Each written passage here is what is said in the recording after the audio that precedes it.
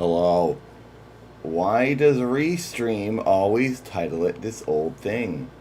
I don't understand. Streaming to both of these websites is incredibly confusing. And I don't know why it does this. And it changes the thumbnail when I already put the thumbnail there. If you're on YouTube or Twitch, I guess that's the only place you could be. But I just updated everything. I apologize. I slept until 12:37 today. I did not wake up through any alarm. I was really tired, I guess. But here we are. We're back. We're working off the days, and I will be there in 1 minute. Be happy I even woke up. See you soon.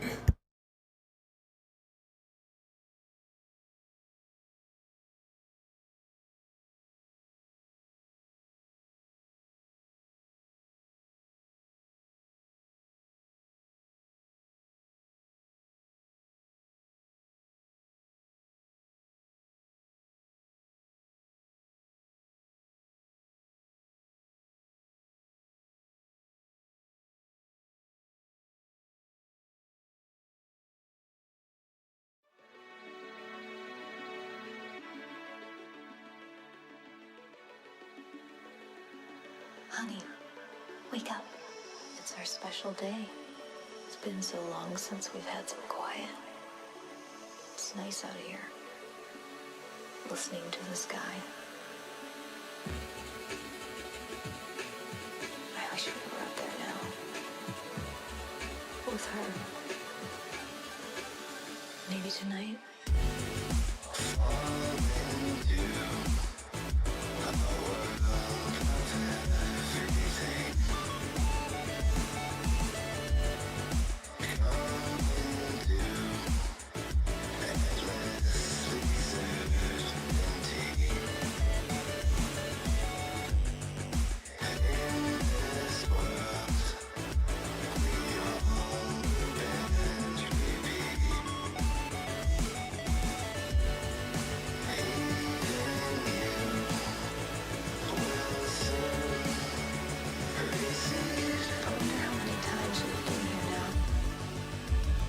Feels like the first time. Like I'm seeing through someone else's eyes, someone else's memories. It feels nice. Like home.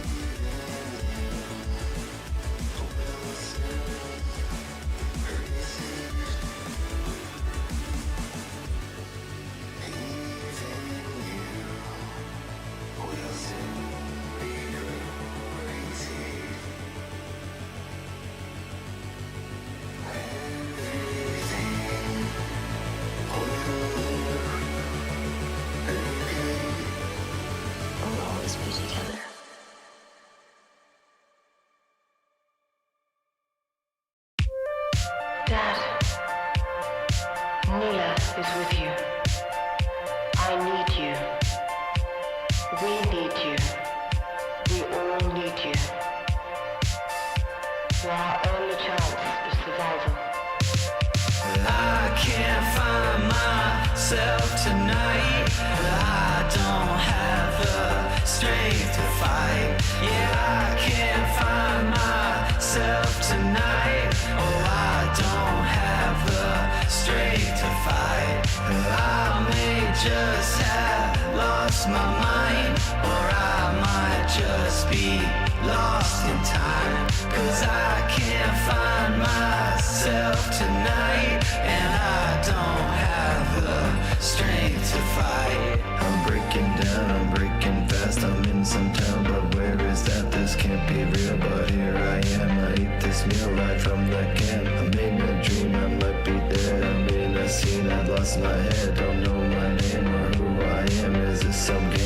start playing. If they hear me screaming, and shout, will they come pull me out? If I crashed into the ground, is it really a loss if I'm not found? I can't find myself tonight, and I don't have the strength to fight. Oh, I may just have lost my mind, or I might just be lost in time. 'Cause I can't find myself tonight, and I don't have the strength to fight. Dad, you must please wake up. The time has come for you. Fight back. Please hear me, Dad. Have trust in Mila. I can't find myself tonight, and I don't have the strength to fight.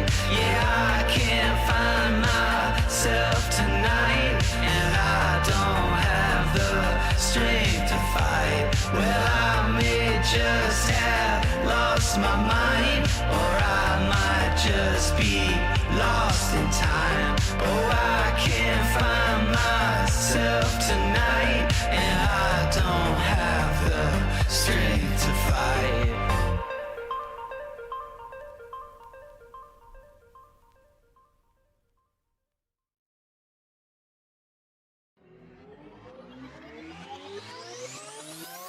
Hi, do you want to hear a story? It happened a long time ago, in the ancient year of 1993, when the earth fell under dark days. All the sitcoms were the same. There was nothing special enough for good dads to watch on TV. Basic cable was doomed. Quantum Leap was ending and all dads were sad. Then, he arrived. When the moon is high and when the lights are low, Dad will say goodbye and watch his favorite show. Walker, Texas Ranger, a savior from the west, fighting naughty crime, he kicks it in the chest. Nothing stops his foot and nothing stops his fist. He kicks right through a car and burns a man to crisp. He flew a jetpack and punched right through a wall. He jumped out of a plane and in the hearts of all. Feeling down or feeling hurt, just stressed out from all your work. Didn't sleep cause loved ones snored, being chased by a drug lord. Well, don't you fear and don't you curse, cause joy on earth is this here verse. When you fear that you can't take more, just turn the tube to channel 4. Bearded angel kicking boards, a prophet for dead to adore. He stands for good, he stands for right, he quantum kicks in final fights. Dad enjoys all through the night, justice under southwest skies. Forget your vice and float away, it's 1993 again.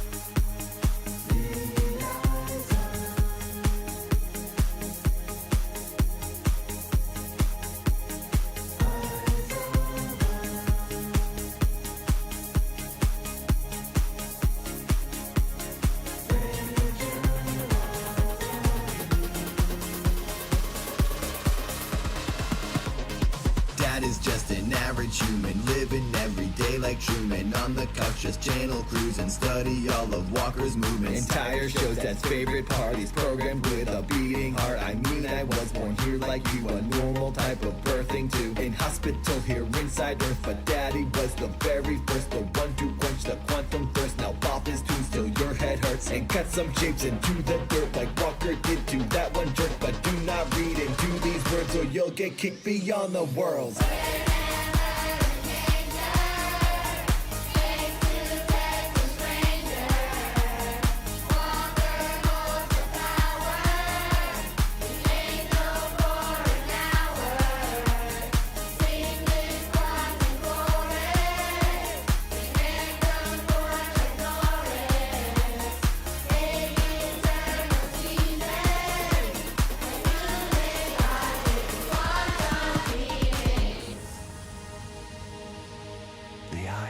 stranger are upon you.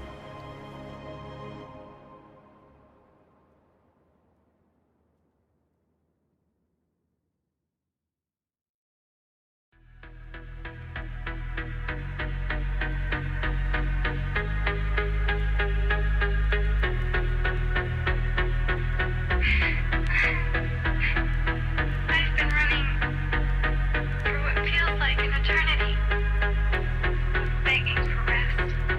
People can deceive, some people can be mean, some people can't believe what others say they've seen. The truth is often lean, deception's on the screen, the things they say of me. Hello. I buttoned my shirt wrong. Look at how uneven this is. I got out of bed and I was like, oh my god, it's so late. 12:37. And then I just threw on these clothes. Holy crap. We have to go water the lawn. So we're going to start with that.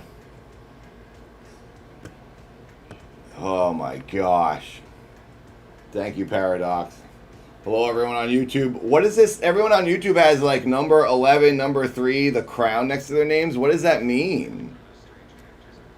Oh my gosh, YouTube has like ranks now for my chat? You have XP? YouTube is giving XP in the chat now? Is that what I'm seeing? Top fans? Paul N is number 1. Max Ball is number 2. Elastic Box is number 3. That's a thing?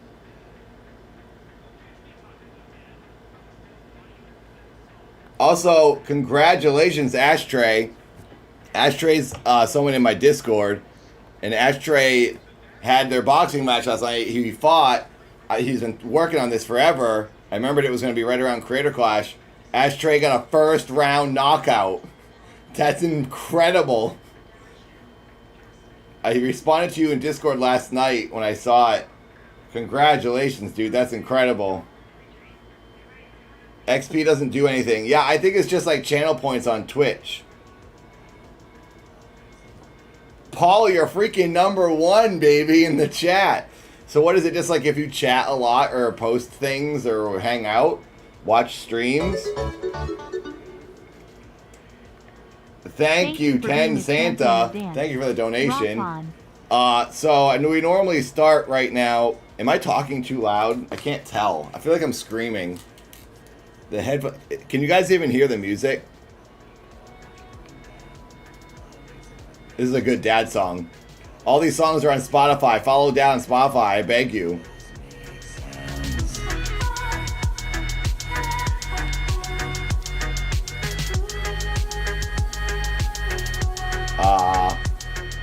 Restream is a nightmare. That website I use to stream on both these websites, every single time, it always titles it the temporary title I did on last Thursday as a test stream.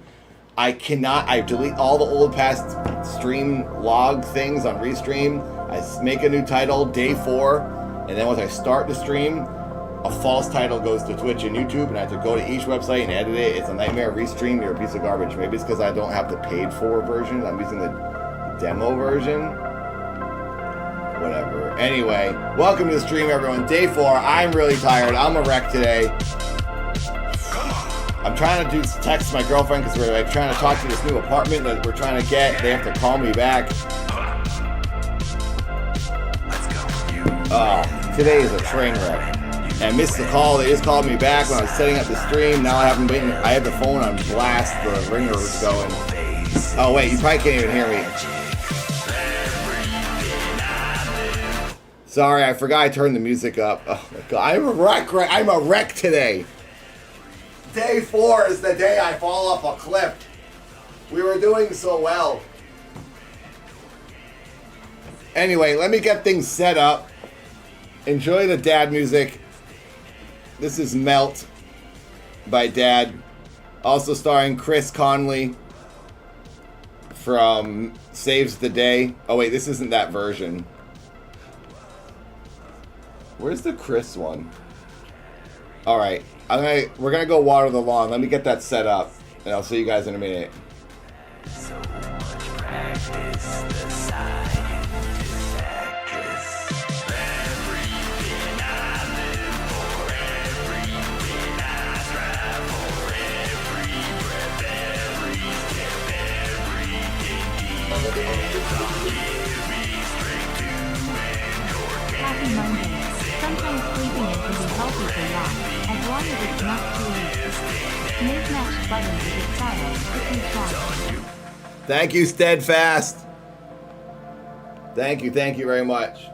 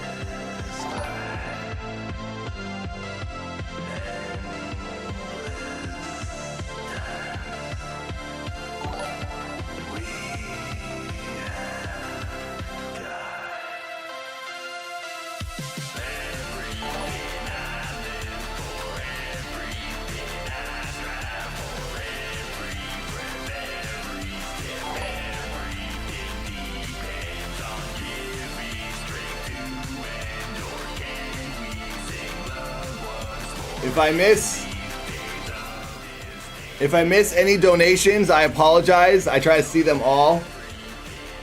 Thank you for any members, any subs, anything, any donations. Thank you very much. There's something on the camera.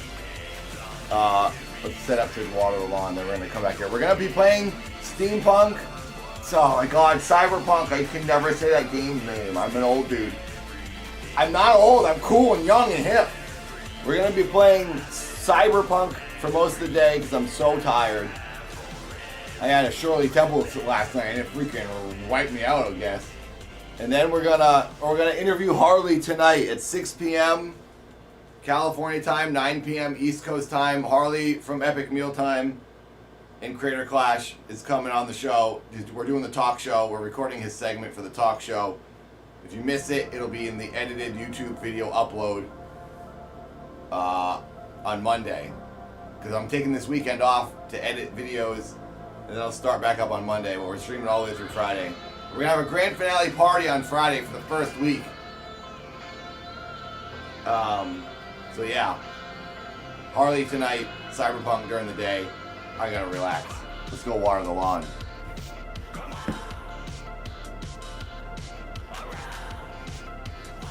Oh, this is the version with Chris from Saves the Day. Even though you already just heard the song, now you have to hear it again. If you don't know Saves the Day, they're an awesome band. You should listen to them.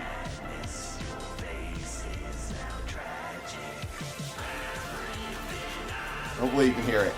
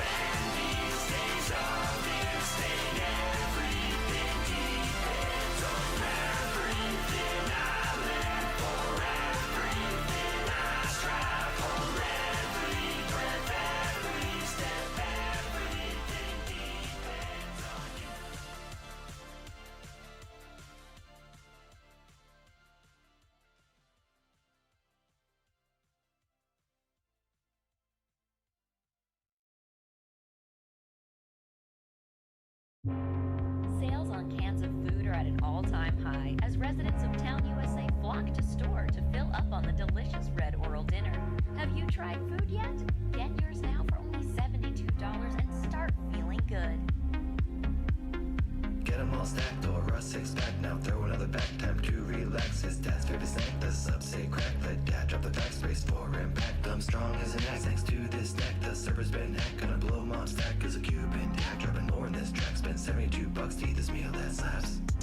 This meal that slaps. This meal that slaps. This meal that slaps. This meal that slaps. This meal that slaps. This meal that slaps.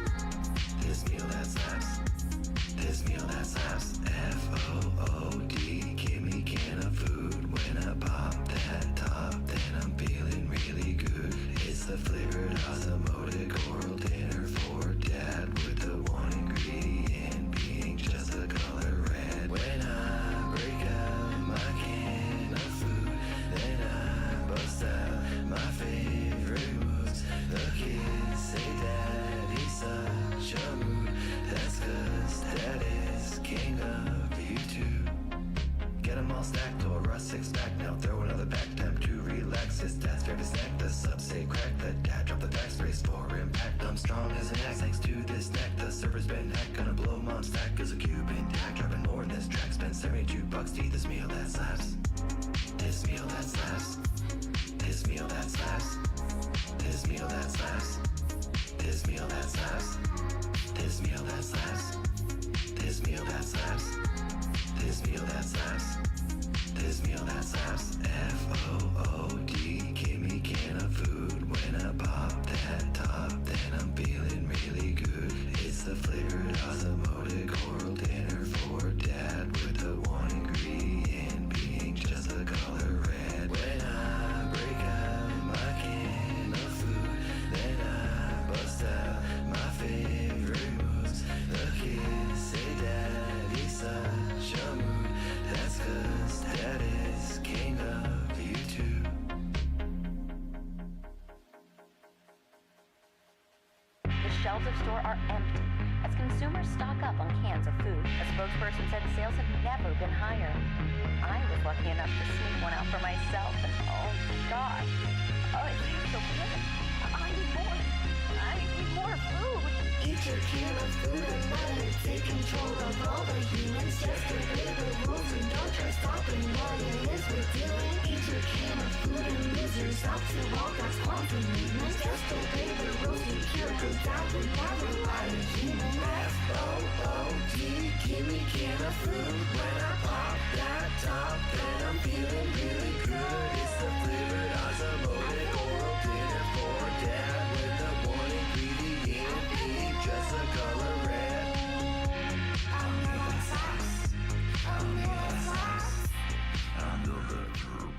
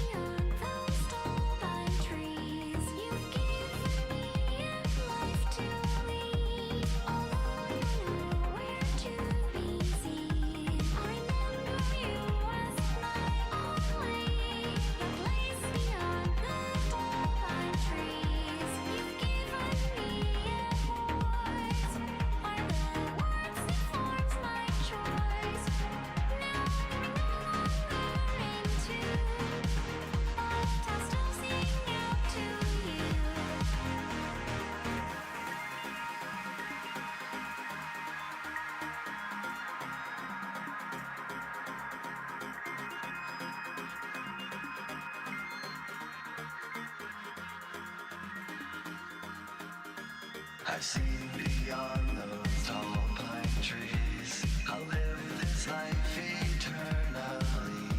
They've given me all I could need. Now I wish to be roaming free. I know that you're still here, although we are not real. With bones made out of steel, together we can heal.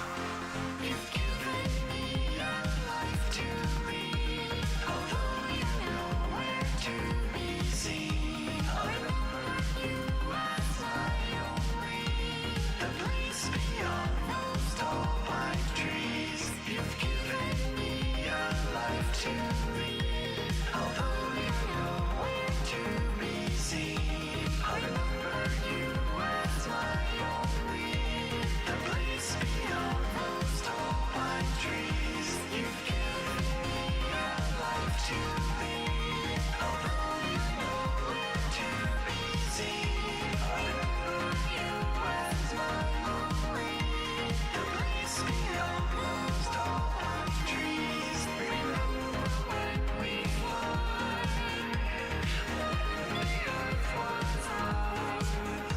I feel the flowing breeze, it takes me back. I'm going to take time, all of it, and I'll wrap it around me. Then, wherever I am, I'll be stuck in the middle of you. And you'll hold me like when we first woke up, how we were meant to exist. Sir, take me back. Floating, a place beyond.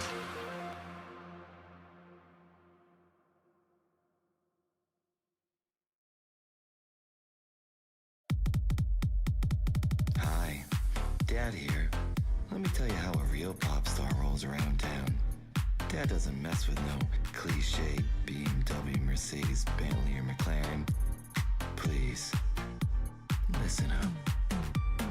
I'ma get down to the Jean-Claude Van Jam, me tomorrow, dropping beats hard as Satan, bumping through town in my all-stock wide van, pull up to the club, rolling on that 9 grand. 3.7-liter V6 engine with a 6-speed automatic transmission.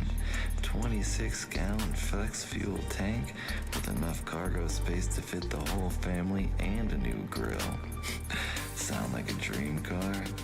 Well, dreams come true. Have you driven a Ford lately? Well, maybe you should think about getting a 2015 Ford Transit minivan.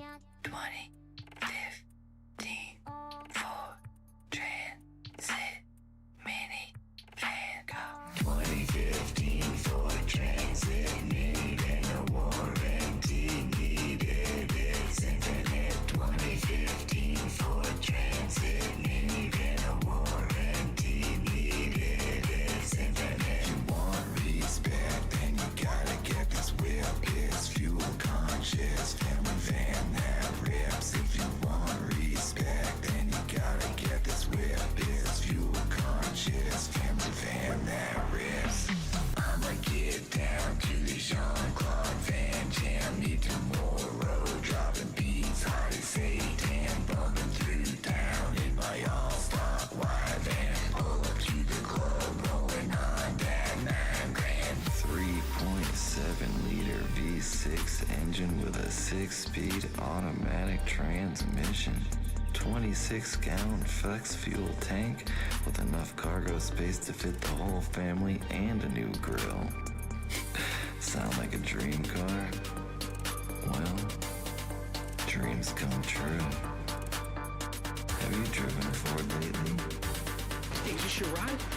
Yeah, I'd like to sit up high, check everything out. I mean, it is a Cadillac of minivans. 2015 Ford Transit minivan, no warranty needed. It's infinite.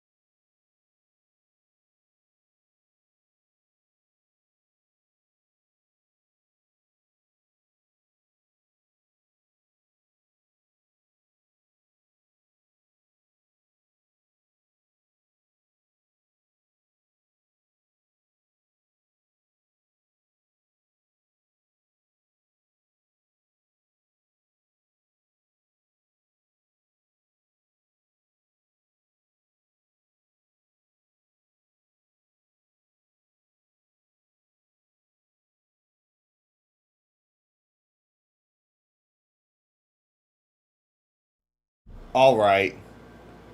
Check out that on Spotify. Holy crap, what a slow start to the morning, everybody. Welcome, welcome.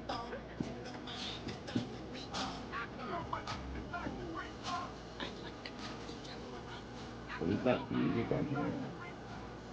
You guys hear that? Oh, is that a blurp? Someone blurp? What did I just hear? Dr. Green Thumb. Thank you, Nikki. Oh, today was a rough start. I just missed that call again a second time when I was watering the lawn. The people are calling me back. I'm trying to talk to this apartment. It's an absolute nightmare. I feel like they're not going to call me back. They're going to be like, okay, this is the third time we've called you. What are you actually going to answer? You guys, today is a rough, rough day.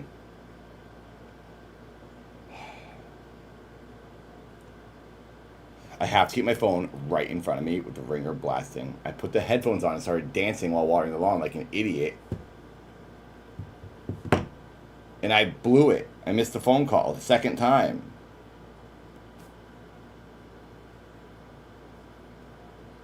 Ay, ay, ay.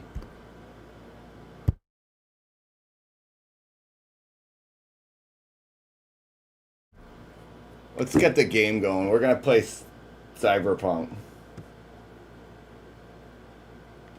I started so late today. I feel really bad. I drink a cup of pee, but do not put your poop on my face. No, don't do that one. No, that was banned. That one's banned. Katie just found out about the internet, and she says things that she doesn't realize will be on the internet. By the way, thanks everyone who hung out yesterday and saw and met my girlfriend. Welcome to Katie's World. That's what the stream was yesterday, Katie's World. I think you'd all prefer if she streamed instead of me. I'm sorry I cannot provide that for you. She will be making many more appearances.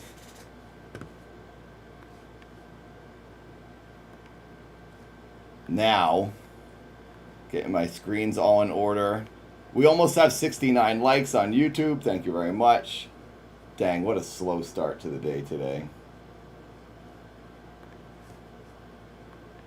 Now we're going to open up the video game. I don't love the camera. It's too high. Looks like a crappy webcam. Guess I could lower it a little bit. Oh, you know what I was doing? It's not working much anymore. I had it mounted.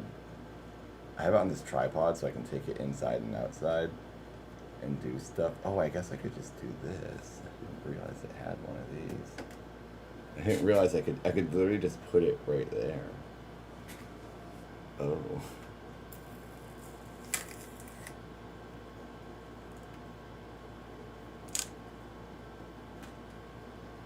There we go.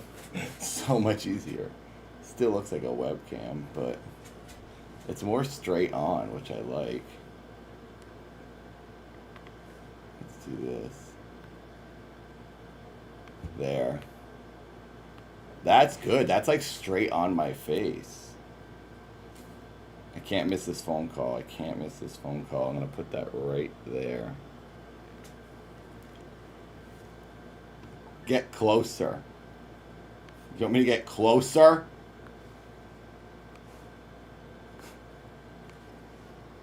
That's a good webcam.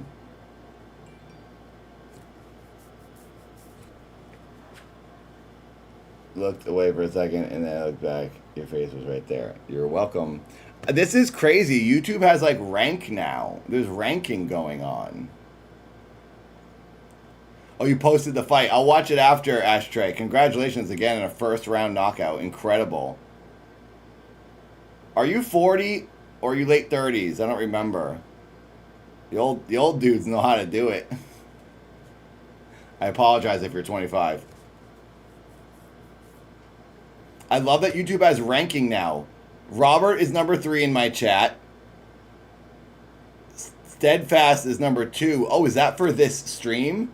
Where's Paul? Paul was number 1. Oh, there. Oh, now 10 a.m. Santa is number 1.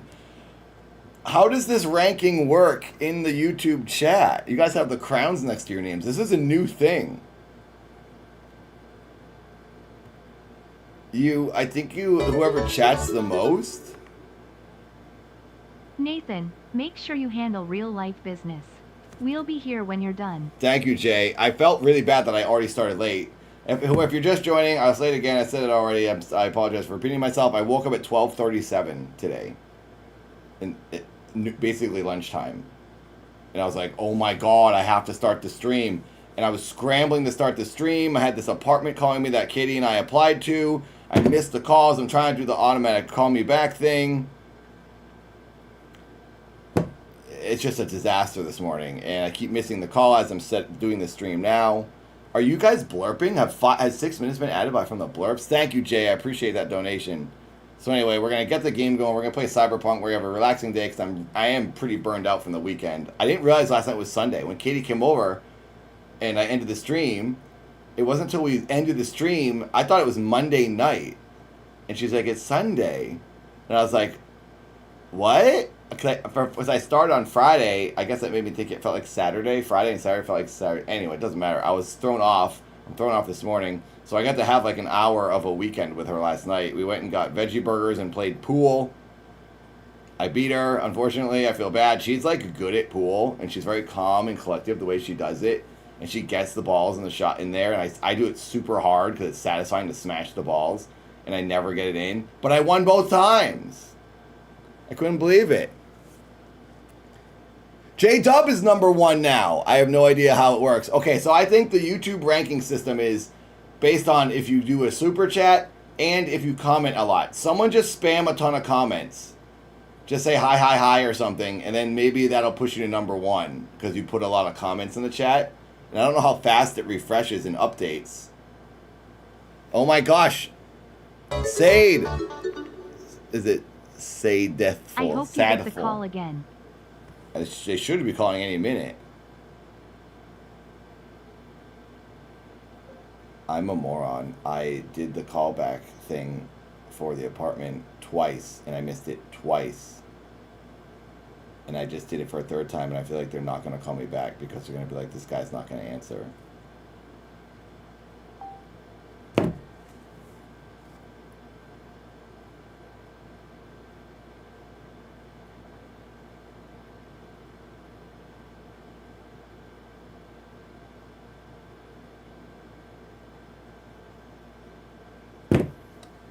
Let's see who's #1. Now it doesn't know what to do. It doesn't know who to put in #1. I see no crowns anywhere.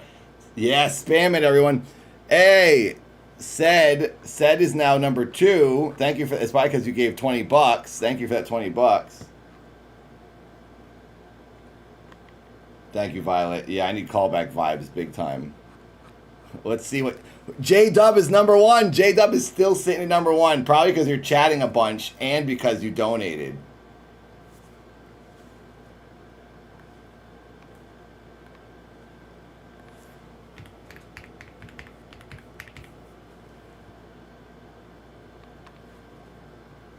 J-Dub's still #1. Roomba was #8. Oh, top fans. Jay's #1. Okay, so it's XP. How do you get XP in a YouTube chat? Sed is #2. Santa is still #3. Steadfast is #4. Paul is #7 now. Paul was #1. Roomba got pushed to 12. Anafraid took the place.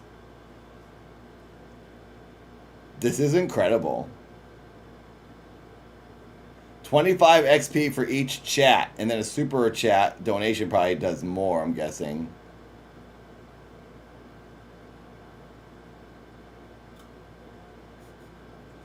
Sorry, Samba. You gotta spam more.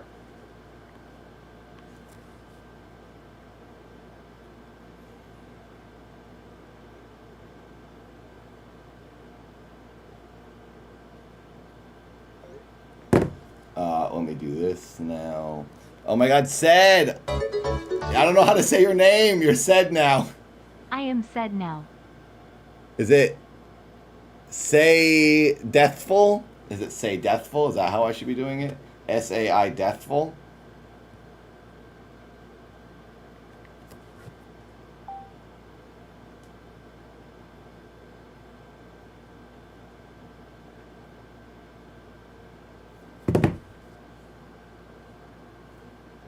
Okay, let me see here.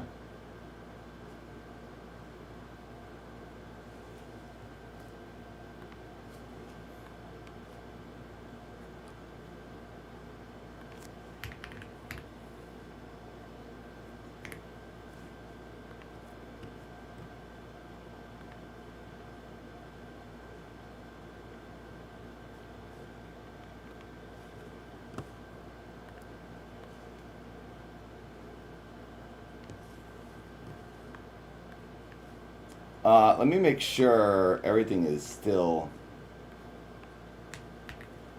updated. Twitch's title is still correct. Day 4. Is YouTube's title still correct? Does it say Day 4 as the stream title?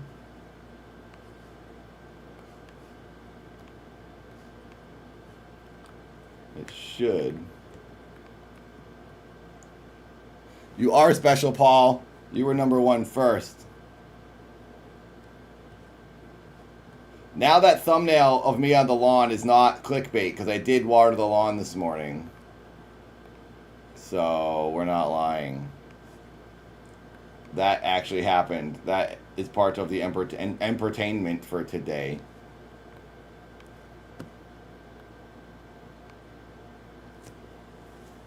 YouTube, thank you for spamming. I appreciate it.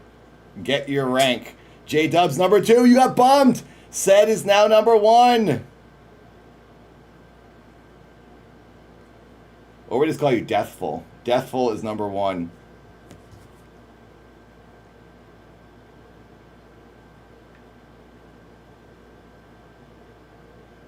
Okay, I'm gonna call this apartment now, and then I'm opening the game. All right, we're opening Steampunk, Cyberpunk.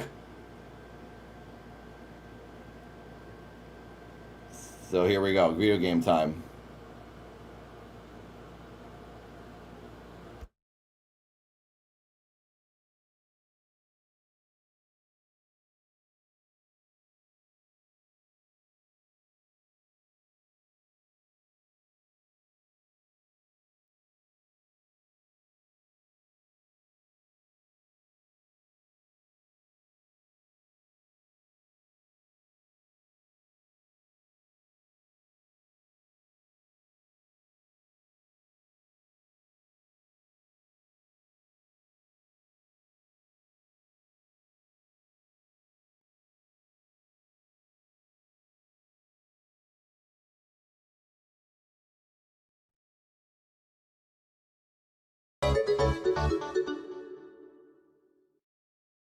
Can I get a shout out for my wife Madi?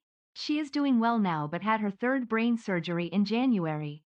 We watched CC1 and 2 together.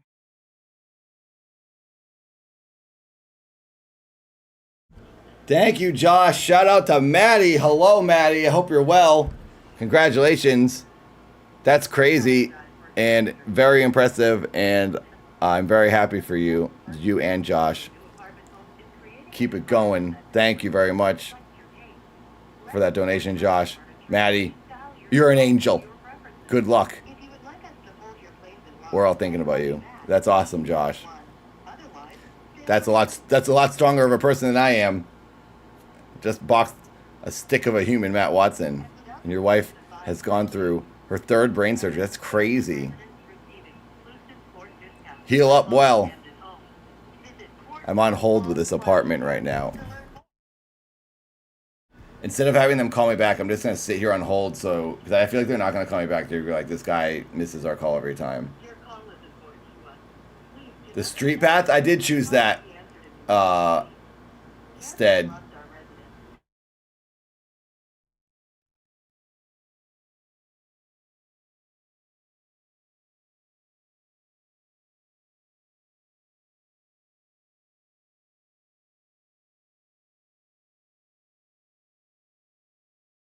Here we go. Game screen should be coming on in a second.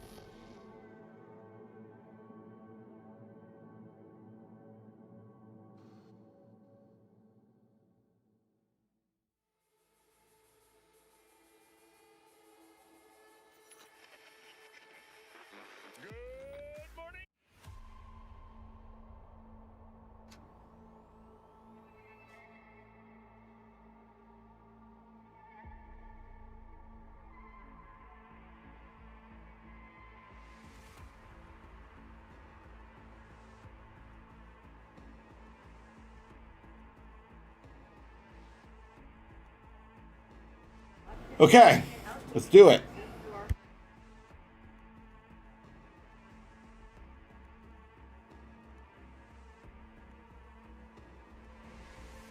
I hope this audio is good here. Hopefully I'm not too loud, and hopefully the game is loud enough. You have to let me know.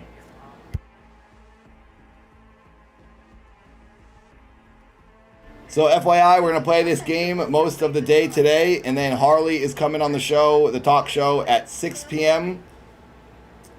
West Coast, 9 p.m. East Coast.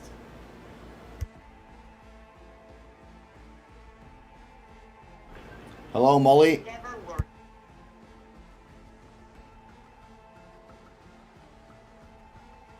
Today is going slow and clunky, but we're going.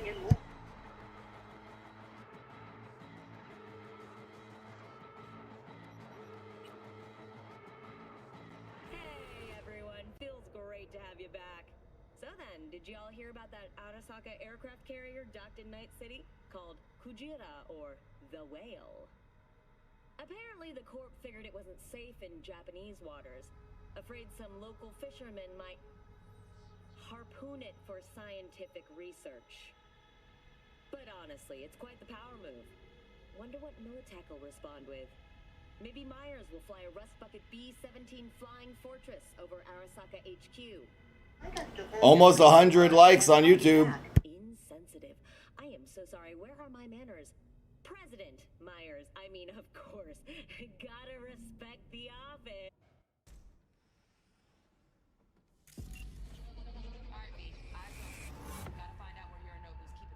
Oh yeah, we have to do this. This is so confusing. Okay, once we get through this, please help me get through this. I'm also like listening to this phone, because I'm trying to get on this phone call right now. So we're going to try to get through this weird level scene, and then apparently it goes back to the normal gameplay where you're shooting people and driving around. But this thing was confusing last night. I have to do this. I forgot. Oh, yeah, yeah. You look like a cut of fuckable meat, are you? Evelyn. I felt her fear. Sure got it under control quick, too. I said, no. They'll have my head for this. Then, you shall perish for a good cause. But make yourself comfortable. I need a minute. Listen in on that conversation, V. Could be something important. Finish. We shall see soon enough.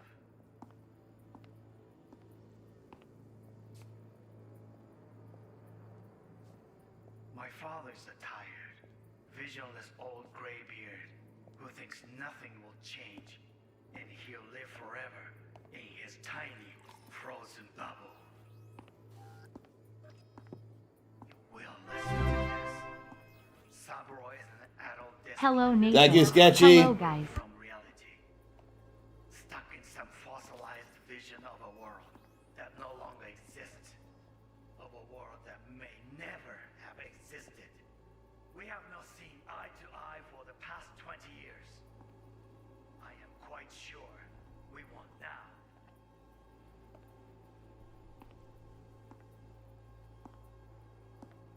Noted. Hung up. Go back to when they first start talking. Need to hear the whole thing. Elon.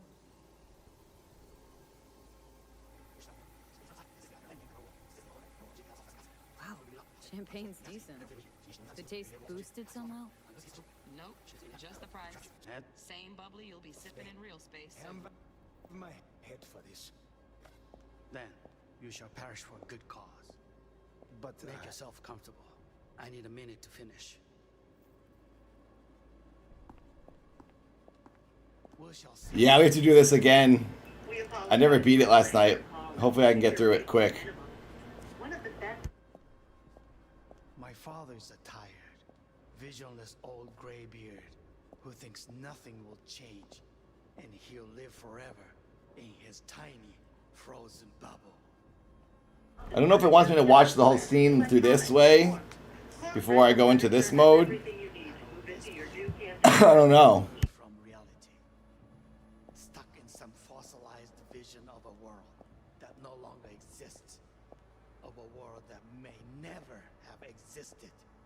We have not seen eye to eye for the past 20 years. I am quite sure we want now.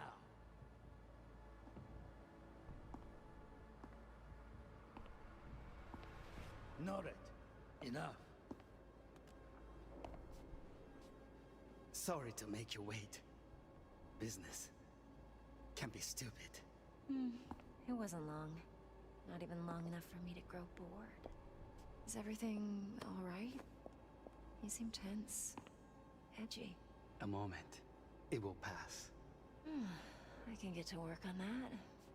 Just one condition. You wish to make demands of me. Only one. Focus on me. Oh, got any candy left? Stuff was pretty fun last time. Bedroom. Nightstand. I've got an idea. Be right back.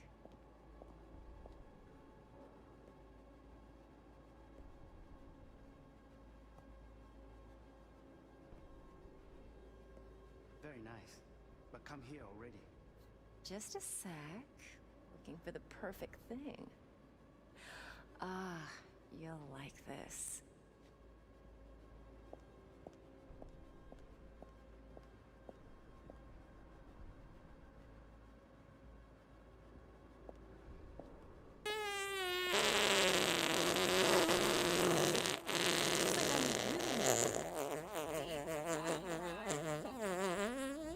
Warui-kome. I miss this. You. I know.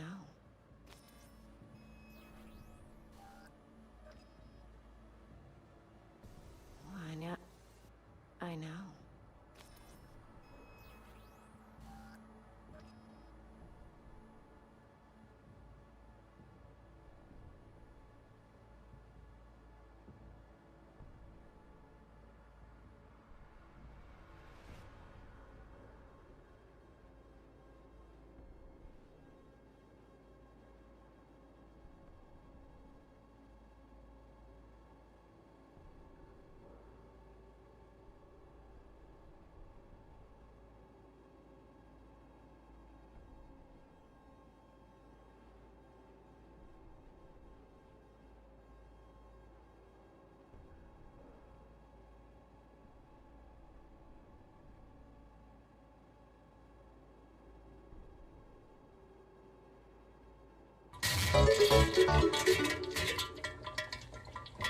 I'm loving the new stuff on YouTube. Things are happening, let's go.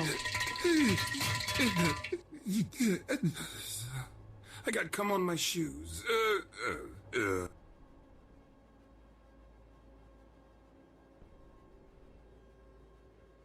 Sorry, guys. I'm on the phone with the lady right now.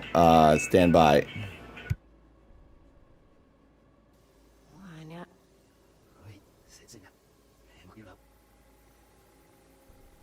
If you know what to do in this part of the game, tell me what to do. If I had to like go focus on a certain thing or listen to a certain thing in the 3D mode or in the regular game mode, let me know. You seem tense. Edgy. A moment. It will pass. I can get to work on that. Just one condition. You wish to make demands of me. Only one. Focus on me. Oh, got any candy left? Stuff was pretty fun last time. Bedroom. Nightstand. I've got an idea. Be right back.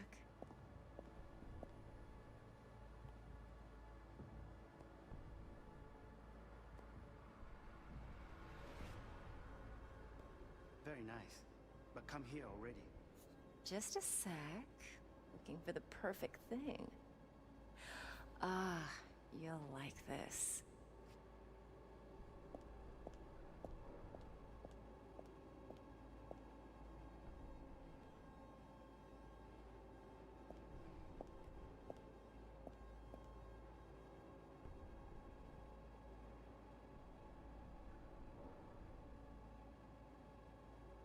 Oh my god, I'm gonna come in my panties. Oh.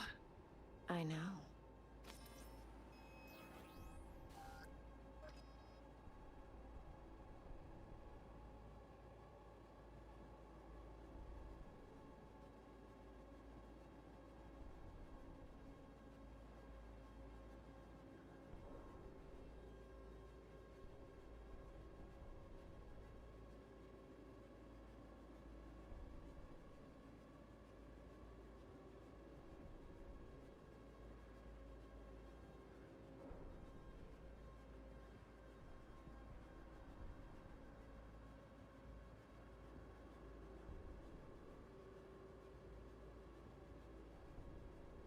Go to the audio layer and rewind back to when he's on the phone. Okay, the audio layer.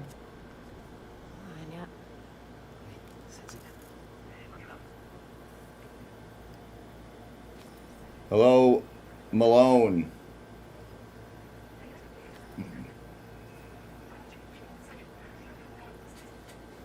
Neff, if you know how to do this, I'll use you as my guide. Scan it without unpausing it. It autoplays the interaction. So like this.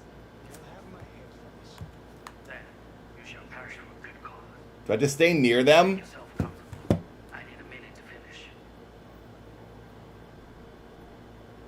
Do I like stay near him to hear the call? What? Oh my god, Fabby! Fobby has just donated $50. Love your videos, my man. You are such a creative inspiration.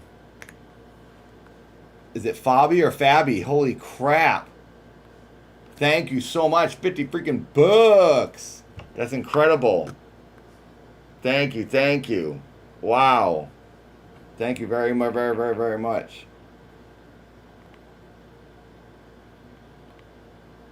Hang on, I'm logging into this apartment thing.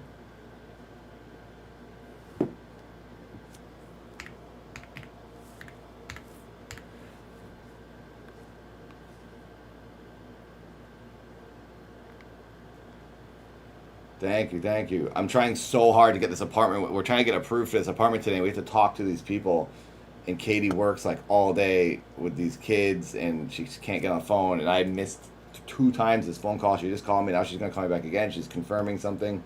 I'm praying that we get this, that we get approved today. And that's going to be a big weight off my shoulders. We're going to be moving in August. Okay, I did find a PDF of this thing.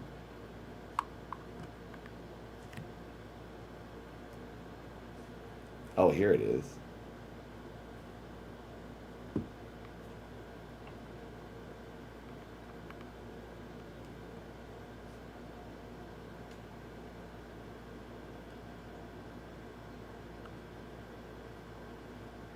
Okay, perfect, perfect. I got it. Yes, I got the PDF that I needed. Okay, save. Thank you, Danny. Thank you very much. Take all the time you need, it's a marathon. Red heart, sparkling heart.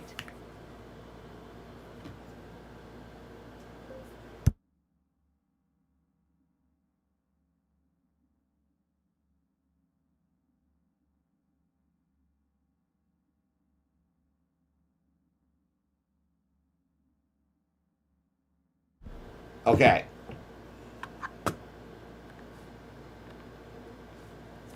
Yes, I just got, I didn't think I could get a PDF of this thing I needed, and I got it. Sweet. Awesome. Awesome. This is good news. What a rocky, rough start today has been for me and Katie.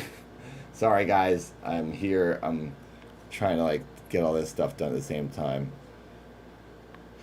Okay. So also, seems like I'm going to be here streaming forever. So one thing we could do, an update we could do, which could be a funny thing, Tom suggested this. Tom, the Stream Master, suggested I should have one site, Twitch or YouTube. Every donation takes down the clock, or every sub takes the clock down, like negatives it by a minute instead of positives it by a minute, and then the other site makes it positive. So if you want me to keep going, you support through Twitch, or you support through YouTube, vice versa. Or if you want to go down, then you support through YouTube. I need to figure that out.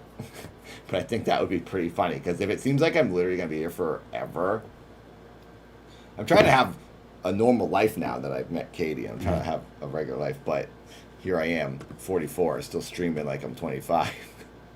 But hey, I gotta tell you, because of you guys, I'm now able to move into an apartment with her.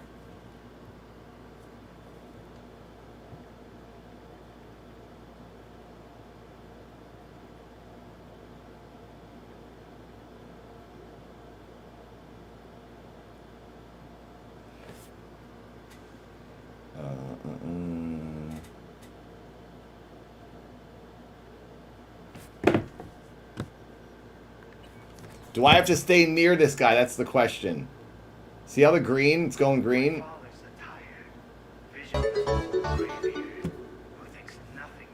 YouTube should subtract.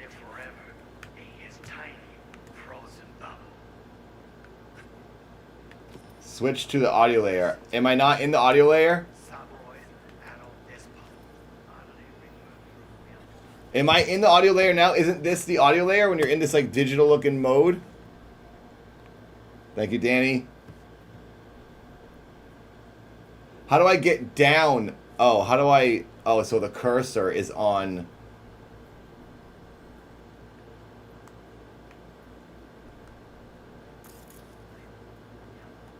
There it is. Oh, it's the other trigger. Okay, here. There we go. Sorry, I didn't even know that. I didn't realize that last night. That's how I see these yellow things.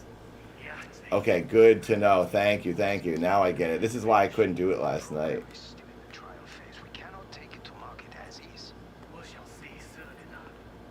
Please speak with your father. He's taken a particular interest in this project. He can certainly explain the risks. My father's a tired, visionless old graybeard who thinks nothing will change, and he'll live forever in his tiny, frozen bubble. I should not even be listening to such things. We'll listen to this. Leaving signal area. I'm right next to him. Despot, utterly removed from reality, stuck in some fossilized vision of a world that no longer exists, of a world that may Yeah, first playthrough. existed. We have not seen eye to eye for the past 20 years. I am quite sure we will now. Read the documentation carefully. The relic requires specific storage conditions. You must provide them. Heard that? Relic doc's gotta be around here somewhere. Look for them.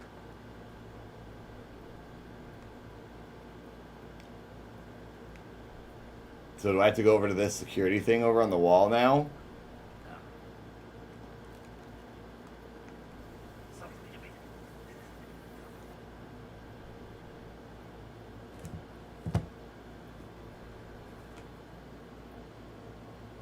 Is that what I have to do?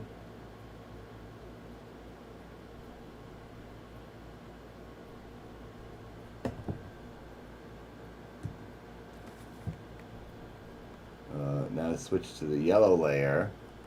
Okay. And scan his data pad when he's holding it. Oh, okay. Oh, back here, that for that yellow stuff.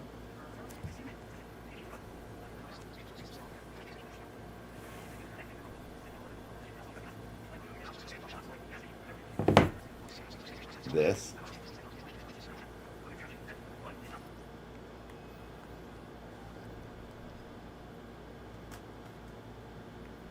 I said no. You'll have my hand for this. Then you shall perish from a good cook, good caller. But Make yourself comfortable. I need a minute to finish. the program is still in the trial phase. We cannot take it to market as is. Is it around now? Garfield Cyberpunk crossover? Is that a thing? Particular interest in this project. He can certainly explain the risks My father's involved. a tired, visionless old graybeard who thinks nothing will change, and he'll live forever in his tiny. Oh, near the end. I should not even be listening to such things.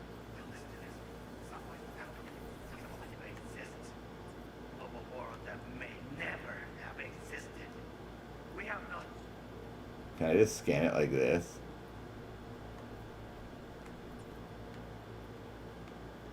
Oh, it's at the end when he puts it down. Seen eye to eye for the past 20 years.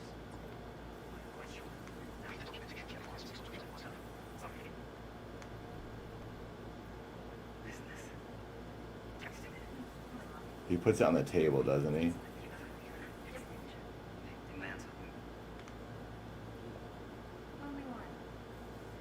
Where is it? On the visual layer. Oh. Focus.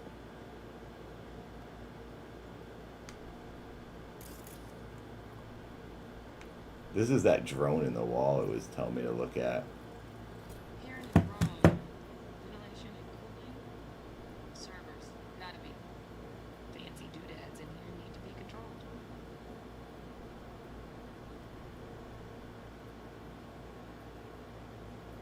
Are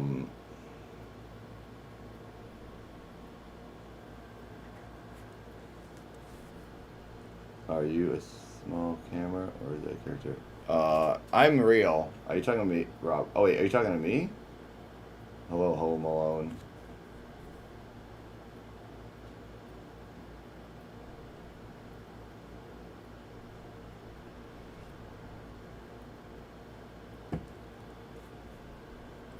There is a nightstand that he goes to place. Oh, at that point, Damien, the nightstand? Is that what you're saying? Yeah, I'm real. I don't know if you guys are talking about me or if you're talking about the game. Oh, here he goes.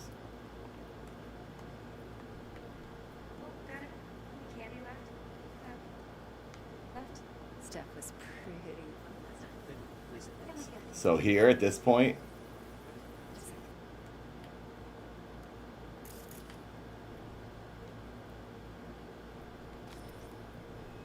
oh wait, it wants me to stay over here near her.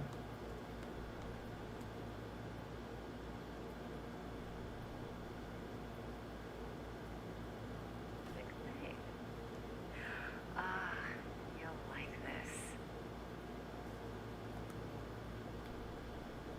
Here we go, here we go.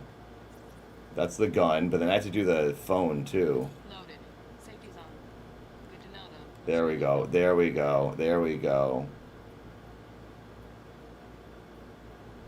Why isn't it scanning?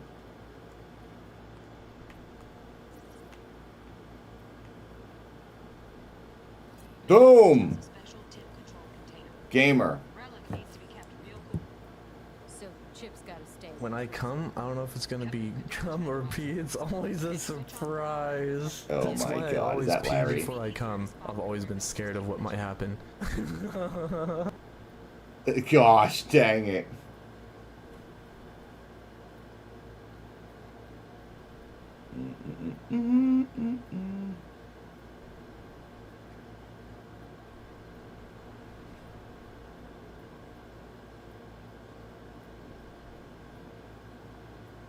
I'm trying to edit my application on this apartment while I'm playing the game. I'm like really overstimulated right now, you guys. Okay, now where do I go? Do I go back to that yellow section up top?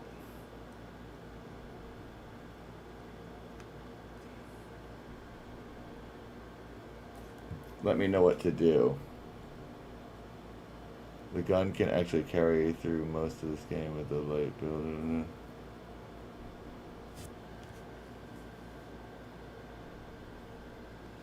See, I am real. I'm a real person. What are you talking about?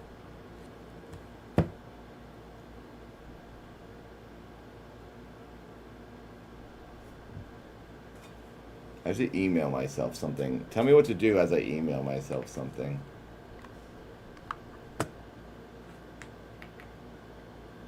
Oh no, what was that? What did I just do? Oh, okay. I thought I just ended the stream. Oops.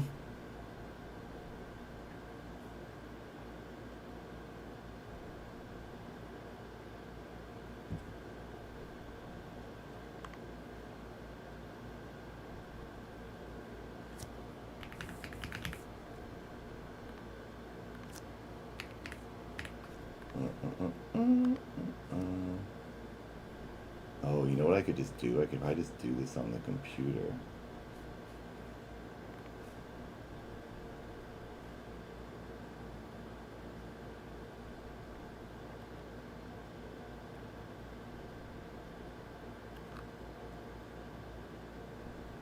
Crazy world, huh? Well, don't let it get you down, son. Wait, sorry guys, stand by for 1 minute. Penis, Hello there, Foster. Penis, penis, penis.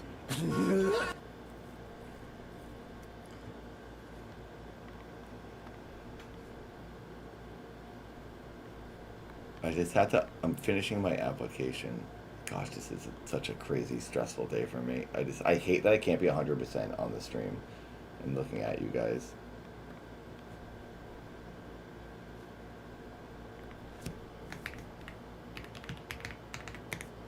I'm trying to keep the game going while doing this, while talking. How many backflips does the robot do?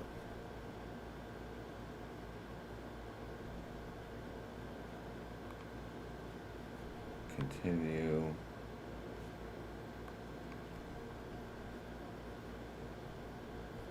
Okay, upload. Upload.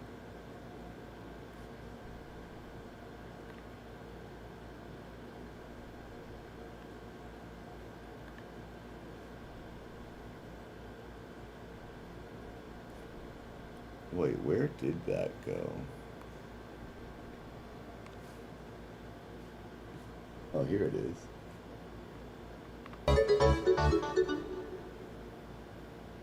You can always end a stream, there's a timer. No, I'm not gonna end. I just had to do this.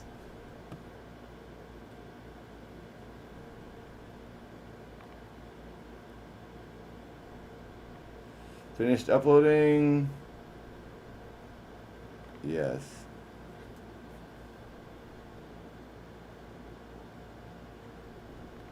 Submit.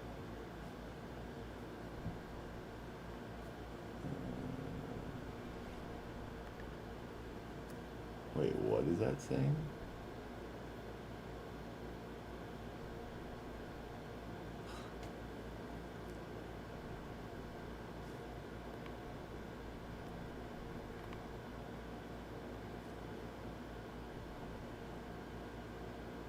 What is that? Where is it again?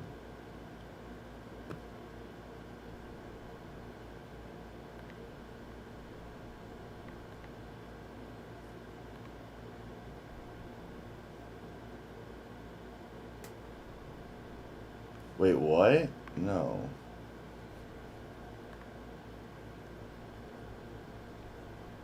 Why is it asking me all these questions now?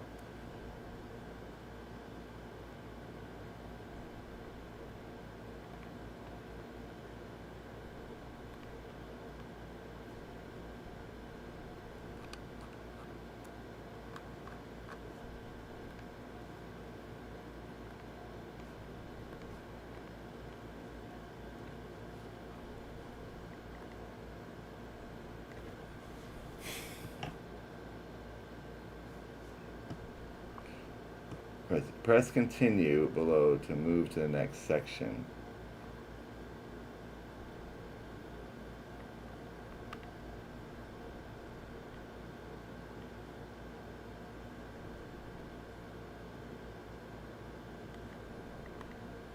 This is so annoying. This is so annoying to apply for this stupid apartment.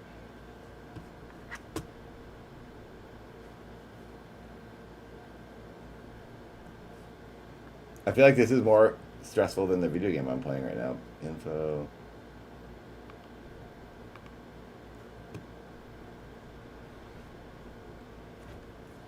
I'm gonna smash my computer. What is it asking me? What do you want from me? Why won't you move forward? Okay, I uploaded that. Yep, I uploaded that. I finished uploading. Or press I finished uploading to proceed without okay. I did. I finished uploading. I did do that. That's what I did upload. Don't say it's not what it is.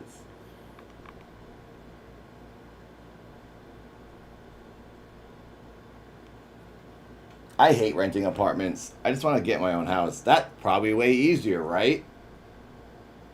Setting a mortgage? Oh, it was submitted. It was submitted. Now the website's telling me, okay, it's submitted. Holy crap, I did it. Why wasn't it working before? Oh, God, I hate you, apartment. Nope, I love you, apartment. I love you. I don't hate you. I want to move into you.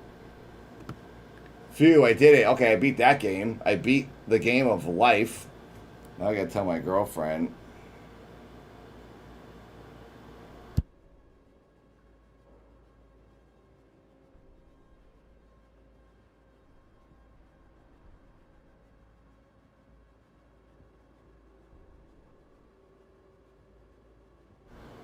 Okay.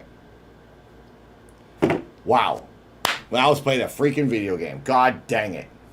2 hours, 3 calls, and 4 applications later, he did it. Yes, Matt, that is exactly what happened. Literally. Holy crap. They better accept us, and I better be able to move in. I need to celebrate big time today. I need a victory today. because today has been stressful in a matter of a couple of hours. Stuff. My girlfriend's going through some junk. Gosh dang it, dude. Last night was really fun. And then today was like, and Katie's like, oh my god, I feel like we just can't win. She's like, everything was going so well. But it's not falling apart. It's just a hiccup. That's all it is. My feet are freezing. I need a blanket for my feet. It's too cold in here.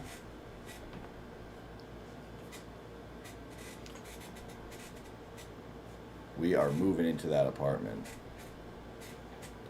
It's happening. I'm number 16 on blurps. Wow. If I get 2 more points, I'm number 15. Mr. Amazing. Whiskers Wolfsu asks, tell Oh, me no. some Tom. things that are very Nathan specific to celebrate a milestone in his life. Terrible, fun things. Yani da forwadinagia aids. Oh, absolutely. Let's celebrate Nathan's milestone with some real gems. A brain the size of a pea. His undying love for passions. And still losing at life to I like how it makes fun of me for liking Passions when it's actually a good show. You're amazing for treating us with things to do. Thank you, Danny, and thank you for being here. I appreciate that. Okay, now let's play the game. I have to go back to this yellow section, correct? Sorry that I've been... Neff, thank you for helping me. Next, you have to go to the thermal layer and scan about 40 seconds in it. The thermal layer. So I go back down here, you're saying? Is this the thermal layer? Thermal layer. Thermal layer show layer is now unlocked. To switch between layers with R1. Oh, whoa! This is new. Looks like Mr. Arasaka had something to celebrate. Really think you'll find the chip in there? No way. Tin's too low. Fluctuate. Let's try though. 40 seconds in. Okay, I'm looking for where a relic is being hidden. Here. There it is. We cannot take it to market as is. It's over there. Right. Grab the heat save. Matches the spec in the house. There's a trap door? There's a freaking trap door?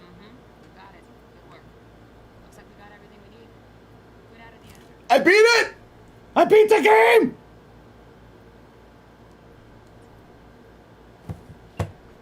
Thank you, Neff. Gosh, that was annoying. That'll do. Thanks, Judy. We got it. Later, T-Bug. Nice work today. See you soon. Oh, Wipe the cache on your data. You were never here. that was like not fun. Is that Terminator right here?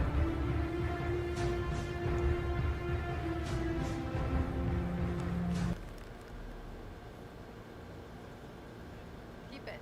I'll put it on Ev's tab. Portable device for handling BDs. I already uploaded your calibration settings. Not as sophisticated as what we got here, but should do the trick. Thank you, Neff. And it keeps you out of harm's way. Clever. Speaking of harm's way, you know what I see looking... Audio good? Volume levels good? Talking corpses. We needed that recording, Judy. BD practically does our job for us. The BD will be the death of us. Seriously. If Arasaka finds out you have it, you're dead. I'm dead. Judy, relax. You'll never know. Evelyn, please. No shortcuts. You go that route, City will always win. So be careful. Of course I will be. Besides, we'll talk in a bit. I remember you said you were thinking of horror. I wrecked the game.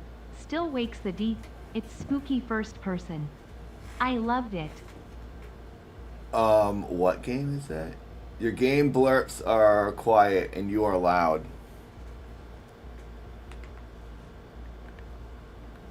Game is quiet. Blurps are okay. Blurps are turning up. Let's turn up the game. I'm loud. I'll turn myself down a tiny bit. Game should be a little louder now. Blurps are up and alerts are up. Hopefully that's good. I just want to have things blasting.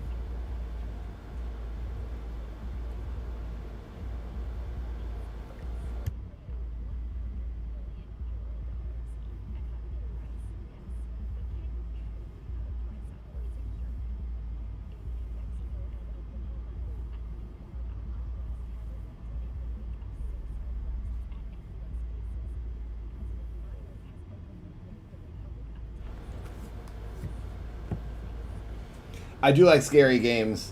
I like them because I don't like them. I get scared really easily. Thank you, Nova!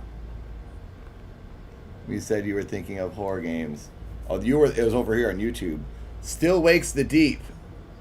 I could try that. I did want to play some scary games at night during this whole insanity. So, hopefully I can find that and get it. The game is still quiet, really? Well, there's nothing really happening. Hang on, let me do something and see if it gets louder. It's just ambient sound right now. One sec. How's that? How's the volume for her talking? Let's walk. Is that too quiet still? What's up, Chris? Well, what do you think?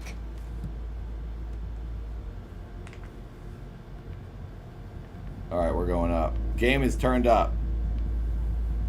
Hopefully that's not too loud. Well, what do you think? So, what now? V, do this job for me. I mean me. AI Dad is always quiet. I No don't know how to splitting turn the that payout up. with anyone else. No middlemen. Whenever someone does a blurp, the AI one is always quiet, and I don't know why. It's not me. It's blurp or something. And whenever those AI dad bot ones happen, they're always super quiet.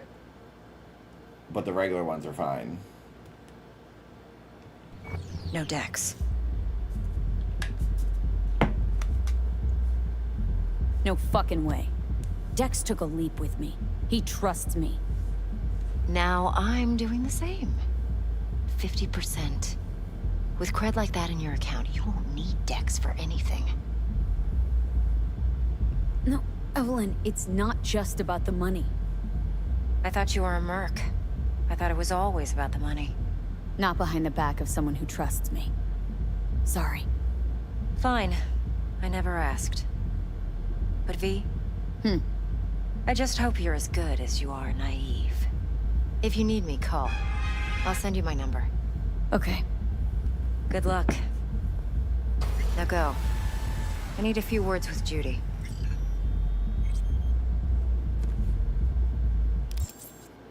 What is this? Level up points, things, intelligence, body, reflexes. Should I make my brain go up? My God, I hate this sort of leveling up stuff. What does they call it? Ability tree or whatever.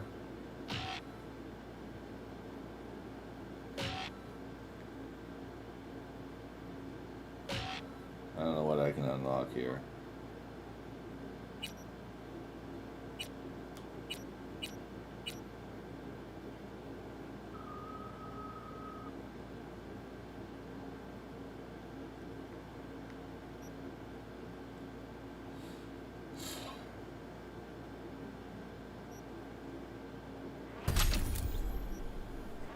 Oh, I have to do this.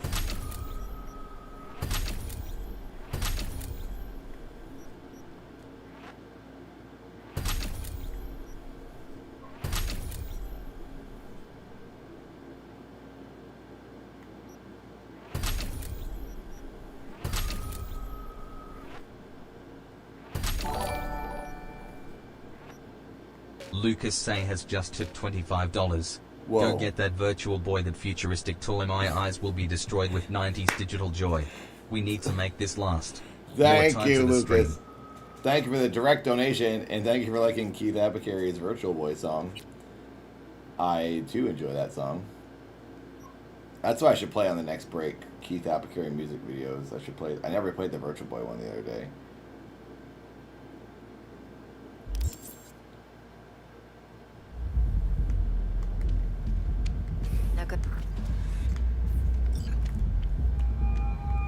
All I want to do is run around and shoot things and drive a car. How things looking, Miss V? Turns out Evelyn's recording from Kompeki was worth our time. The graphics are really good. Beautiful. T-Bug already called. Said she's working her magic. Next time you fuck something We up. could do that. When was the Simply last Chris. time I fucked anything up? Huh? Seriously? How far back you want me to go? We're all set. Ready to go. What now? Now we do the job I hired you to do. Grabbing that vital chip. We'll talk about the rest at the afterlife. I'm wearing bra and underwear, walking Great. around Be there squatting. in no time. See you, Miss V.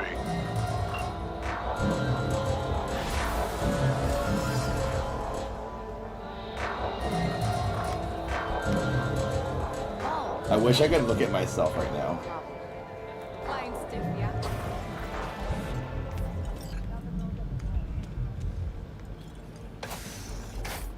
Where are those ladies? Those ladies left. That were my friends at the door. Oh, I have to go this way. Where's my car?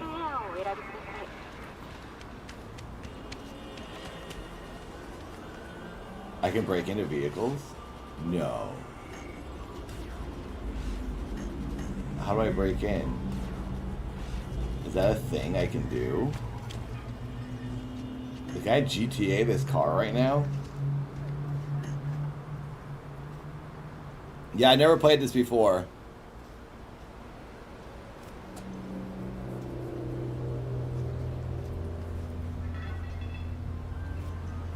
Oh, I need more tech skill. Oh, then I can hack it. Oh, that makes sense. Okay. How do I call my car? You can whistle for your car. Oh, here it is. It's like Red Dead 2, calling your horse.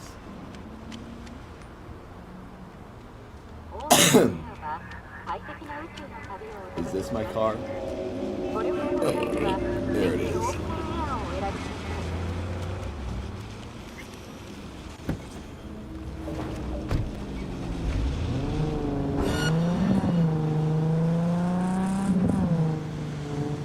Oh, I can steal a car when someone. Oh, the naughty boys are back.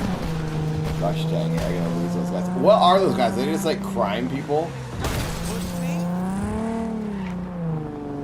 No, that was the worst turn to take. I took a dead end turn. Oh, here they are. I hate these people. They're so annoying. Get away from me. They're gonna get stuck in here. I know it. Bye. You're annoying.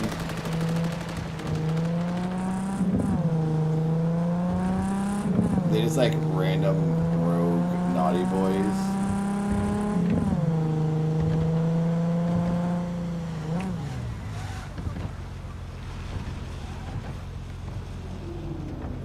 I can't tell where I am on the map. Do I have anything covering important things on the screen? I gotta look at my OBS. Is there anything in the top right that's covering the map that you guys need to see?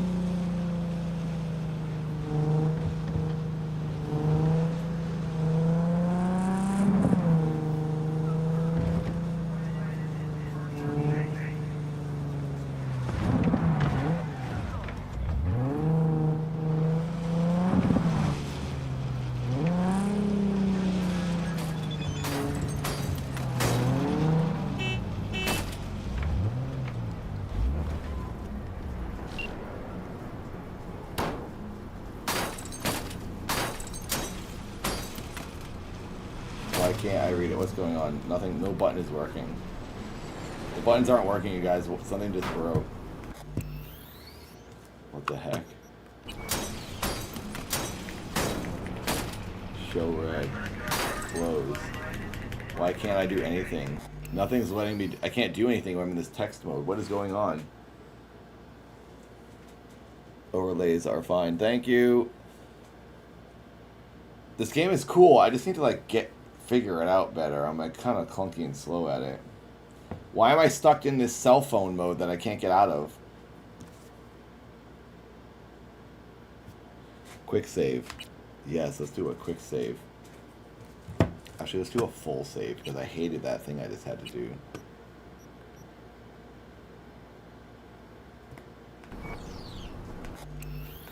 How do I get out of this mode? I'm hitting circle and it's not closing. It's not working, you guys. It's broken. It's literally broken. Should I just quit the game and already open it? I can't do anything. No button on the controller is doing anything at all. Literally nothing. I'm hitting every button. Did I break it? Did the game glitch? Can you hear that noise? Something's smashing into my car. I'm using a controller and it says hit circle and I'm hitting circle. Then if I go to the keyboard and I hit C, I'm hitting C. Nothing's happening. It's broken.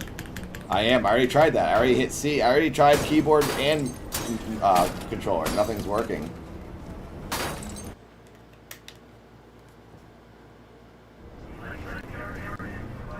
I unplugged it, plugged it back in, it's still not working. I'm hitting C, it's not working. I'm hitting F, and nothing's happening. I broke the game. What the heck? My freaking luck. This is just like my luck. Let me try to load the save. Yeah, I can do this, but the game itself... Let me load... When did I do that? Just now? Let's load what I just saved. The game's a piece of garbage.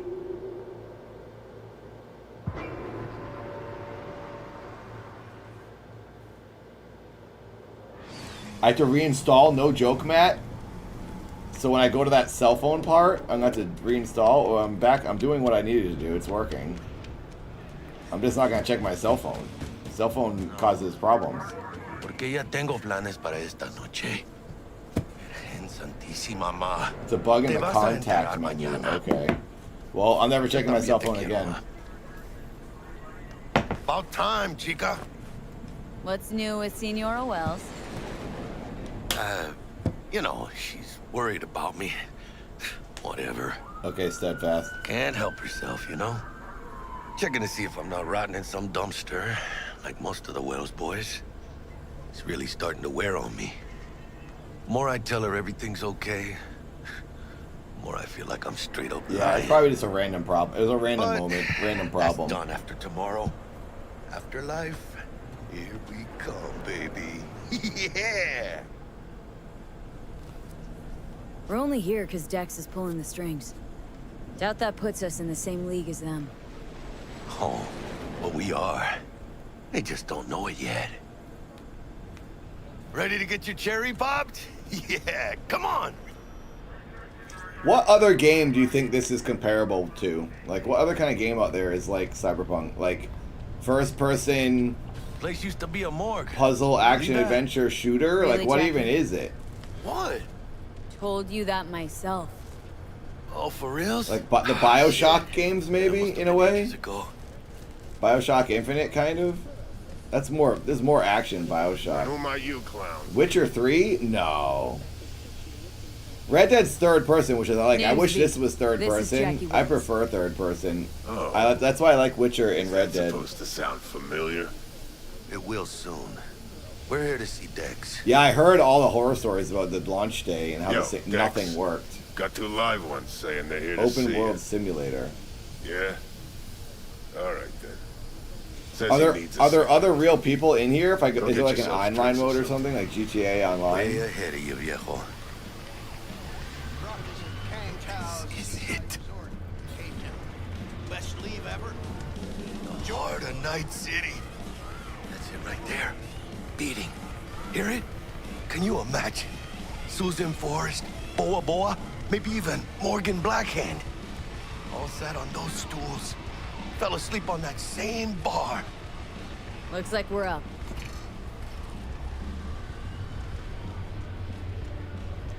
Aesthetic wise, Ghost Runner? I've never even heard of Ghost Runner. That's Rogue. Best fixer in all of Night City. Fallout 4? Dex was the best. Rogue was lining up jobs when Dex was Thanks, still Danny. diapers. Place belongs to her. What can I get you? Outer Worlds. I've heard of that one, but I didn't play it. 2 tequila old fashions with a splash of cerveza and a chili garnish. Duo His of hair Chinese is so Silverhands weird. coming up. Right on, chica. Somebody did their homework. Looks like the dog ate mine. Age-old tradition. Drinks are named after our regulars.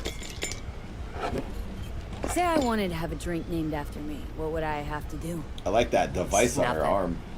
Mind-blowingly spectacular fashion. Mid-op would be best. Oh, Deus Ex, yeah, those games. I never played those. Guess there's no such thing as living legends.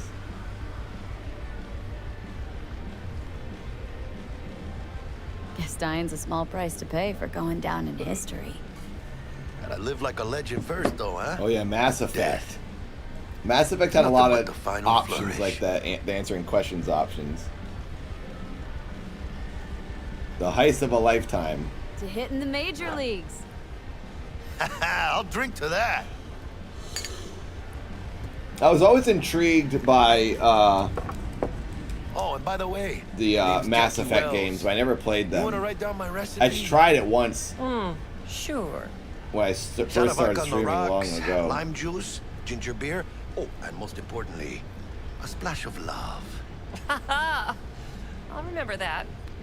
Heard you were Dex's latest finds. There's people in Just water biz, over no there. big Look deal. at that lady in water. Mr. Dishon, see you now. Mr. How do Dishon, you no know? like wait. My job to know. Look around. How do you think mercs earn their reps? Through gossip rivaling that of schoolgirls, that's how.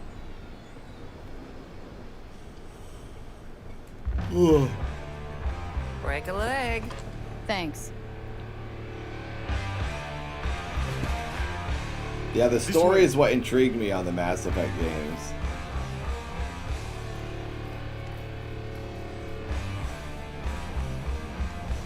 Damn, Holmes, you're huge. Naked water lady. Same here. No, in the ring. Just some kind of exotic shit. Kempo, ninjutsu. Think you could take me? Drop me? Sure. Este pinche tipo. In here. Oh, is she in gas?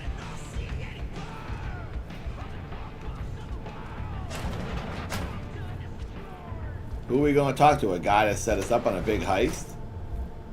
I like a heist. Heists are fun. That's right, Excelsior. This guy's got the ultimate Cold hard voice. eddies, as This is per the usual. coolest voice I've ever heard. Oh, it's this guy.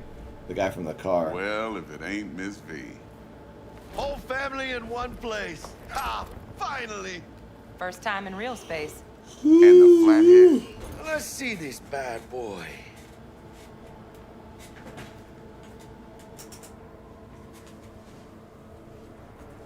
Hello? Sorry, I'm busy. My feet are freezing. I'm wrapping them in a blanket.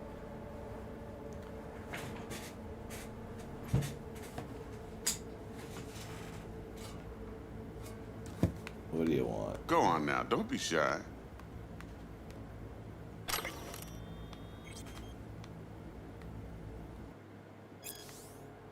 Need to be on time for an important meeting. Don't want valuable tech. Okay. Is that what I was supposed to read? What do you guys want from me? Oh. Hello?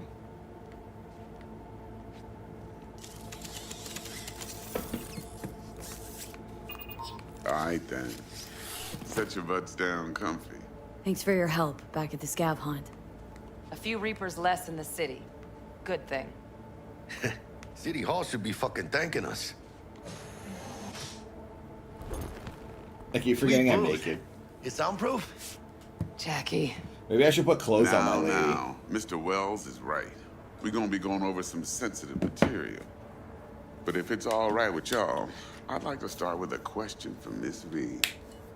Evelyn Parker, how'd you fare? Nice, Neff.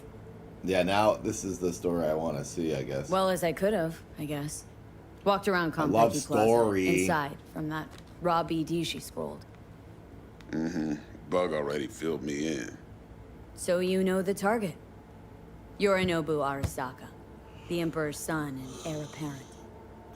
Mm-hmm. Man with the millionaire name and no talent to back it up. Evelyn Parker's special friend? So she just want to see what's good, or Oh, there was something supposed to be else? third person Kento. That would be cool if they did that. she just I would wanted play to it see what I as was third about. person. Wanted to see what you was about, huh? How about we go over the plan? What you got Bambi, for you us, still Sticks? played? Wow. Yes. Mass Effect? Well, here goes nothing. Me and Dex have already covered the fine deets. Ops-wise, should be a stroll on the beach. Elaborate. I want to hear it. A Delamain will drop your asses at the front door of Konpeki Plaza. You'll stroll right in thanks to your false identities. Then, with Bug's help, you'll breach the hotel subnet. Mine and the Flatheads help. Last but not least, you slip into Yorinobu's penthouse and clep the relic. Goes without saying, we do this on the hush. Ideally, no bodies. Not a one. You'll have T-Bug on comms for the duration. Time for your burning questions. All clear to me. Perfect. I got a question. When do we get to the real reason we're all here? Cut for fresh talent's always the same and non-negotiable. 30%. Bro, 30? Every part in this drama carries its risks. That's the value of yours, as determined by me. Jack, it's fine. Don't push it. You for real? Drop it, I said. Cut's fair. Trust me. Fine. Whatever. Fuck it. Last thing, Konpeki's got a strict no-iron policy. Security gates, the works. So you dogs will leave your lead spitters in the ride. Take the Flathead inside in its case. Yeah, pretty tired. Got some deft suits, so you'll look the part too. Chido. Thanks, T. So, not to count chickens, but why don't we see our eddies? All depends how Miss Parker avails herself of her role. But a week, 2 tops is my guess. And what do we do while waiting? Sit around, suck air? You sit tight, heads down, because old Uncle Arasaka be watching. Now, as that old Greek dog says, life's a banquet, so don't go thirsty, but don't get drunk either. Your chariot awaits outside. My cue to Delta 2. Gotta prep to jack in. Be there when you come on comms. Any other issues, now's your chance. I'm good. No questions. Let's get to work. So you ready to get going or what? Yeah, sure, whatever. Something I gotta take care of first. Sin problemas. Meet you by the Delamain.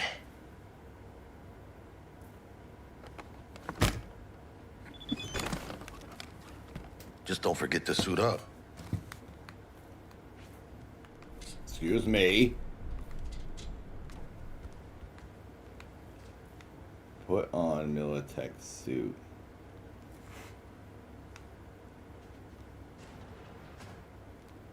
How do I do that?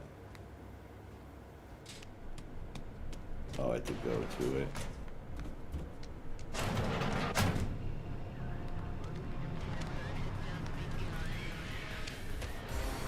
What are you talking about, Llama?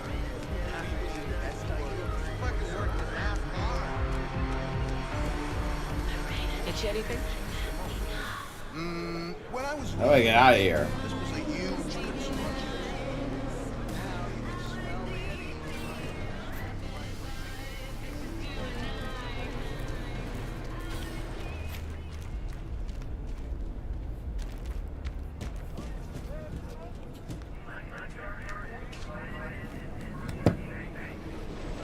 Waiting for this person to call me back.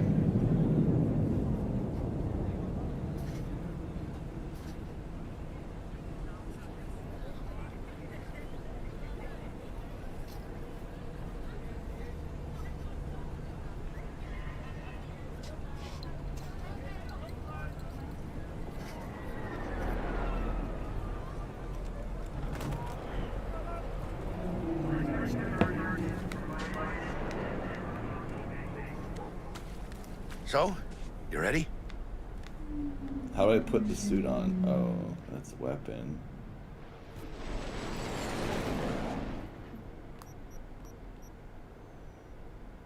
Taylor. How do I put this suit on? You guys, I am so dumb. How am I not seeing how to do this? Oh, in my inventory?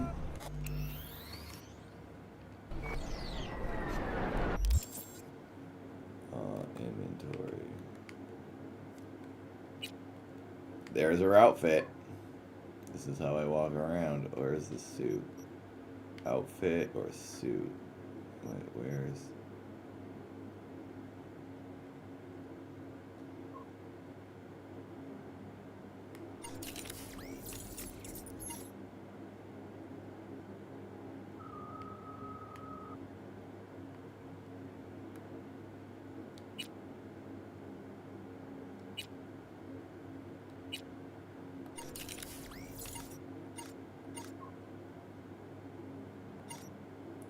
I don't see how to do this. In the backpack? Part of the backpack. No. No, go back. Crafting? Nope. You guys. Hello, Ren. It's going alright. Today's a wreck of a day for me, personally. But, I'm trying to put a suit on this lady. I don't know how to do it. Inventory outfit. I don't see outfit. I see backpack.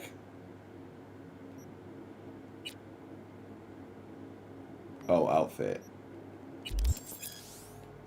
Oh, there it is. Thank you, Neff. Ren, the creator of the Shinky bot. The reason the timer is working, Ren is here in the YouTube chat.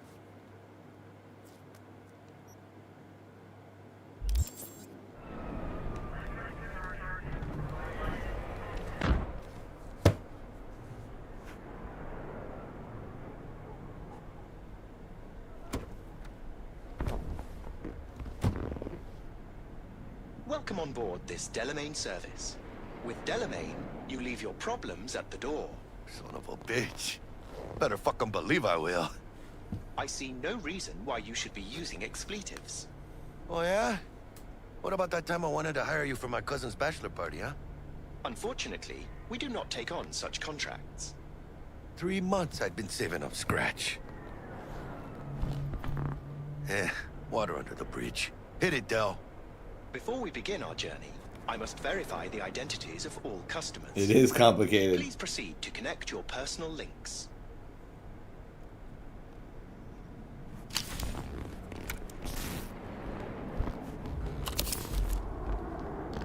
Thank you. Excelsior package activated. Excelsior? Oh, this just keeps getting better.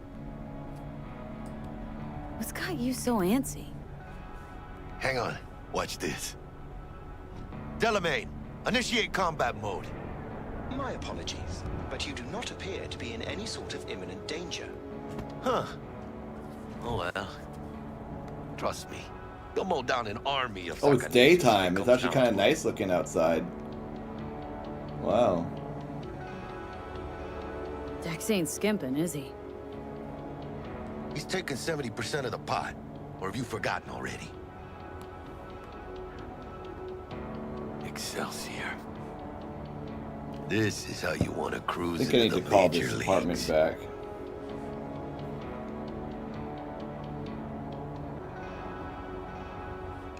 Wouldn't get overly excited. Hmm? Haven't gotten there. Not yet. Dunno, Jack. Kinda feels like you're losing that steel grip of yours. Huh. Seems to me like it's you who's got some kind of problem. Need you to keep your head clear and in the game. We got a job to do. It's never, ever been clearer in my whole See ya, Ashtray. Congrats Let me on your explain victory. something to you, First V. round knockout. My whole life I've spent in this shit around us. And I ain't going back.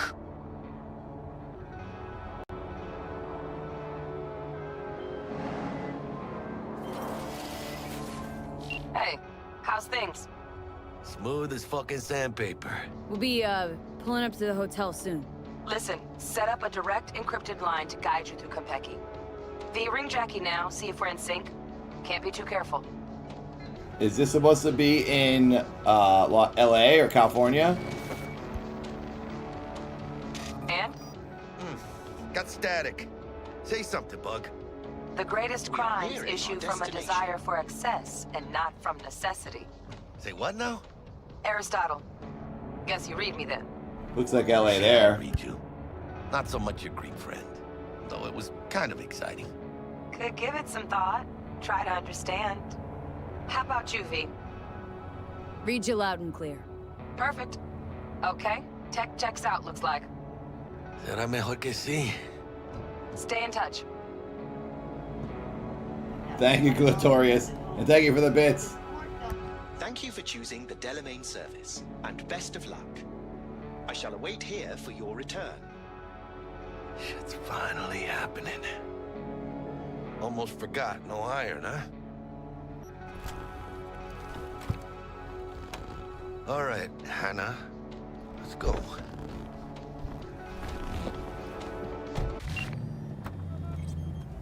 Hold on. Let me grab the flathead.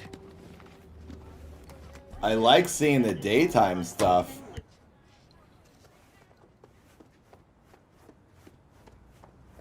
Hey, we going? I like that it's not like dirty, polluted skies like dystopian Blade Runner. It's actually kind of like nice out.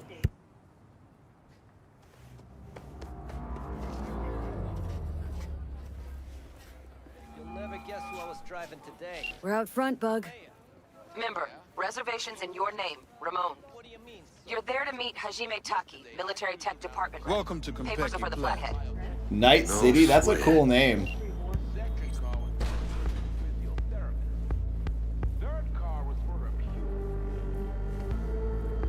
Welcome to Konpeki Plaza. Please come through single file.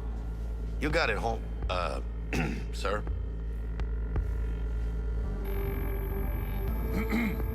Hold on. Got something. Care to explain why you're bringing military equipment onto the premises into Konpeki Plaza? We're arms dealers. Excuse me? Ah, you are here to see Taki-san. Am I right?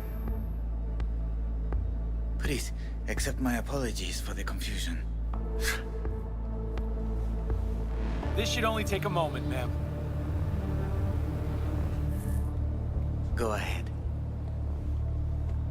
Yokoso. Greetings and welcome to Konpeki Plaza. We'd like to check in. Of course.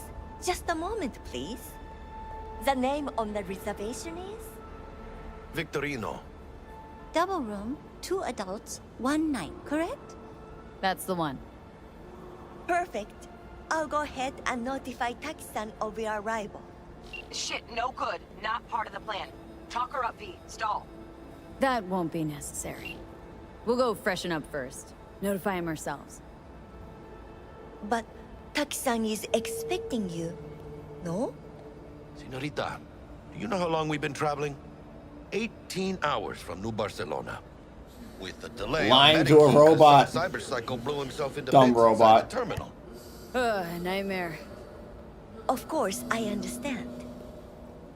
You'll be in the Lapis Lazuli suite on level 42. Oh, one more little formality. Lapis Lazuli, Please validate Minecraft, the your Minecraft FID. suite. Honor's all yours, Hannah. Everything seems to be in order. We wish you a pleasant stay. Thank you. Better get going.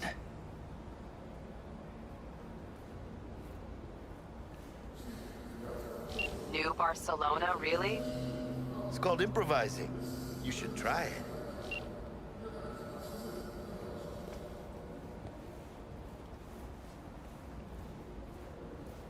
What do you think, Hannah? Quaint, cozy. Not like the hotel we had in Zurich for that convention. Don't need that, Jack. Enough. What? I'm taking this seriously.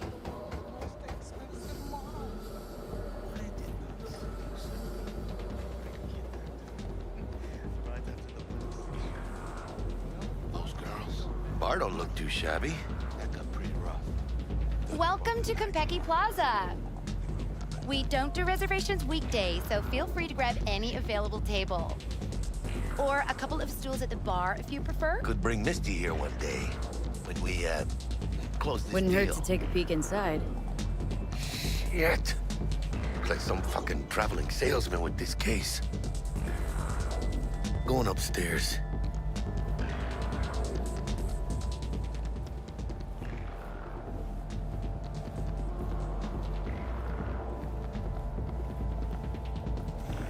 Should I check the bar? I don't think I need to. Already? That was fast. Not your style. We nailed the part or what? How do I look?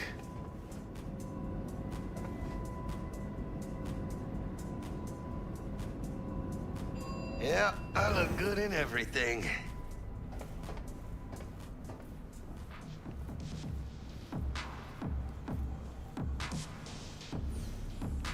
Is Hideo Kojima? Does he make a cameo in this? Where is Kojima?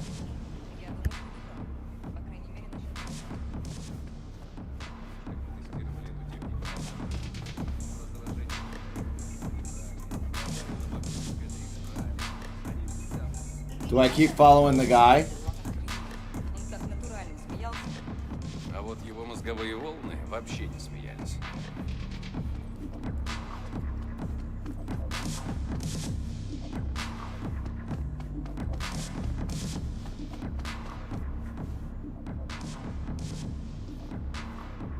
Oh, was he in the bar? Oh, bummer. Should I go down?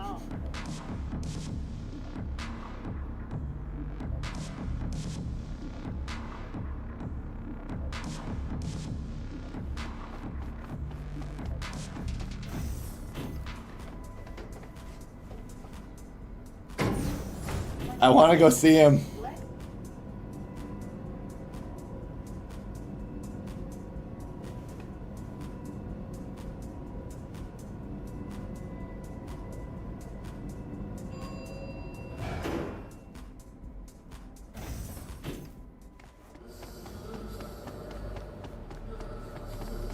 Embargo. How does it fucking concern me? No. The garage I mentioned. I can They have 20s late model like that. And when I say heads are gonna roll, I don't mean it as a fucking turn of phrase. Had enough, guy? Don't you think? Making the other customers. Anyone in Night City will be there. Good, because this affects them too. It'll slap everyone in the face. I'm gonna get some sleep. Bloody hell. What'll become of the gang? Always fulfills his contract. Private jet from Seattle. And if I promise to her, Wait, allow me to venture again. then the smoke from those fucking bio farms will sting guy in a nice city. Did you put something in my drink? That's why I feel so better. That's the idea, Minister. Finally a stance we expect for your money. Please keep my best to your account. Where? Over here. Oh, here he is. Here he is. Hey. ああ、すみません。今時間ないんで。 This is awesome. Hey. 新しい企画のオファー？ Hey. 僕の作品知ってるの？ Does it say Kojima? Oshima. Hey. 新しい企画のオファー？ Did you bring a pitch? Does he want a video game pitch? ああ、すみません。今時間ないんで。 I don't have time for this. Hey. 僕の作品知ってるの？ Yeah, I know your work. 新しい企画のオファー？ That's fine. Evening. Evening. What can I get you, baby? I'm good, thanks. Come back anytime.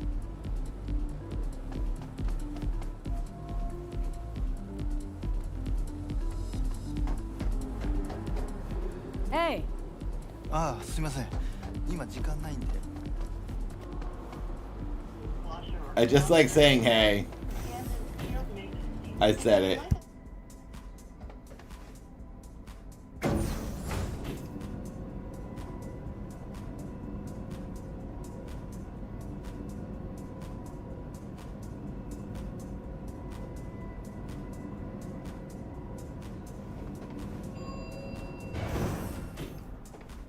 Oh man, new Snatcher would be awesome. About time.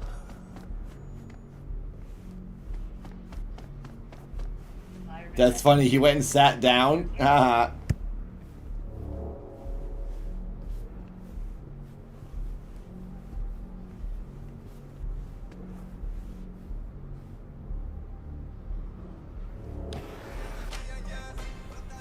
We're in our room. Pretty snazzy. Too bad we ain't staying the night. Nice choice, Bug. Didn't pick it for snaz. Offers quickest access to the Dweller and servers. Sí, me acuerdo. Now you fire up the flathead and find the shaft entrance. Sounds simple enough. Simplicity, sometimes toughest to master. The apartments look like they're part of a mother drive or a computer. That one's mine. Where's the shaft? Boot up your scanner. Look around. Flathead prep to go. Almost there, chica.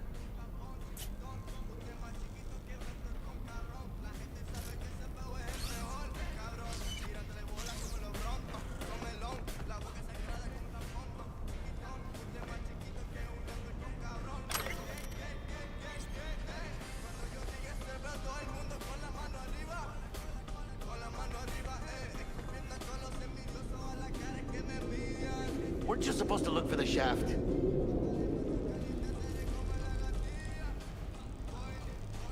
Oh, I just scanned something? I thought I was waiting on him.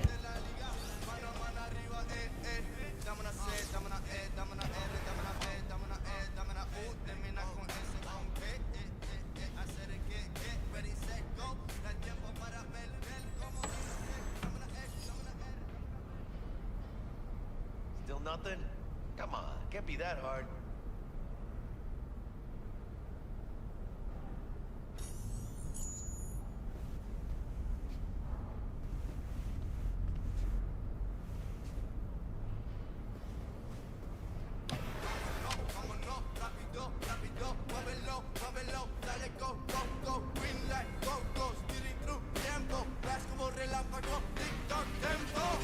Weren't you supposed to look for the shaft?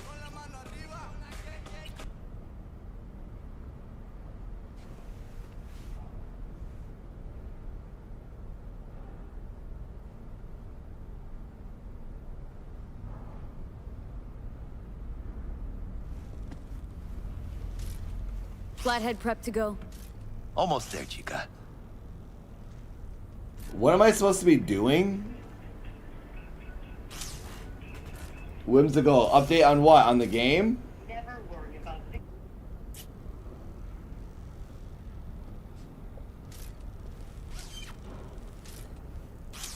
How do I scan? What scans? Still nothing? Come on, can't be that hard.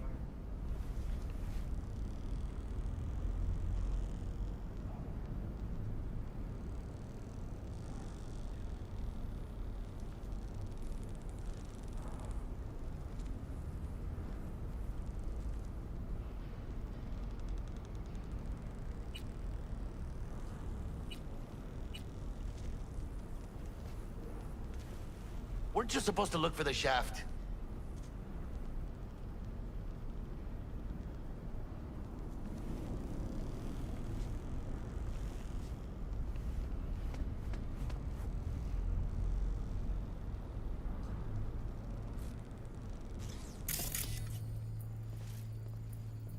Oh, L1. Got a winner. I knew this was it. Good.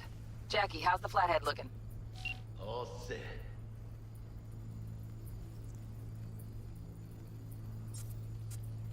Systems are operational.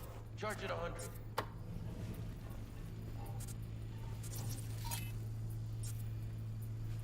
Mierda. Little cockstock.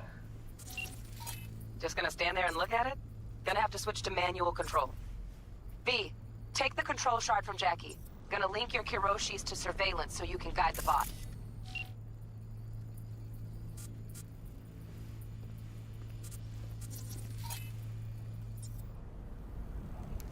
Here. Here goes. Patching you through to in-cam view. Might get a little disoriented, but don't freak. Whoa. Naughty, naughty. Okay, got a clear view. You can't just go locking people out of their homes. Get them to the next vent. Places of work. Arasaka will cover the cost of any and all penalties assessed. This isn't about the money. It's election season. How do you think this will make me look? People will start saying I've lost control of what district I'm from. A week. That's all we can promise you. We will try, and that is all I can promise you.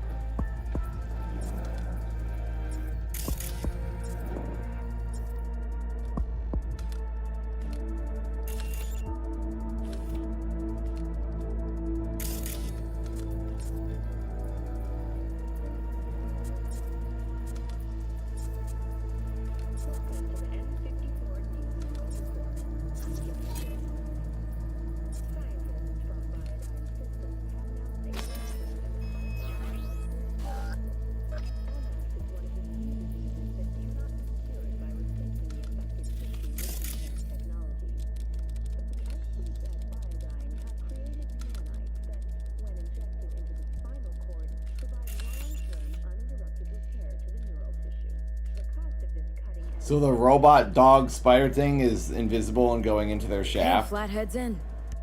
Patching you into next cam now.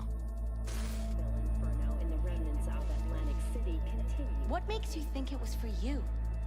He addressed it to the kind housekeeper who finds him. Note inside said, "Sorry for the mess." There was blood everywhere. But at least he left a tip. Am I the only one that just gets puke and used condoms? Where's the damn justice in it? Swedish Academy Award for Literature has announced its latest recipient, Virginia Grantchester. Think he's single?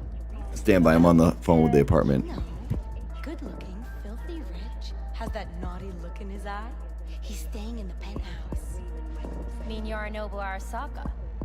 Men like him are always single. Might wear expensive suits, but he's a biker at heart, always itching for a ride. I'd give him a ride and wipe him out. Honey, stick to wiping that glass, huh? You're leaving streaks everywhere. Bug, got a hitch. What now? Housekeeping's in my way. Okay, got a distractor. Let's see what's on the subnet. All right, on it. Terrarium's got a control panel. Somehow, I doubt it.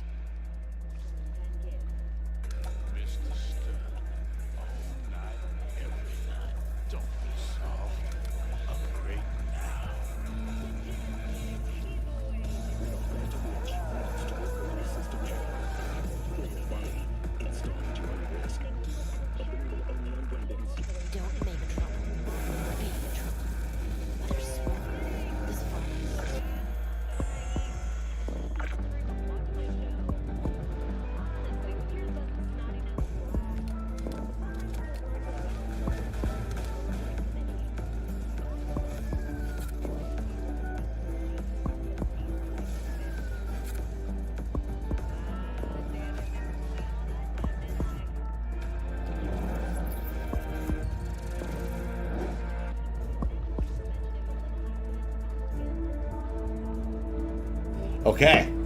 Gosh, I was on hold for like a half an hour trying to talk to that apartment. Just got it done. Now we just need to wait to see if we're approved. No, not in the least.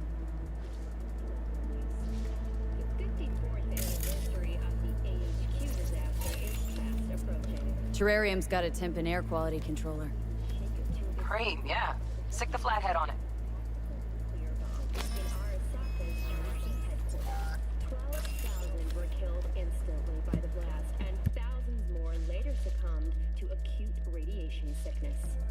This tragic incident, which some ultimately attribute to Arasaka's wanton imperialist tendencies, has forever left a mark on our city's history.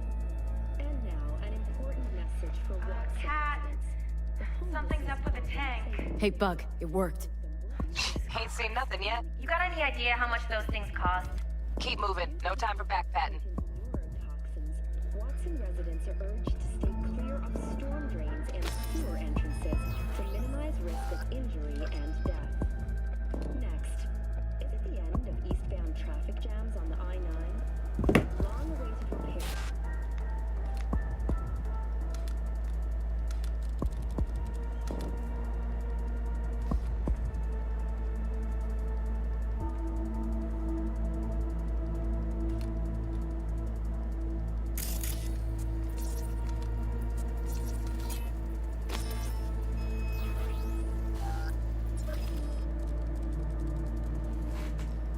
Introspective hello. This is the 4th day, and I do about I try to do 12 hours max each day. Flathead can jimmy the lock. Started on Friday.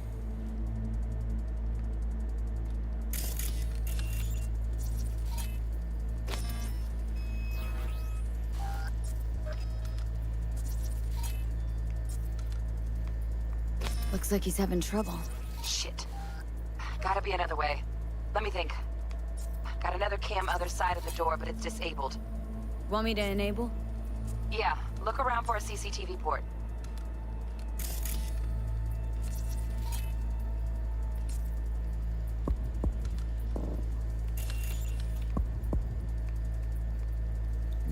Look at this cyber room.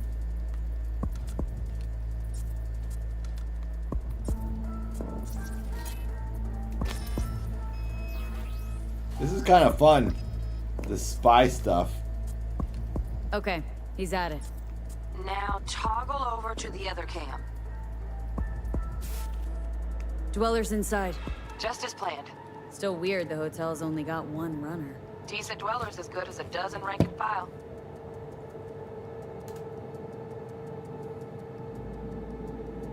What do I do? What do we do now? Neutralize him. Use the flathead to jack into him. I'll flash freeze him with a demon.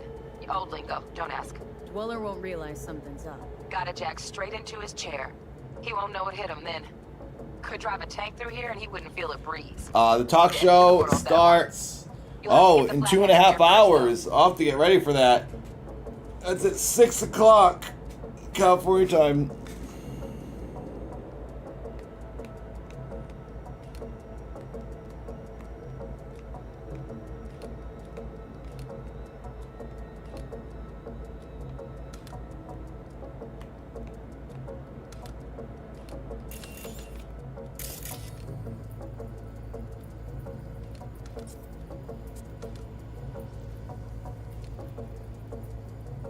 What am I doing here?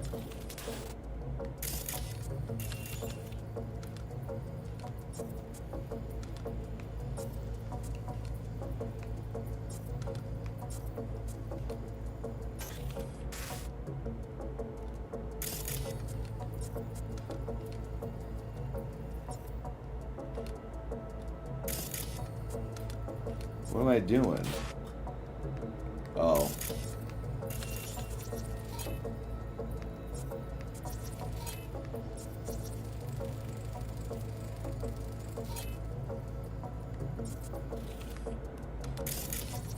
Shaft may link both rooms, looks like. Let's figure it out. Now toggle over to the other cam. Might have found our way in. Send the flathead over there, then toggle over to the second cam. Wait.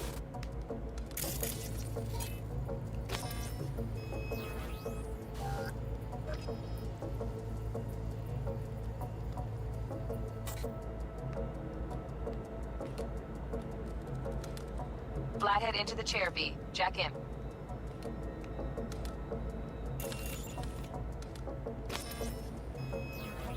So we're going to hack whoever this guy is in this cyber chair or something with this spider dog thing.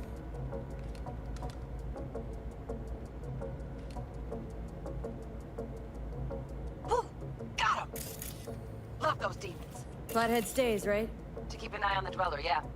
Punching into Konpeki's main net. You go ahead and log out. Yeah, this is cyberpunk. Así es como se hace. How you feeling? Fine. A little dizzy, that's all. Bug, how you doing on time? You there, Bug? Yeah, I'm here. So, listen, ice is thicker than I thought. Piercing it'll take a couple hours.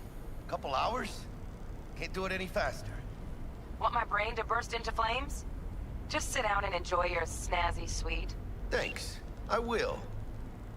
V, you take it easy, okay? Rest up a bit. I should up my intelligence so I can hack cars.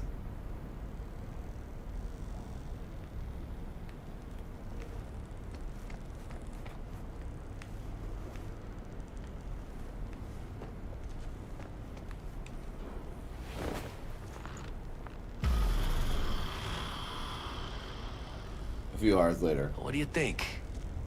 Why'd you give it all up? Who gave what up? Yorinobu Arasaka. The good life, I mean. Old news, I know. Just got to thinking's all. It's like, think. You got everything, right? Eddies, education. Your pops can snap his fingers and turn half the fucking planet into a nuclear wasteland. But instead, you're like, nah, fuck it. And what do you go do? Start a fucking gang. Steal dragons or some shit. You ghost from your fam, chip some real skin, and play gang leader for a few years. For what? Went down the same road, didn't you? Hooked up with the Valentinos, spewed some lead, then walked away. Hey, that ain't the same thing. Haywood's not some fucking palace in Japan. I didn't have no choices. And I paid a price for it too, remember? 3 slugs to the chest. Feels like one's still in my left lung. Don't be putting me on a level with that hijo de puta. Fucking tourist. Tourist or not, he just walked into the lobby. And we are back in biz. Penthouse security is neutralized. Perfecto. Let's start the show. Hey, Bug. We're, Hang on, let me do this. How do I... Go back. There, maybe I can start stealing cars now. Were you on comms that whole time? 3.5 hours. What level do you have to be to start stealing cars? How about that stick up the ass? Mean the one up mine? Slip of the tongue, you know? I know. Now's your chance to make up to me. This is going pretty smooth, right? Right? Man, are you the silver lining type? Hey, when you gonna wave off that dark cloud hanging over your head? Telling you, it's downhill from here on in. Where am I going? Up, I guess. There's the awkward silence. You, wanna hear a joke? Now? Level Seriously? 20? Jeez. Okay, so why'd the Rocker Boy's output kick him out of the apartment? Because he wasn't chipping in. All the best levels are 20? Jesus Christ. Oh, I still have skill points, really? Not bad being heir to the They're called Arasaka perk Empire. points. Okay. Sure as shit better than being a son of Raoul Wells. Guys, focus. The safe. And make it quick. Oh, we're in that guy's apartment that we What's were the looking rush? at yesterday. Sigon Yorinobu's gone dark. What is he, a fucking sorcerer? Some kind of dead zone's my guess. Have him back in a sec. And you do your damn job. There, under the floor. Look around for a switch.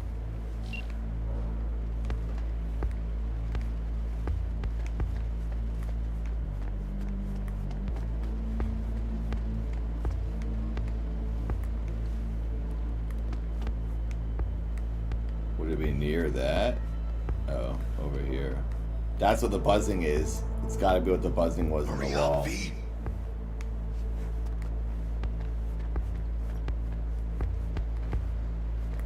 we go. Nope. No time for this. Took that guy's gun. Looks like Yorinobu left us a parting gift. Ain't much, but it'll have to do. Do I shoot? The floor? Scan for hidden switch. Oh.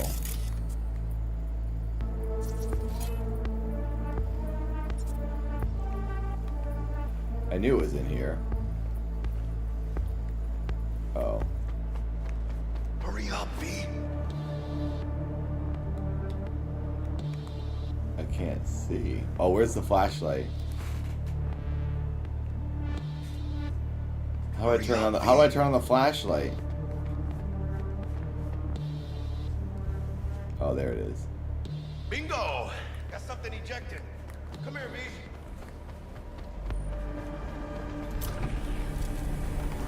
What now? Jack in your personal and make us rich. On it. Hello, Braindance. Thanks for being here.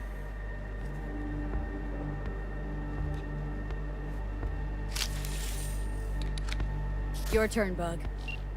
Give me 2. This is the point where the story gets good. Sweet. I don't even know who this guy is. We're like spying on or hacking. Uh-oh. Cyber cars. We got winged visitors. Bug. Don't know who, but staff's abuzz. All 200 on their feet, can't keep still. Can't say I like this. How much longer, T? Shit, Yorinobu's penthouse bound. Fuck him! Open the safe! Almost got it. Done. Cream. Let me look to this, huh? Relic intact? Bioshard integrity, 100%. Hurry up and get out of here. We're gonna have to shoot people, Good. I know it. Let's go.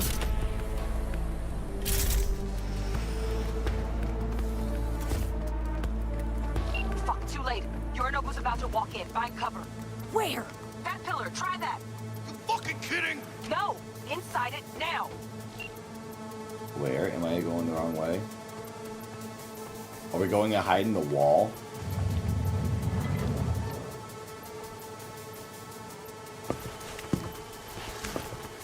We're in. Which don't solve our problem, T. I fucking know our problem's still there. Let me think for a sec, okay? I don't know who we're stealing from. Oh, he's got this big robot bodyguard. Smasher. Bodyguard. Horse. Night. Dude, this is crazy. Bleak motherfucking one too. What's the play? We wait. Are they here yet? They approach from the landing pad? Fuck are they talking about? Buck, we got incoming. Nuh-uh. No fucking way. This isn't happening. Saburo Arasaka? The Emperor. Yet another ass-licking legend. Shh. Now this copy's soundproof. Definitely not soundproof because we can hear them.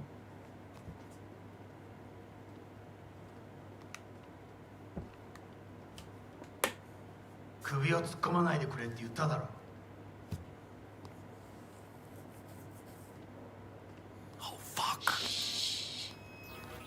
外してくれ。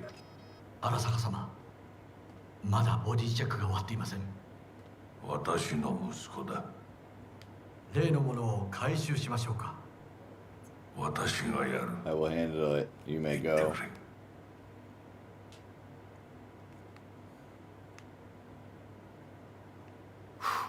Close. Too close. The guy wanted to do a full scan. But he didn't. No, cállate.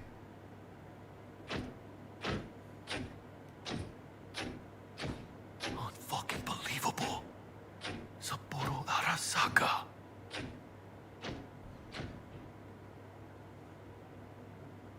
Why did the bodyguard leave? Now we're gonna kill both these dudes, aren't we? そもそも俺のことを気にしたことなんかないだろう。あんたの問題点はそこだ。世界は自分中心に回って So る。 yeah, this guy's the emperor and that's 傲 his 慢だ son. よ。頼信。どうしてここ Why へ did you come to humiliate me? 直 To 々に俺に personally 屈 see to it 辱を合 that your わせ son knows his 立 place? 場を思い知らせるためにか。 The nail that protrudes from the wall gets hammered. 自分の言葉じゃ Think of 何 an も言え original ない thing の to か。 say. He doesn't like his dad. Sell your greatest achievement to the Westerners, our future to these barbarians. 俺たちの未来。俺たち。なんかの間 All 違い you だ。 ever cared about was yourself. あんたは自分のことしか考えてない。そしてこの会社のことしか。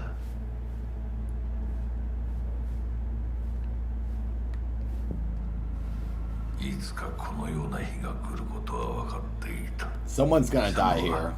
ついに越えてはならない一線を越えたのだ。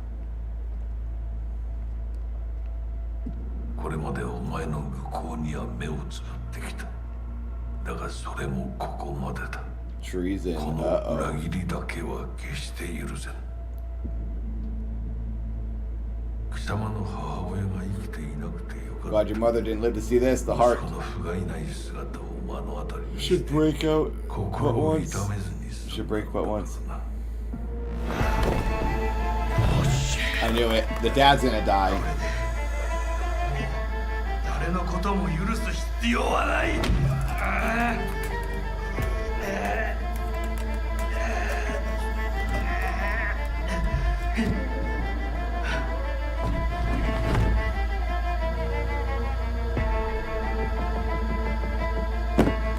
I just got a text from my girlfriend.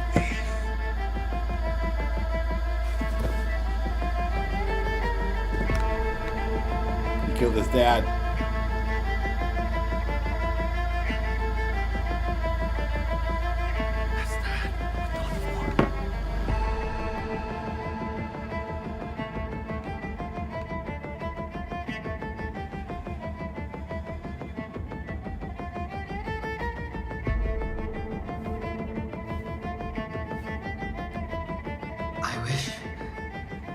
I wish to put the hotel on lockdown. May I ask why?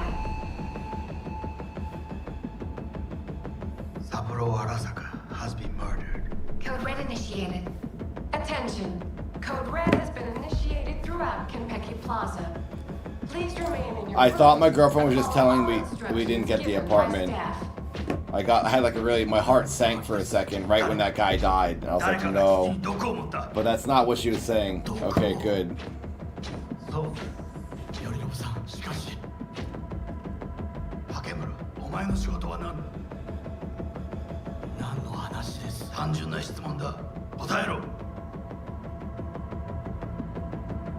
荒坂家の課長を守ることです。今後はもっとしっかり責任を果たすよう望んでいるぞ。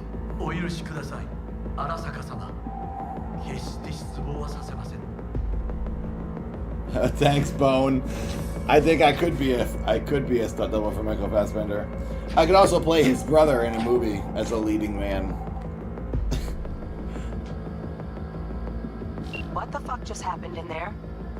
Oh, is there a sword and a gun made in this? I got the gun. What? Zone fucking pops. You know what this means? Security's gonna swarm the place any second. Oh my god, we're so fucked.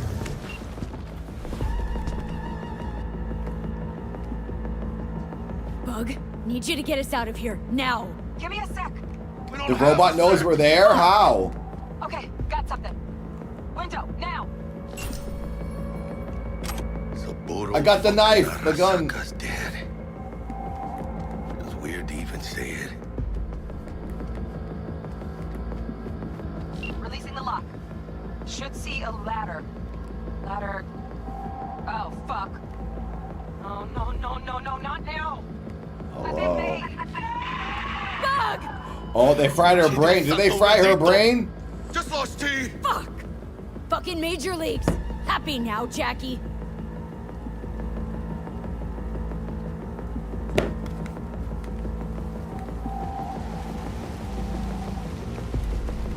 Did they just fry that girl's brain? What do I have to do here? Check around the bend.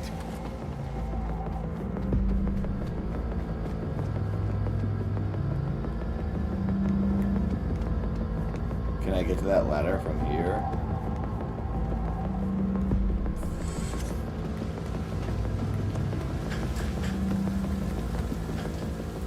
Shit. Got 2 guards. Oh, there's people up there. Got any iron? surprise, V. Come on, get to it. I got a relic to protect. What are we doing? What am I doing? Am I supposed to get to that ladder or what? Where'd my friend go? What are you doing, dude? You're walking so slow. I'm like stressed right now.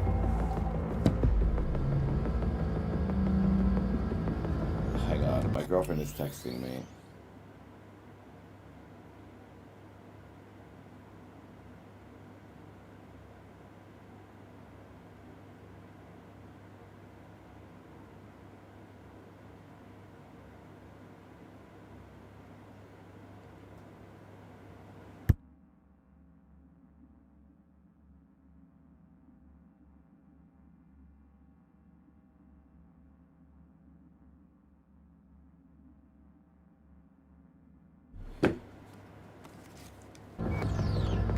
Do I have to shoot these dudes?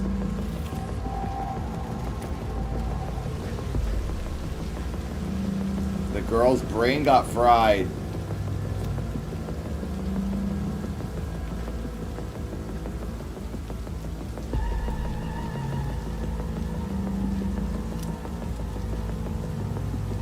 Or should I melee?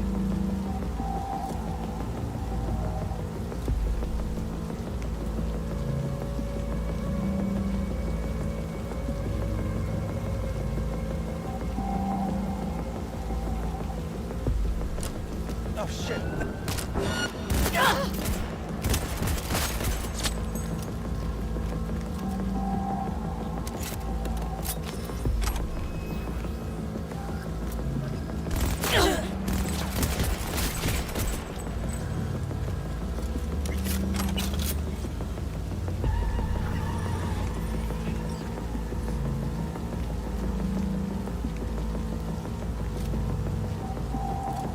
How do I get in this thing?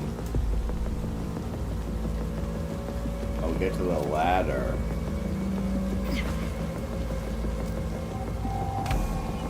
Oh, forget trying to pilot this thing. Don't know what I was expecting. Unauthorized access attempt detected. Remain Sword! where you are. Got it! Security personnel will arrive shortly. Chingada madre! Gotta get out of here now! How do I get to that ladder? Here.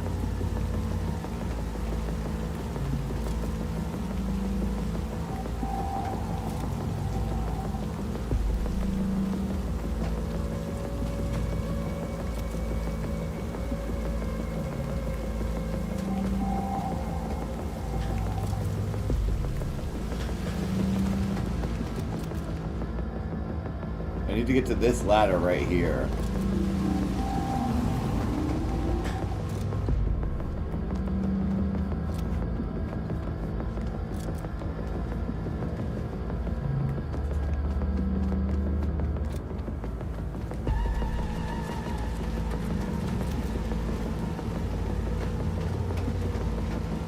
Jackie. Don't look down. Yep. That's fucking high. Shit. That trauma? They're here for Saburo. They're a little late. Just hope they didn't see us. Chingada madre. Taco Bell!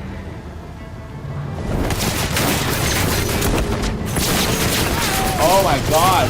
Is that loud for you guys? Action packed! The minimap. I need to try to figure out how to look at the minimap. This game is awesome! Oh shit! Ugh, close one. The relic! Madres! Oh, this ain't good. Jackie, you're bleeding. Worry about me later. Check the relic. Container depressurized. Biochip integrity at 94%. Fucking dropping. Carajo. Parker! Call her! Hello, Tangy. Yeah, 4 days. Just do it. I'll be here for about 12 at least. V? Konpeki's all over the feeds. What the fuck's going on there? Got a problem. Cryo case is damaged. Biochip integrity's at... Jackie? 86%? 86% and dropping. Shit. Okay, listen to me. There's only one thing you can do. One of you's gotta slot the relic into your neural port. What the hell are you talking about? The relic can't be isolated. It has to be nested in a safe environment. Cyberpunk is what I'm playing. Well, someone's gotta do it. He's gonna jack in and die. Is my friend gonna die? En el nombre del Padre, del Hijo y del Espíritu Santo. Amén.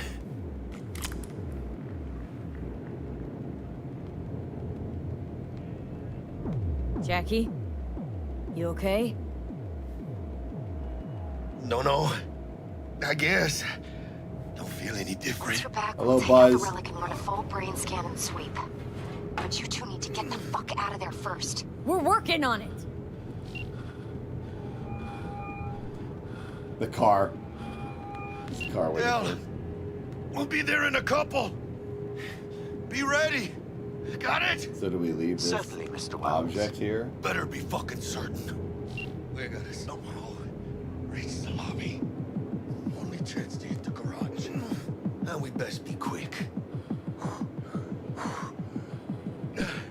Ahora sí. Great. Now let's get out of here.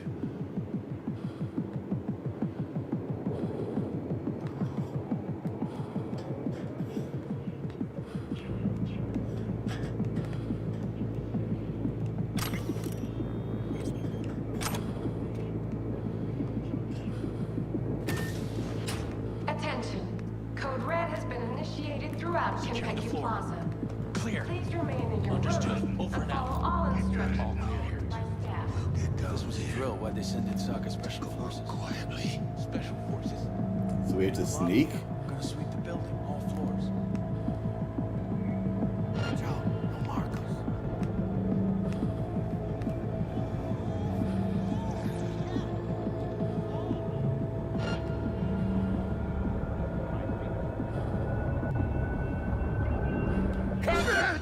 What? How did he see me?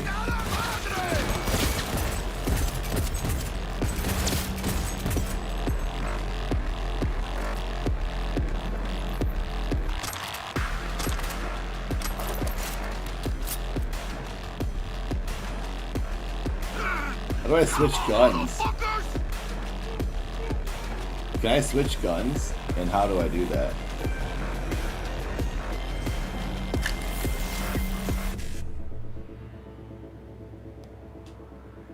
What the heck is this? Oh, I don't want to do codes. I don't want to do hacking. What is this? What do I do?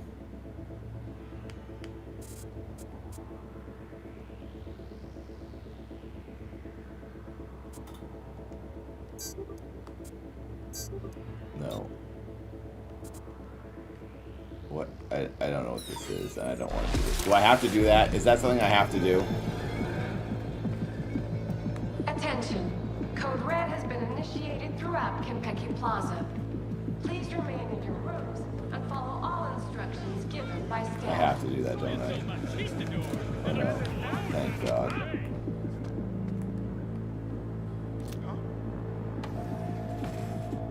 How do you switch weapons?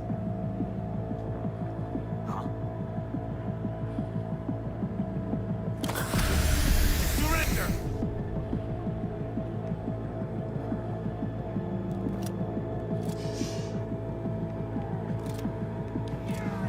Enemies watching.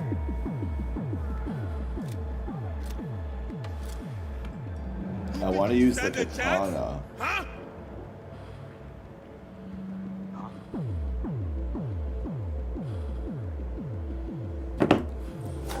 I really want to take the sword out. Press triangle to switch guns. Surrender! Okay. It's not doing it. Oh, hold it down if I hold it down. But where's my sword? Can I add new stuff?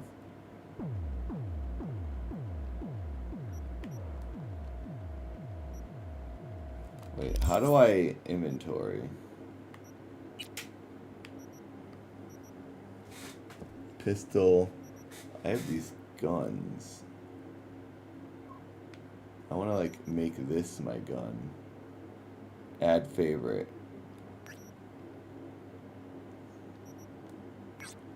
And then where is the sword? No, go back.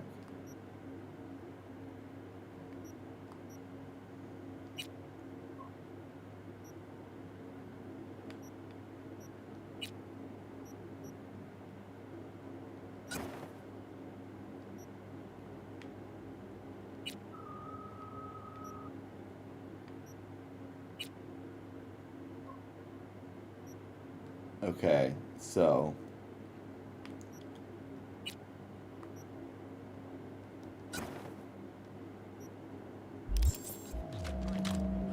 I got a big gun now, and then Attention. sword. Sword is out. Throughout Kentucky Plaza.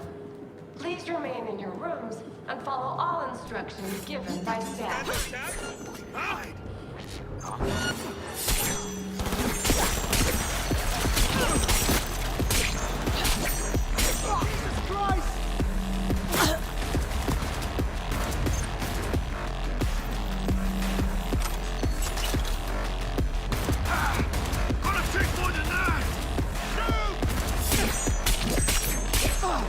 That's awesome. You're dead and stupid. Who's shooting at me? Is that my friend? Oh. Oh.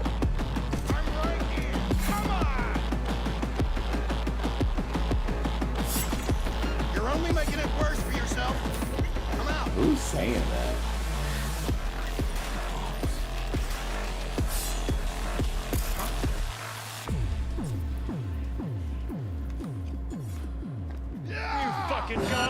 Bueno, chingados. Enemy contact.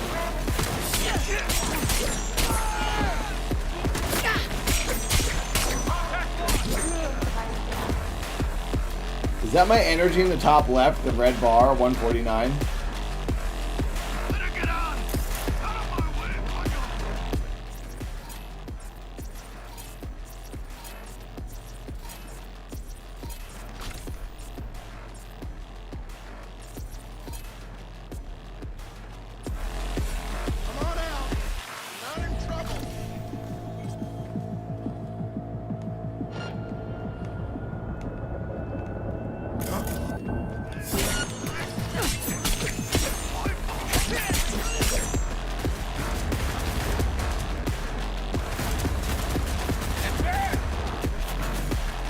That's my hit. So that's my not my health, or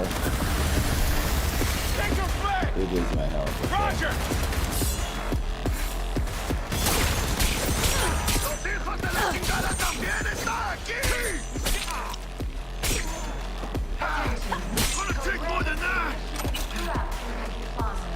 This is fun.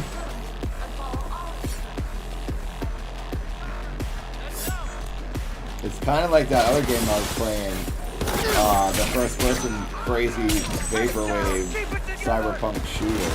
Not vaporwave, but what was that game I played recently? Where you're like on a live stream and you just have to kill all these robots.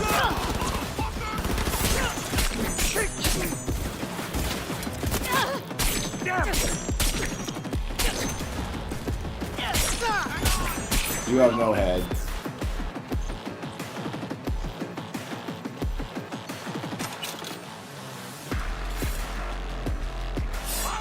Shut down. What about the other one? Let her get on. I don't want to win, coño.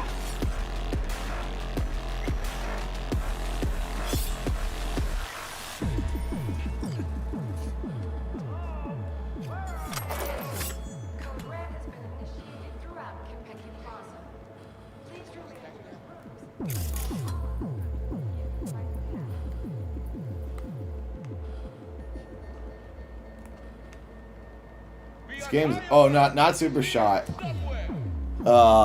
DJ Nikki told me about it, and I played it. I did like a whole Let's Play video on this channel. On spacing. It's awesome. The creator like watched my video and was a fan of Keith Apicary. I couldn't believe it. Elevator's being watched too. Gotta take him out. I think he knew Keith. I don't remember, but he messaged me.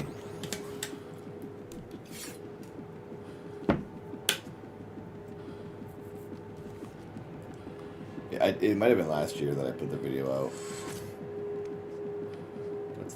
Let's do gun again. Let's try that big gun. They can spot you. Enemy contact!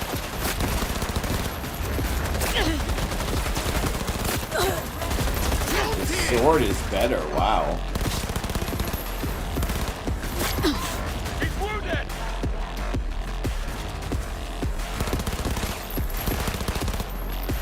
The sword is so much better. Wow. Surprising.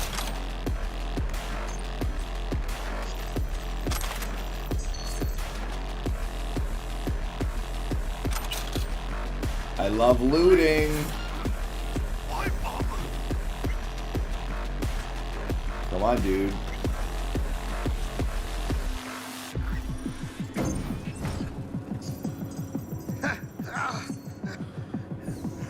What?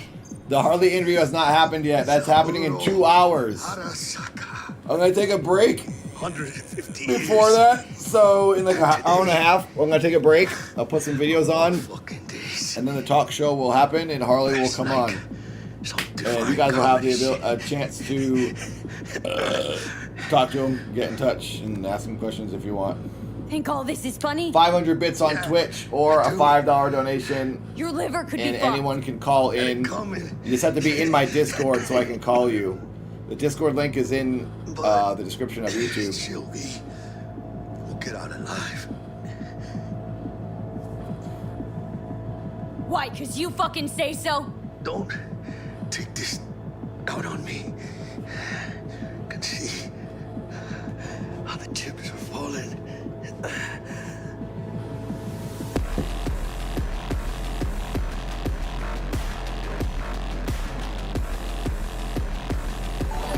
Rutaru! Thank you for upgrading to tier 3. Holy crap. Who are you yelling at? There's no one here.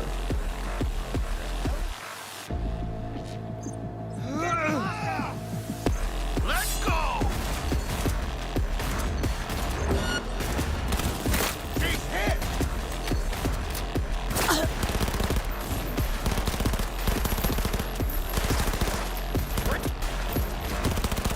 Is that the robot guy?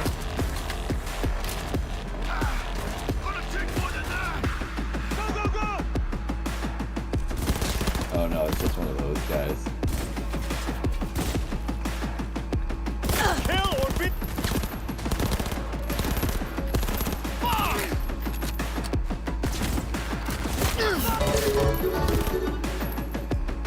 Nissim, thank you. Just want to let you know so proud of how you handled CC3. Much love from the H3 fam, less than 3. Thank you very much. That's really, really nice of you. Omnissim. And thank you, Rutaru, for upgrading your membership. Thank you very much. Thanks, everyone, for coming by. I appreciate a lot of new people have been saying hello. Thank you, thank you.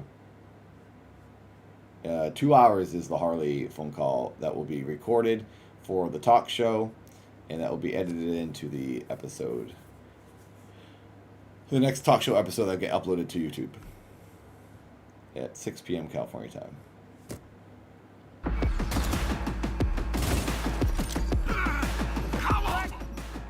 Whoops. You're annoying. The katana freaking rules, dude. 3 hits and they're gone.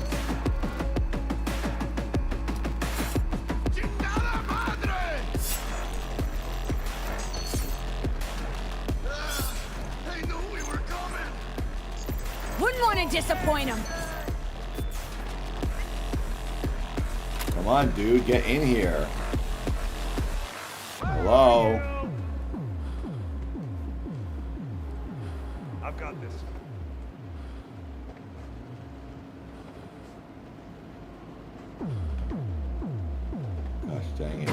the button.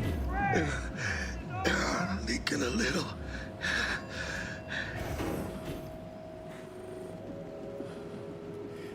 Jory, yeah, I will do the talk show today. Oh, I don't know. I might have to do like the next talk show on a break after this.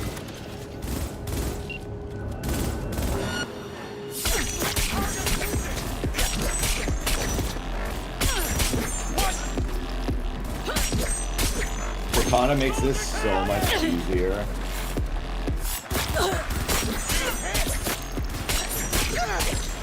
Go, go, go!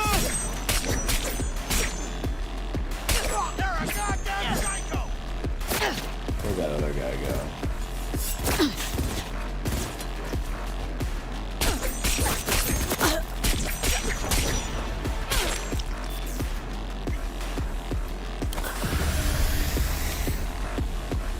Give me all your money. Delamain, gun it! Welcome back. Delamain, you leave your problems at the door. We'll have problems if you don't fucking try! Not bad. Client feedback noted. How's our ride looking? Tip-top. Though alas, we are being pursued. Sweet fucking Jesus. Oh, it's the robot dude. Oh my god, there he is. Roadblock ahead. Roadblock ahead. That's a good name for like a wrestler. Roadblock. That guy runs fast, I'm guessing. He's probably right behind us. Enemy aircraft has a lock on it. Leave it to me!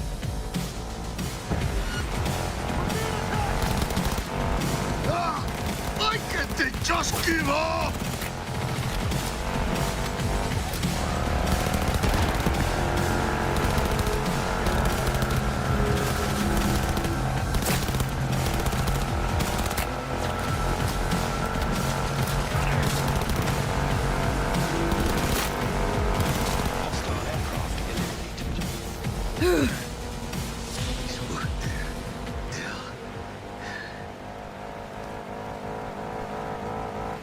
We did it, Jackie! We fucking made it! I guess we did. My medical diagnostics indicate that Mr. Wells's condition is critical. Take us to a Ripper dock now! Apologies, but that will not be possible. Our itinerary has been pre-arranged and paid for in advance. I am not at liberty to alter. Maidenless, yeah, it's awesome. Do what I say! It's okay, V. Oh, hold out. I suggest you try to keep Mr. Wells conscious. We'll be getting cream jobs left and right now. Hear me, Jack? This guy better not die. You're gonna be rich, Mia. This guy better not die. I can feel it. No, Jackie. We're gonna be rich. You and me. Biochip. Hold on to it. For me.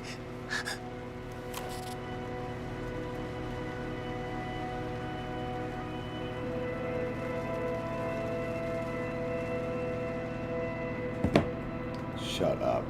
Is he dead? Shut up. Shut up. I hate this. I really don't like this. Dang, dude, that guy was cool. It's the sci-fi future. We should be able to bring him back.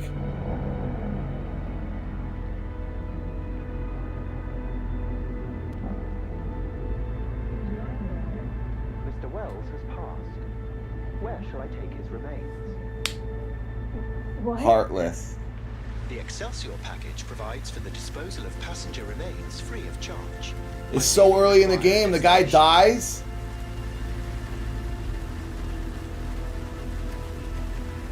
Should I take him to the clinic? Can they fix him?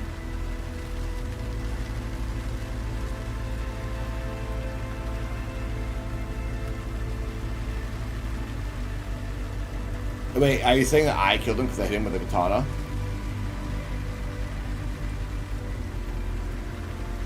I don't know what to do.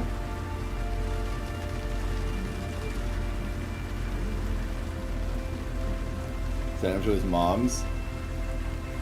This is the end of the game.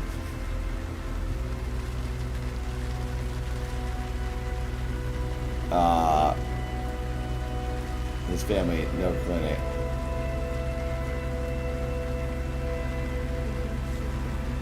I hate this.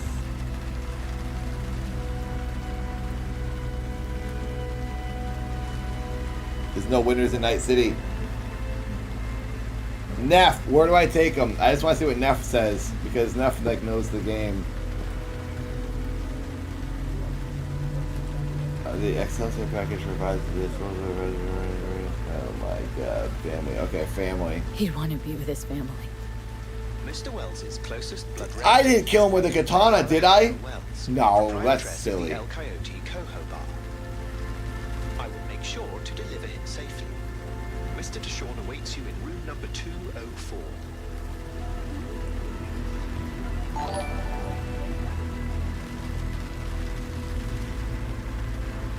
Wow, dude. This guy was See you in cool. Major Leagues, Jack. Panic Pun, thank you very much for becoming a member.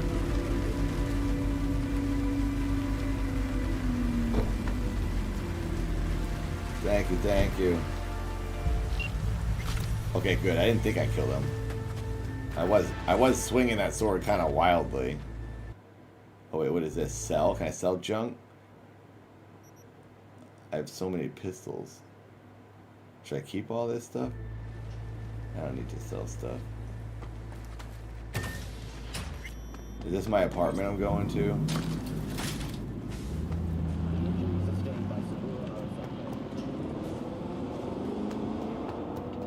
Oh, an arcade game. I can play that, can't I? Yes. My best friend just died. May as well play a video game. Roach Race.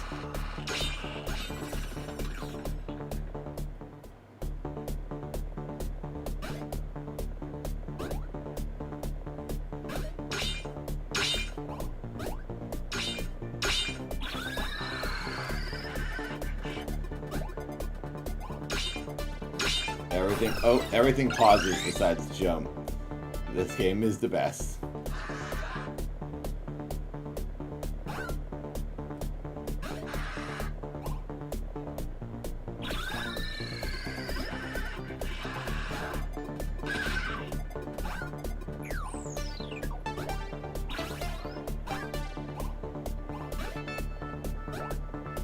That was dumb. I knew that was gonna happen. The Harley interview is in like 2 hours.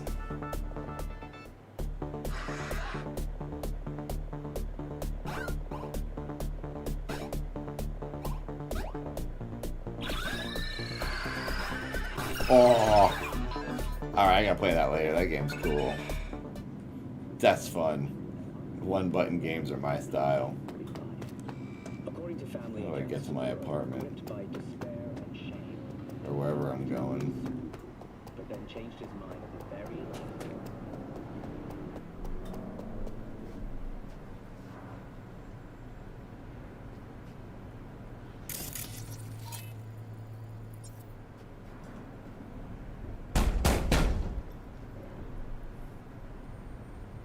Let me. He waiting.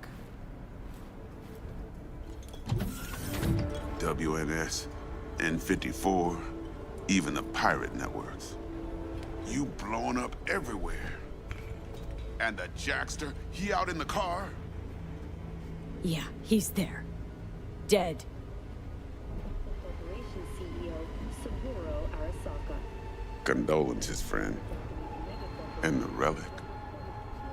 Premises of the Konpeki Plaza Corporate Hotel. That sad pooper game was awesome, Nikki. I was afraid of that. Oh, you guys remember when I was pooping on the toilet yesterday and we were doing the sad pooper thing? There was a video game made by Ren, the one who created the timer here. They made a sad pooper game, and it was really fun and hard. Anyone with so much as a pinky toe dipped in this mess is as good as dead. I should play that again. Thank you, Dank. Gotta leave Night City. You don't say. Ring Evelyn. We close the deal, collect our cut, and drop off the radar.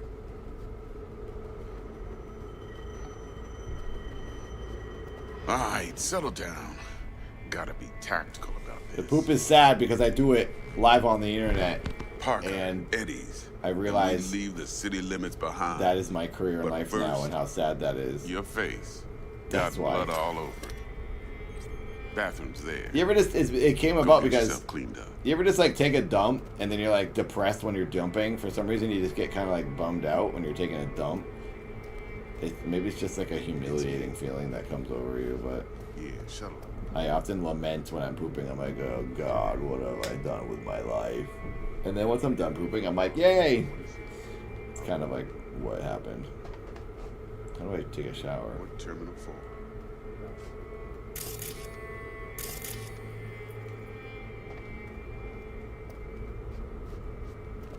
V, get yourself cleaned up. You're a mess. This is a filthy bathroom.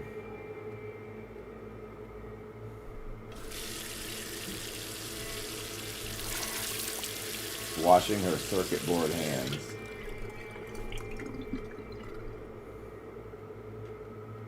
Smash mirror.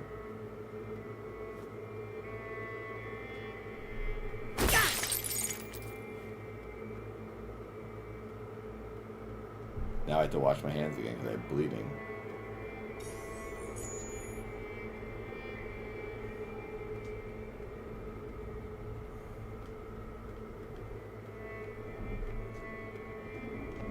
Alright then. Oh, come on! I should have seen that coming.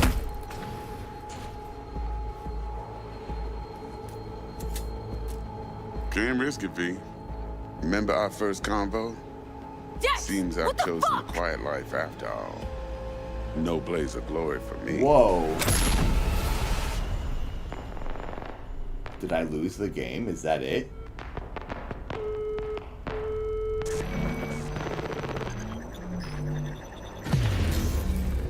Shut up. They make it seem like that's the end. Do I have to go back and choose another option, or is that just like a prank the game is doing? That's just a prank. I knew it. Cutscene coming up. To make you think the game's over. So is that like the prologue to the game? Interlude. Hey. Hey. Now I'm a different character. All right. Never been better. Sure don't look it. Punk.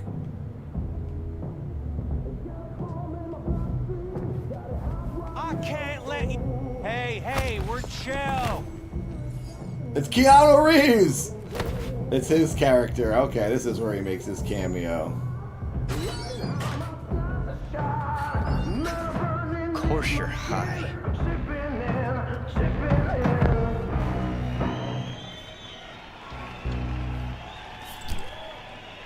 Sings the songs with a gun in his Good hand.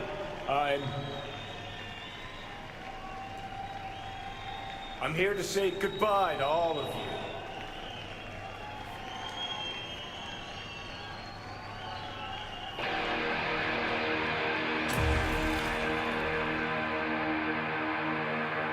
Yeah, that's a Dog Star show.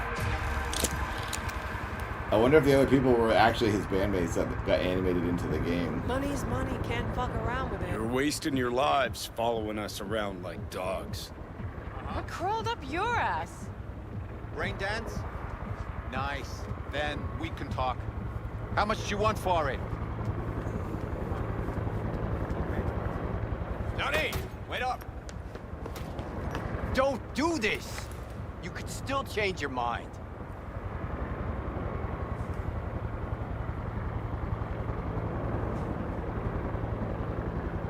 I don't know what to pick.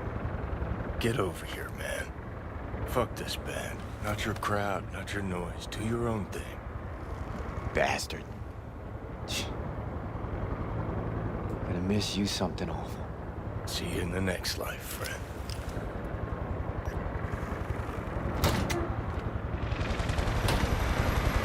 You're late!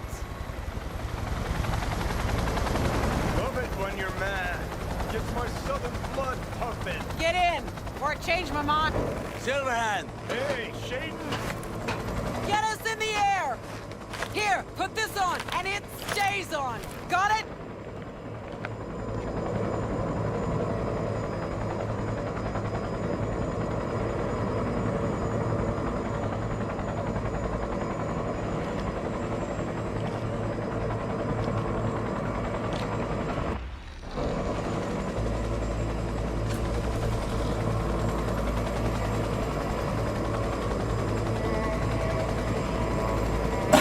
'23. So this is 50 years in the past? Pacifica's cut off, shut down. APC's on the streets of Watson. Sons of bitches. Skull cracking out there. That us? Johnny's idea. Wayland's drawing Arasaka's attention away from the tower. Collateral damage part of the plan too. This is the Cub Scouts, Johnson. Chew it up, spit it out. Yeah, YouTube, you get XP for chatting now. In the YouTube chat's all different.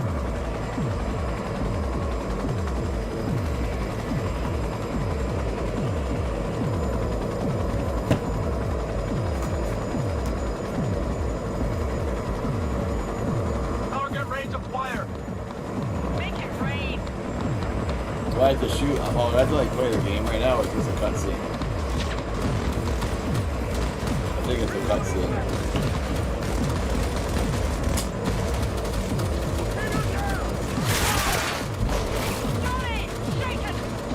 Taking over.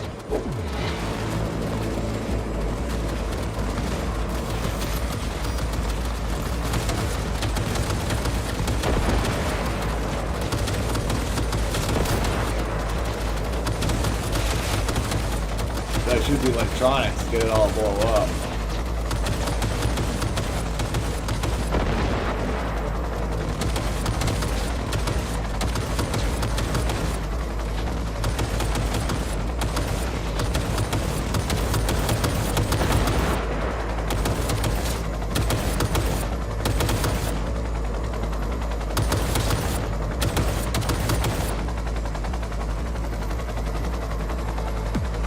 Got him.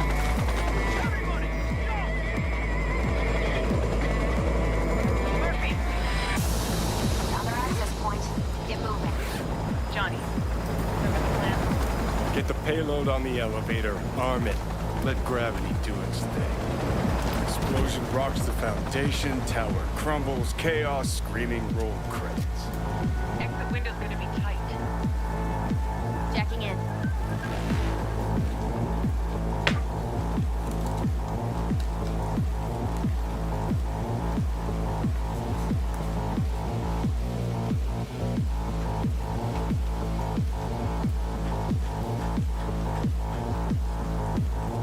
Where to?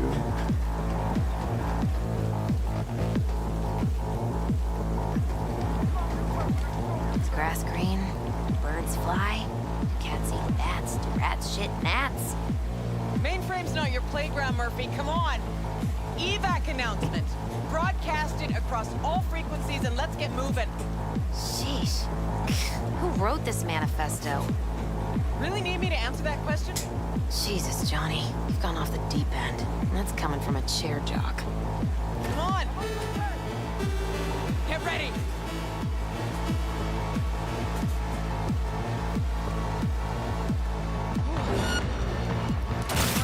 Ooh. Come on. Wow. Deserve. I'm impressed. Seriously.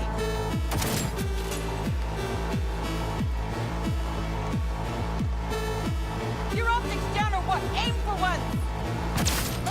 Oh, instant head gone. Yes, get on it. This gun is insane. She thought it with thimbles, she thought it with care. Pursued it with forks and hope. Johnny, payload. What?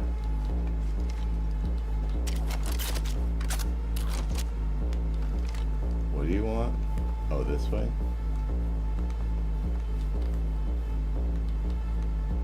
What is she saying? Bushido 2, bomb's name was what? Wrap it up. We got a Delta. The Demolitron. We're good to blow. Shaka Elite's incoming! Run for it!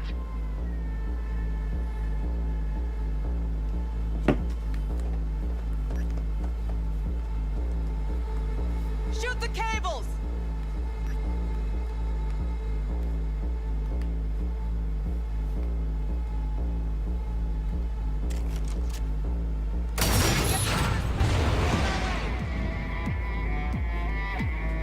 Not done yet. Still need to feed this to their subnet. Fucking knew it! This was never about corporate colonialism. This was about your groupie output, wasn't it? No, you wouldn't understand, Rogue. Giving you 4 fucking minutes. Chopper's not gonna wait 1 sec longer. Door lock breached. Arasaka sons of bitches incoming. Love you, Spider. This looks like a scene from John Wick, these buildings. I missed. It cannot be! It cannot be 2 in 1, wow. Take cover!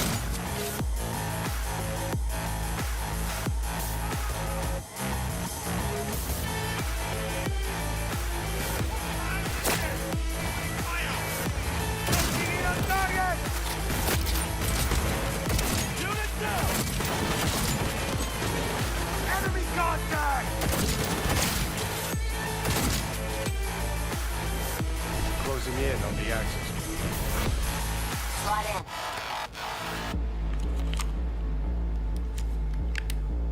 Sweet icebreaker.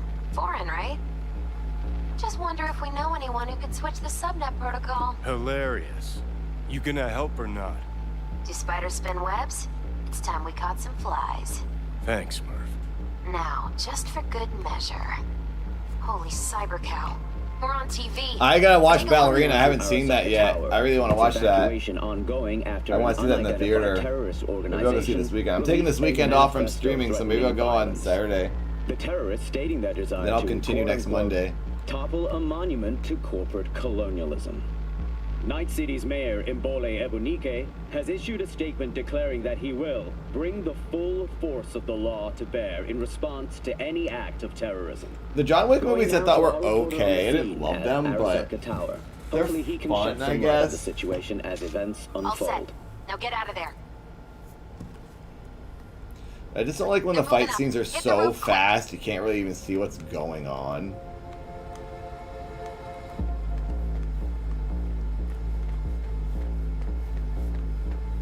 Like the shots, everything's just like flying around, and I like when you can see the actual punches and it's like a locked off slow shot. Jackie Chan's stuff is so good because you can actually see everything that happens. Oh no, the robot boy. Oh, it's not him, never mind. That's Adam Smasher. Johnny,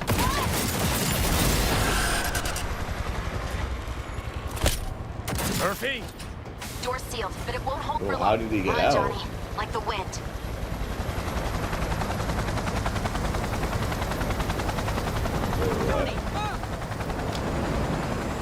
Don't fall, you better get in there. Pull yourself up. What's going on? Why didn't he pull himself up? Just hanging there.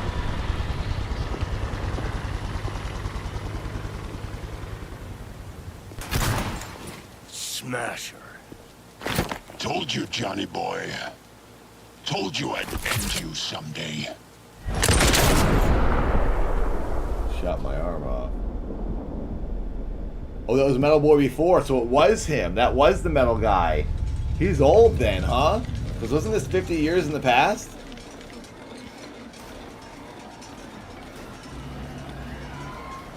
Hi, まだ生きています。わかりました。向かいます。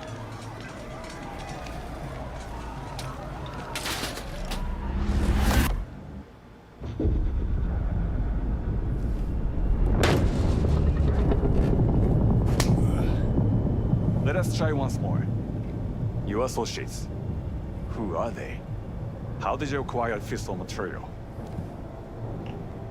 Gonna give good cop over there a chance to say something? Come on.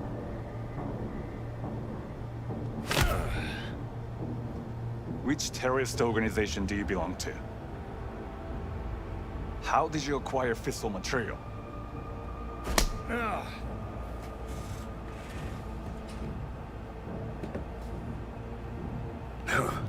Boss don't look too pleased with your efforts. Let's see. Is this the dad that got murdered when he was younger? The Japanese guy?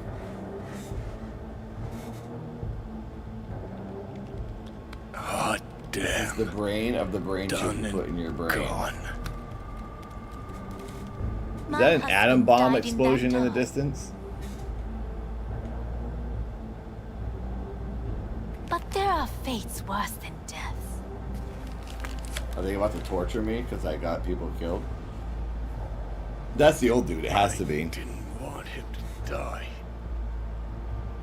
なぜこのようなことを Why did you do this? To bring an end to the madness you wreak. 人は嘘をつき自 What are 分 they about 自 to do? 身を欺 Mentally, like, scramble him? だが死者は違う It's the geezer. 死者は有 So 限だが much story so soon into the game. This is crazy. 死者の言葉にはつつましさがある始めろ Soul Killer Prime commencing engram transfer. So Keanu Reeves gets his soul killed. So that's so you can never be reborn and you can never come live another life, or something. What does that even mean? Whoa, I'm in the Matrix. Keanu's back in the Matrix. This is the Matrix 5, everyone. How many Matrix movies were there?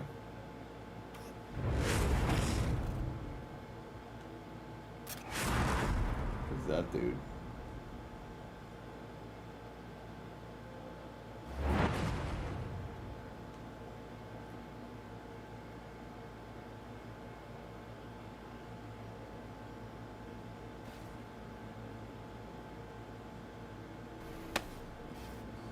Oh, it's Keanu Reeves. And you? Who are you? Oh, that now we're in the digital nether? Are we in the digital, like, purgatory? Digital ghosts meeting each other in the computer heaven. So his consciousness is put into the lady, into my character now?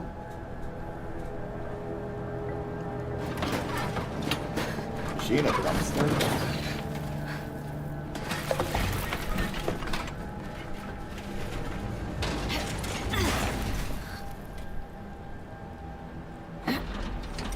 So, who was that guy? That guy was trying to stop whatever crazy war or corruption the Japanese guy was doing.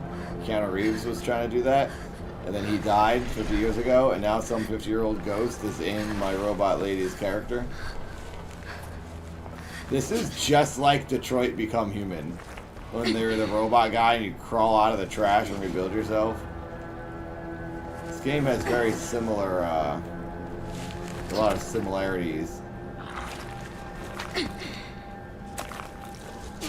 And why did we want that guy's brain? Why were we on that mission to get the chip that had his consciousness on it?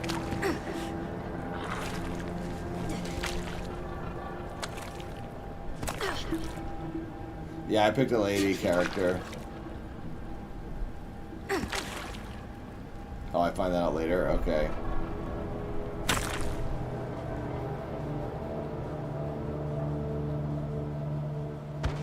I've never played it nuclear.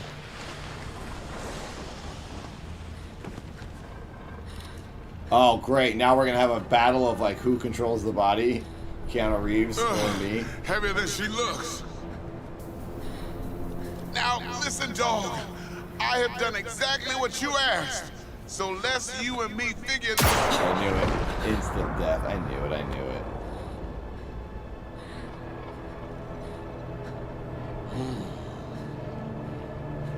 By the way, on YouTube, you can do the 7TV BTTV stuff in the chat on YouTube now, not just on Twitch.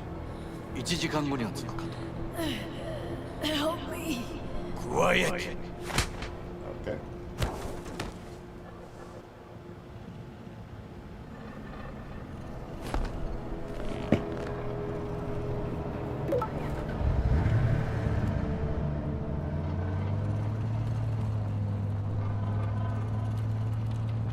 Kuso, ひどい匂いだ。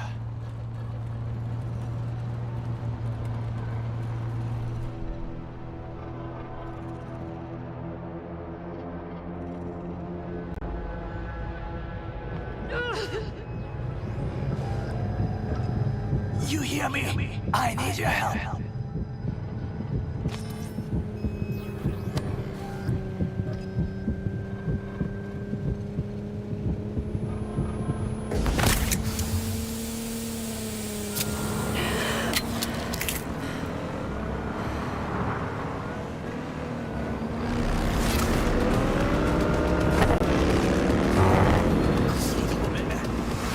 These naughty boys keep showing up. Is the game too loud?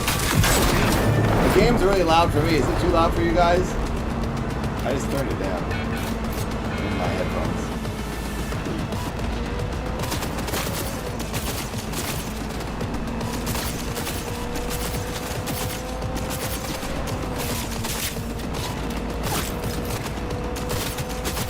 I think I could just shoot parts of it.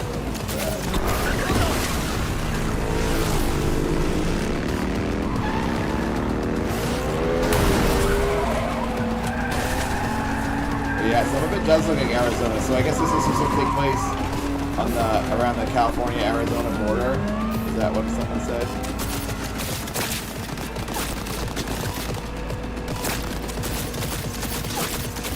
The game is awesome. Go away, Robit.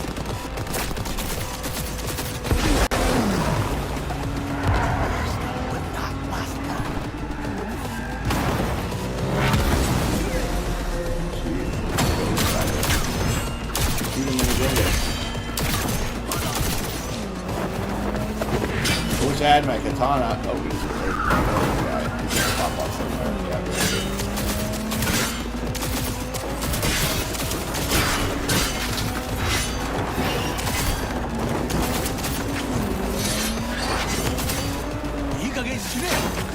my God.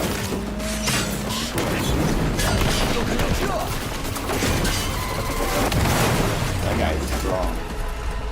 It's taking him forever to die.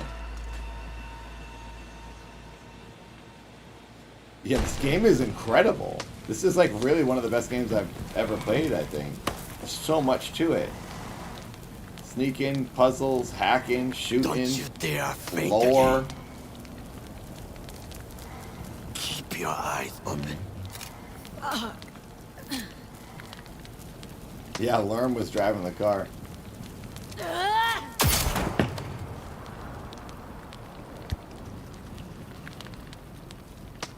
We both could use medical attention. Do you know a Reaper Doc whom you can trust? You were at Konpeki Plaza. We must get to Reaper Doc. Quickly!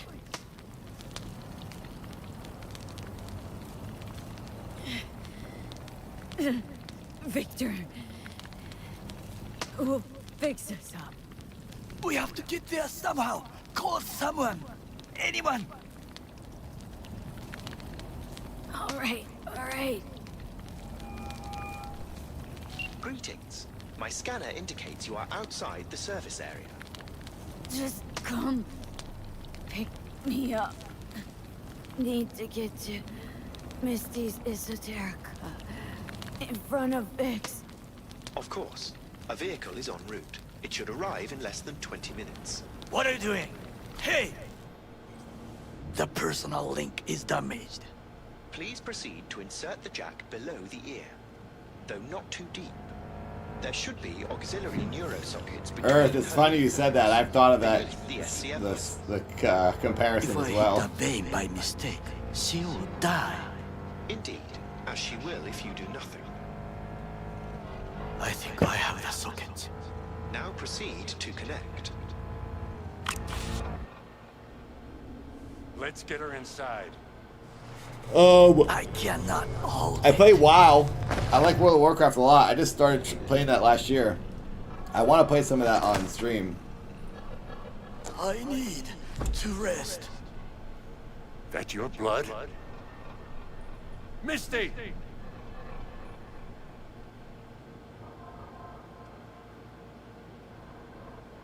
Pressure's tanking. It's neurogenic shock. She's dying. Gotta cut my way through the occipital bone. No other way. There is risk of... I know what I'm doing.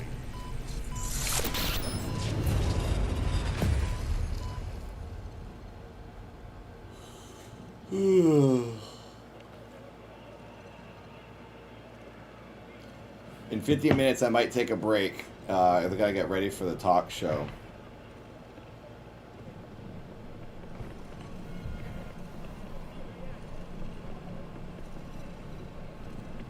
It is ultimately to defend the well-being of my family and my employees.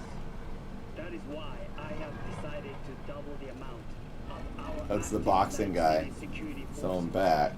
President Myers has called this a breach in the Army Accord. Provocation targeted at the NUSA and Militech. Tell me then, what do we call the murder of my father? Was that... How is she? Slower on the men than you, but looking better every day.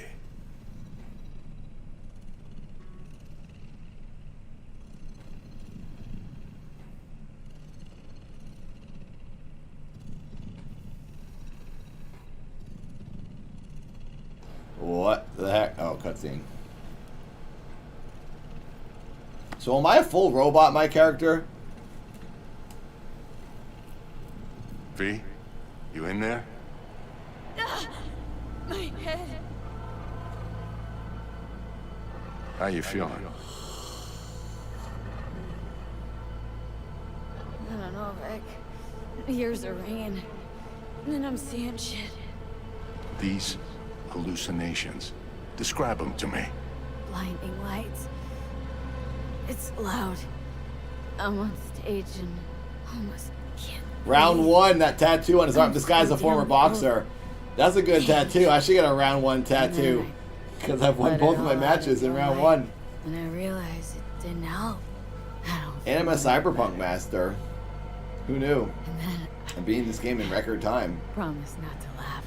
Oh, 40% robot. bomb Okay, in so I'm a Osaka lady. Tower. I'm a human person. Nothing there to laugh about. They killed me, Vic. Never been so afraid. It was too real. Even for a lucid dream. You weren't dreaming, V. Those were memories. There's a personality construct on that shard. Dreams you had, or from his past. Saying I experienced another psyche's memories? How is that even possible? You two are connected in a way I can't make head or tail of. Two? We're Me soulmates, and who? technically. Who's the other? Johnny Silverhand, a terrorist. Real talk of the town back in my day. Anyway, that's not what's important right now.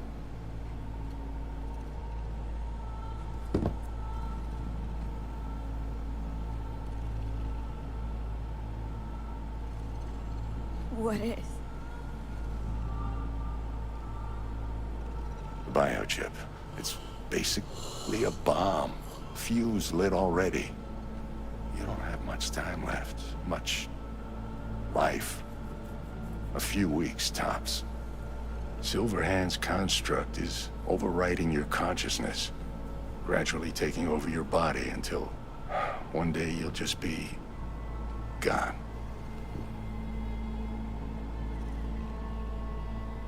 V, it's important you get all this. You'll fix me up, right? Vic? If I could, I would, V. Believe me. But this is... it's way beyond what I know how to do. You're the best of the best, Vic. Why can't you help me? You want the long story or the short?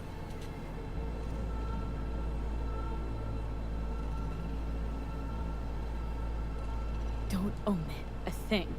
Not one D. Okay. There is a construct. A psyche on the chip. Out of Johnny Silverhand. You jacked it in your chip slot. Nothing happened, right? Until you died. Bullet in the head from Dexter Deshawn. How do you come back from something like that? Low caliber. You lucked out. Not least thanks to another poor decision by Mr. Deshawn. The nanites off the Lester, chip thank you for started 5 fixing the damage. subs. Then they took your hand 5 members. and coaxed you off the path toward the light.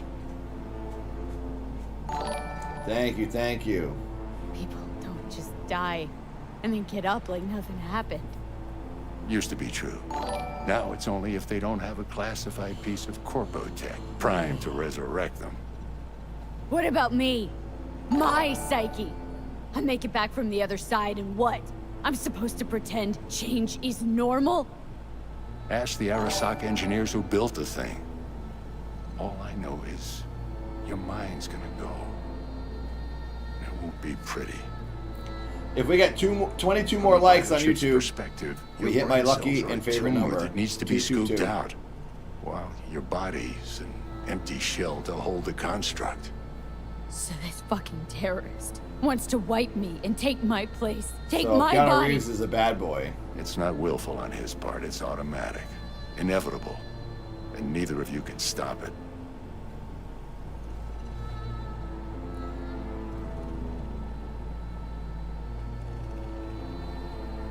Can't we just take the chip out or switch it off?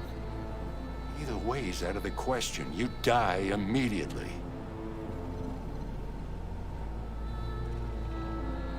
Vic, you've always come through for me.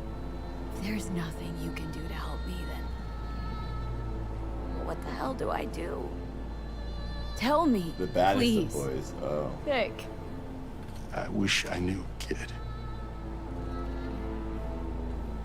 Misty?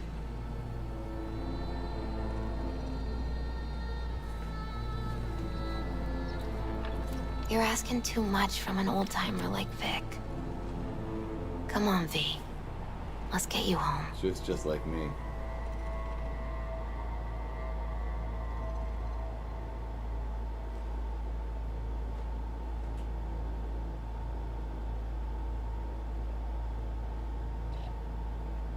And then he died. And I thought I was gonna die. With him in my sleep. Sleep's a small hint of death. The inevitable. Can't actually tell if I'm awake now. I mean, I could be dead already, right? Not something to focus on, V. Let it go. Here. Got some meds for you. Omega blockers. Taken regularly, they'll keep things from progressing too quickly. Also, they should keep that guest of yours calm and quiet. Pseudoendotrizine's from me. Effect will be opposite. It'll speed things up. Free the demon. so No, to I didn't know speak. there were boxing side missions. I just started the game yesterday, basically. Or one of the past days. It's only a couple hours in. Gotta lie down.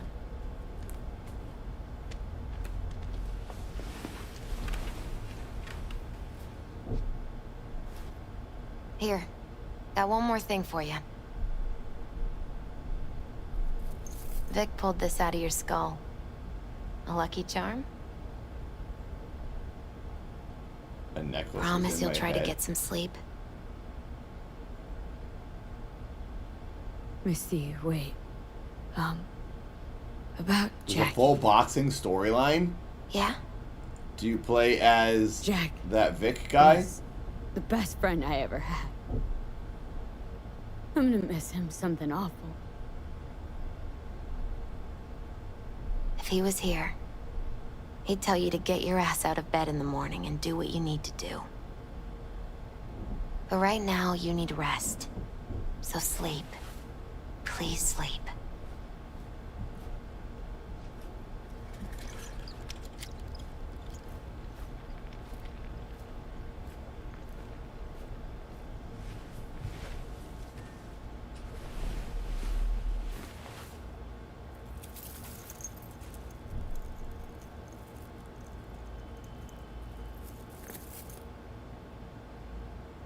Oh, is that a bullet made into a necklace?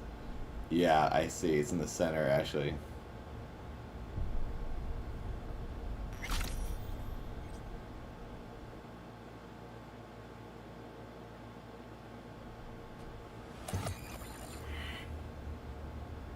Gotta get out of here, understand? So, and I'll kill anyone who gets in my way. So I You see him, included. since he's in my brain. Hello, Matt. So I'm the bad guy of this game and the good guy. Is that what I'm to understand? Need a smoke. Where'd you stash yours?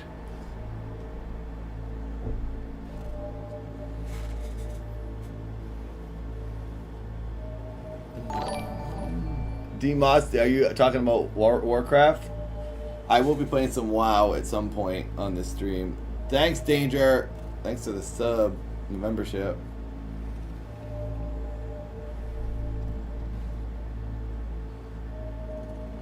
So is this like good ending, bad ending, kind of like Red Dead? I can like lean towards Keanu's character and be a bad person, or her character and be a good person. Where did you even come from? How are we even talking? How the fuck should I know? The fuck kind of droid toy are you supposed to be? Fucking ghost off! So he's seeing her and she's seeing him. They both think each other is real or something. Who you work for, start talking! Fuck. Hello, Raven. Fuck.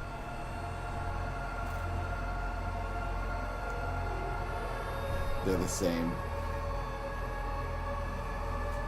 Fucking Chip. This is crazy. Rip the thing out myself. No, wait!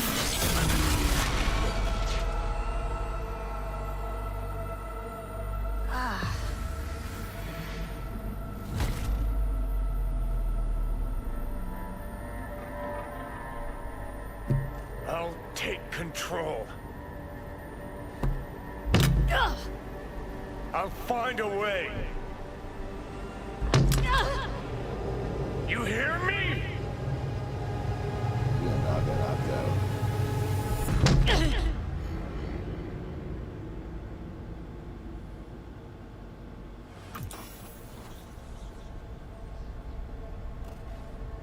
See you never, asshole.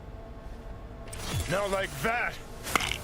Stick some iron in your mouth and pull the trigger. This is annoying. I can feel it. But they wouldn't Our see minds each other like touching. that. If I'm they're like one mold on person, fruit, they wouldn't see each creeping other. into you. Nothing I can do about it. You hear me? I'd puke if I fucking could. It's just a copy of the engram. I'm out there somewhere. Gotta be. Gonna kill you! Do it. What are you waiting for? So if he's a digital thing, how can he knock the meds out? I guess it's her doing it to herself. Fuck me. So I have to keep taking those pills to keep subduing him. Yeah, 2 minds in the brain. That's annoying. So I gotta get the virus out of my brain, basically. Keanu is a virus.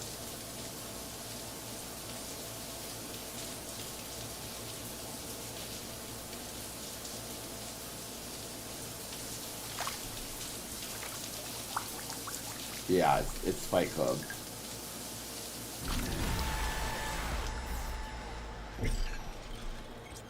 Wow. day out there today.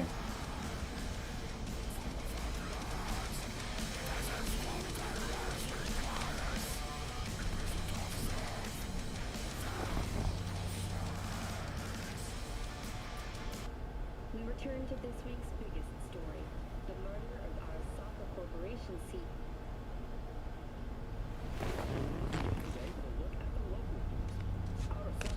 How do I change my clothes? Professors and students now have the option to acquire an Arasaka Ozokuri SX cognitive implant on loan at a 20% discounted rate. Whoa, what is all this? Oh, ammo and stuff. Outfits.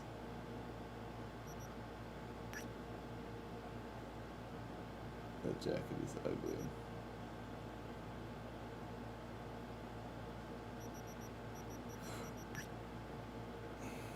A Bane jacket. She's wearing a jacket and no pants. Oh, here we go.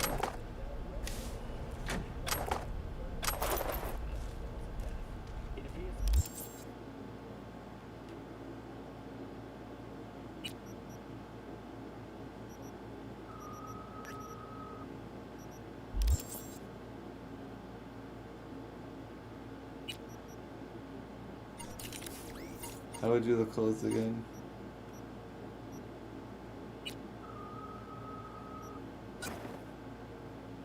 That's cool. That looks comfortable, actually.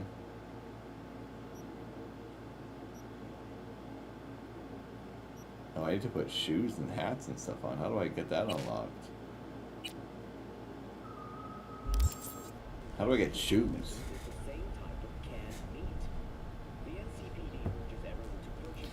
Oh boy. Alright, I'm going to save this. I'm going to take a break. I'll put some videos on because I got to get ready for the talk show. In an hour. Oh, I've been playing for 5 hours and 21 minutes. Okay. I'm going to do the talk show with Harley in an hour. So I'm going to take a break. Get ready for that.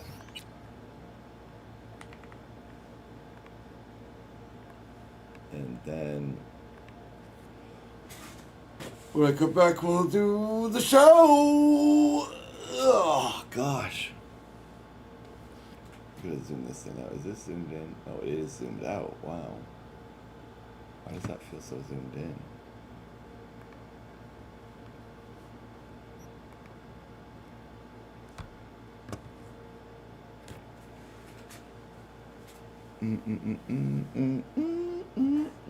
Oh, it's closer, that's why.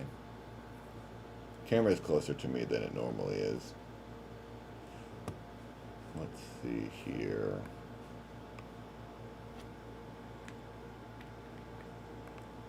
What do we want to watch for entertainment?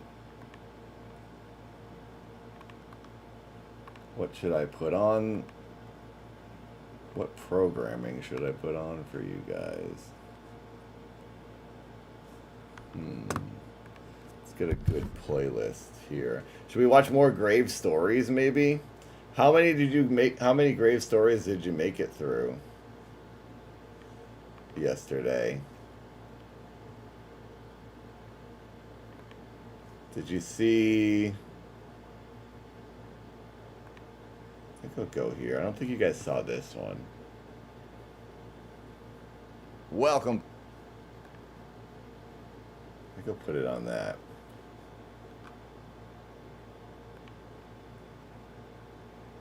All right. I'm going to put on Grave Stories. It's a series I do where it's like deep dives into this. I think this one has like low quality. The footage doesn't look amazing. It's kind of pixelated, but you get the gist. These are the videos I do are like they're spooky investigations. So, thanks for being here. Day 5. I really appreciate it. Day 4. Sorry, brain's already scrambled. It started on Friday, now it's Monday. So, enjoy Grave Stories. I'm going to get ready for the talk show, which is in an hour from now, 6 o'clock, California, 9 p.m. East Coast. Harley from Epic Mealtime is coming on. We're going to chat. And you guys can call in and you can talk to us and hang out. So, see you soon. I'll be live for many more hours tonight. And I'll see you after the break. Thanks for being here.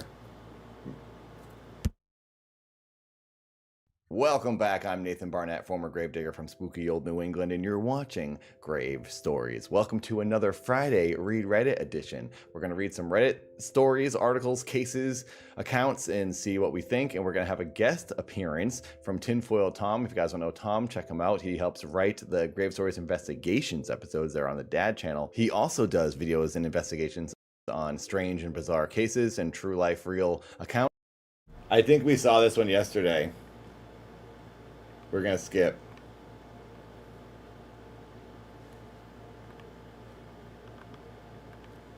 Welcome to the cemetery. I'm Nathan Barnett, former gravedigger from spooky old New England, and you're watching Grave Stories. All right. If you don't know, I have a podcast. Oh wait, this is all Grave Stories, where I read true accounts, real ghost stories. So if you don't know about it, please go check it out. There's also Grave Stories Investigations on the Dad YouTube channel, where we investigate so many spooky videos everywhere to strange subject matter. I have the plan and goal to upload longer episodes where I write a script based on a situation that I've researched, which is this episode. Script for some stories. If there's a it, I hope you like this episode. We got our pickaxe, our shovel, and our lantern, and we're in a spooky mood. Here we go, everyone.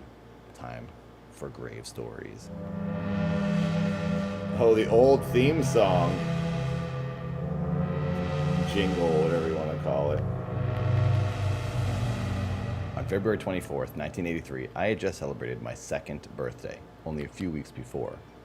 Well, it was more of my parents celebrating, and I was probably just laying there not knowing what was happening. Also on February 24th, 1983, it was the day before my brother celebrated his 4th birthday. I'm sure he was at least aware of his surroundings more than I to enjoy some toys and cake. See you shortly! But on February 24th, 1983, someone else was celebrating a death day. 21-year-old Don Decker sat in a funeral parlor in Stroudsburg, Pennsylvania, staring at a dead body, the body of his grandfather, James Kishpaw. Don may not have been celebrating with singing and dancing, but I'm sure in his head he was pretty relieved that his grandfather was gone. He may have also been feeling good because he was allowed out of prison for a short period of time to attend the funeral and spend time with his family. Don was sentenced for 4 to 12 months in prison for receiving stolen goods. Now, Don wasn't necessarily a bad person or a criminal per se. He just sort of got mixed up in some trouble being an unguided young person. So Don was allowed to be out of prison to spend time with his family. Now, his grandfather was only 63 years old, but he had passed away from cirrhosis of the liver. Now, while the rest of the family was sad and mourning the death of James, the grandfather, Don, on the other hand, was not. Don described his grandfather as evil, and he was looking forward to his new life now that he was free of this violent oppressor. Now, no one else in the family knew about this abuse. So when the family told stories after the funeral and talked highly and fondly of the grandfather, it made Don uncomfortable. He didn't want to be around any of that. So instead, he went and stayed with his 2 friends, Bob and Jeannie. Bob and Jeannie were a married couple that Don had become friends with a few months earlier. At some point in the night, when hanging out with his friends, he suddenly changed. The air around him got cold and he felt chills all over his body. Then he fell into a sort of trance. He would still talk and respond to his friends, but he looked and acted differently. Then the air in the room became very moist and water started to drip from the ceilings and walls. They couldn't figure out where it was coming from. There couldn't be a leak because there were no pipes in that part of the house, and it wasn't raining outside. So Bob and Jeannie called their landlord, Ron. Ron, the landlord, came over and couldn't believe what he saw. Water was coming from everywhere, coming up from the floor, out of the walls, down from the ceiling. It was absolutely soaked in the entire living room. Now Ron, the landlord, who knew this house very well, was very confused by the situation. So he called his wife and the police to come check out what was going on. The police officer named John, who showed up, called his partner to show him and get another logical perspective on the situation. When Ron's wife and the other police officer entered the house, the strangest thing happened. Droplets of water moved through the people horizontally, through the air, past them, and into another room. but the water and moisture was only happening in this room. John, the police officer, said it made him so uneasy that it was giving him goosebumps and raising the hair on his neck. So the police decided to report the situation to their police chief. And at this point in the night, it had been hours since Don, Bob, and Jeannie had eaten. So they walked across the street to a pizza place. Now the landlord and his wife stayed behind inside the house. And once everyone left, the landlord said the water stopped dripping. It all just went away. So they were convinced that it was happening because it was connected to one of these people. Across the street at the pizza place, Don and his friends sat down to eat. The woman who owned the pizza place was named Pam, and she had come by the house earlier and saw the water herself, so she was aware of the situation. Pam was pretty religious, and she felt that Don was possessed. She commented on how Don looked and acted like he was in a trance. Then, after a few moments of them all sitting there in the pizza parlor, the water came back. It started dripping everywhere, just like previously in the house. Now, since Pam was religious, she of course had a crucifix nearby. She grabbed it out of the cash register and threw it around the neck of Don. As soon as she did, it burned his skin. Pam commented in her testimonial that this couldn't have been a prank. There's no way he could have faked that. They all saw his burning skin. I just want to take a moment to remind everyone that these are real people that experienced this, and their testimonials are very compelling because they do not seem at all like people who would embellish and make a story like this up. So many people saw this happening, and a lot of them aren't the type of people who would believe in this type of a weird thing, especially the police officers and the chief, and probably most compelling, the warden in the prison. But that will come later. The group finally left the pizza place and headed back across the street to the house. And of course, as soon as they left, so did the rain and the water. Once they walked back inside the house, the dripping started again, everywhere, soaking everything. The group started to get pretty frustrated, and they began accusing Don of doing this on purpose. They were shouting at him and telling him to stop, asking him why he was doing this, and they were just getting frustrated and annoyed with him and yelling at him. And then the energy in the room completely changed. The room became very tense and negative. That's when things got a lot scarier. With everyone yelling at Don, items in the room started moving. Pots and pans and kitchenware began shaking, items began banging against the walls, and Don himself rose up off the floor and levitated. This horrified everyone. Something was not happy with them. They all cried out in concern for Don. Then, suddenly, he was thrown across the kitchen and crashed onto the floor. In a testimonial, Don said it didn't feel like a normal shove. He felt it all over his body all at once. Some unknown source enveloped his body and tossed him like a doll. After a while, the police chief finally arrived. He was not very happy from being woken up in the middle of the night and did not want to be showing up to this house. So he was pretty grumpy. As soon as he walked into the house, he felt like it was a big joke and he didn't take it seriously. He didn't believe any of it, and he felt that the officers were being taken advantage of and made to look stupid. He wouldn't even let them file a report. He said that the incident wasn't real and it never happened. But both of the officers disagreed because they knew what they saw all night. The next day, 3 seasoned cops came over to the house to try an experiment. They placed a paper bag over Don's head so he couldn't see what was going on. They then put a metal cross in his hands, and instantly it burned his hands. An officer named Bill picked it up and he felt the heat on the cross. Then moments later, Don again levitated, rose up off the floor, and was thrown across the room into another wall. Then the cops ran over to him, they took the bag off his head, and they saw scratches down both sides of his neck, which drew blood, and blood was dripping down his neck. In his testimonial, one of the officers named Bill said he had never seen anything like this in his 40 years as a cop. There was always a way to investigate a situation and come to a conclusion, and this was the first time he couldn't figure out how any of this was happening. Now, on the next day, the third day of this bizarre phenomenon, the group reached out to many priests and ministers, but none of them would respond or say that they would be willing to come and help them with their situation.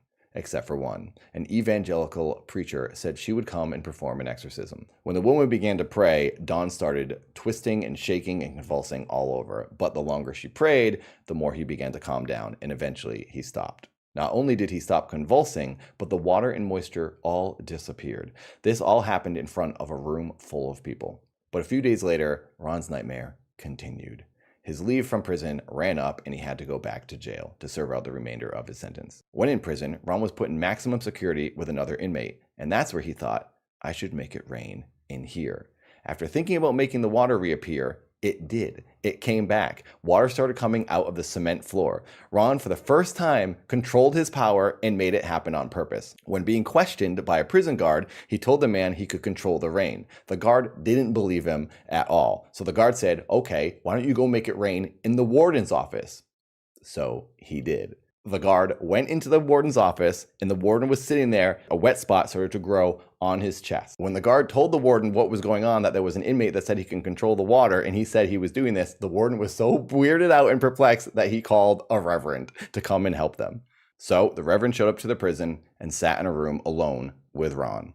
They talked for a while, and Ron explained what was happening, and the reverend accused him of faking it and lying. As soon as he did this, everything changed. The energy, again, like in the kitchen, got negative, and the thing that was possessing Ron, probably his grandfather, got angry and didn't like what the reverend was saying. The reverend said he felt a change in the room, and a smell appeared. He said it smelled like the room of a person on their deathbed in a hospital. Ron then lifted his hand and rubbed his fingers together, and just like that, it began to rain in the room. The reverend didn't know what to do other than just start reading from his Bible.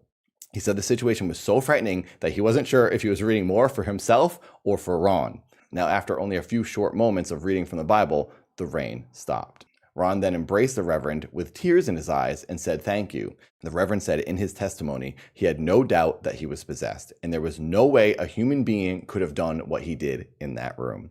That was the last time the rain happened. Ron feels it was the doing of his grandfather, who used to torture him when he was alive, and he was now torturing him from the grave. The paranormal experts that were involved in the situation all said that this was one of the most intriguing cases they'd ever been a part of because all the witnesses were so credible. Seasoned police officers and people with no history of lying or fabricating fantastic hoaxes or schemes. It was the most fascinating case that any of them had ever seen. Well, there you have it, everyone. The baffling case of the real-life Rain Man. Hope you enjoyed watching this episode. If you want more, please give a like. It really does help. And if you have any cases that you think are interesting and you would like me to cover, please let me know. There is a room in my Discord titled Spooky Stuff. Please comment and leave links in there. I read all of them. I'm always looking for more stories to cover, so please let me know what you think I should cover next. And if you haven't yet, please subscribe. It's been 16 years of me on YouTube, and I'm almost finally at 500,000 subscribers. Thank you for watching, everyone. I'll see you next time. Welcome to the cemetery. I'm former gravedigger Nathan Barnett from spooky old New England, although I live in Los Angeles now, and you're watching Grave Stories. Thanks for coming back, everyone. Got another one. This is a pretty interesting one. It's actually going to be a double episode. We got 2 stories today. I found 2 pretty interesting, pretty fun short stories, so we're going to tell them both. Now, please click the freaking bell. I'm begging you. I never asked people to do these things until I started making these videos because I realized it actually works and it helps, and you guys are getting notified, and I'm showing up in the algorithm. So thank you for watching. Never stop watching, and I'll never stop making them. Let's go.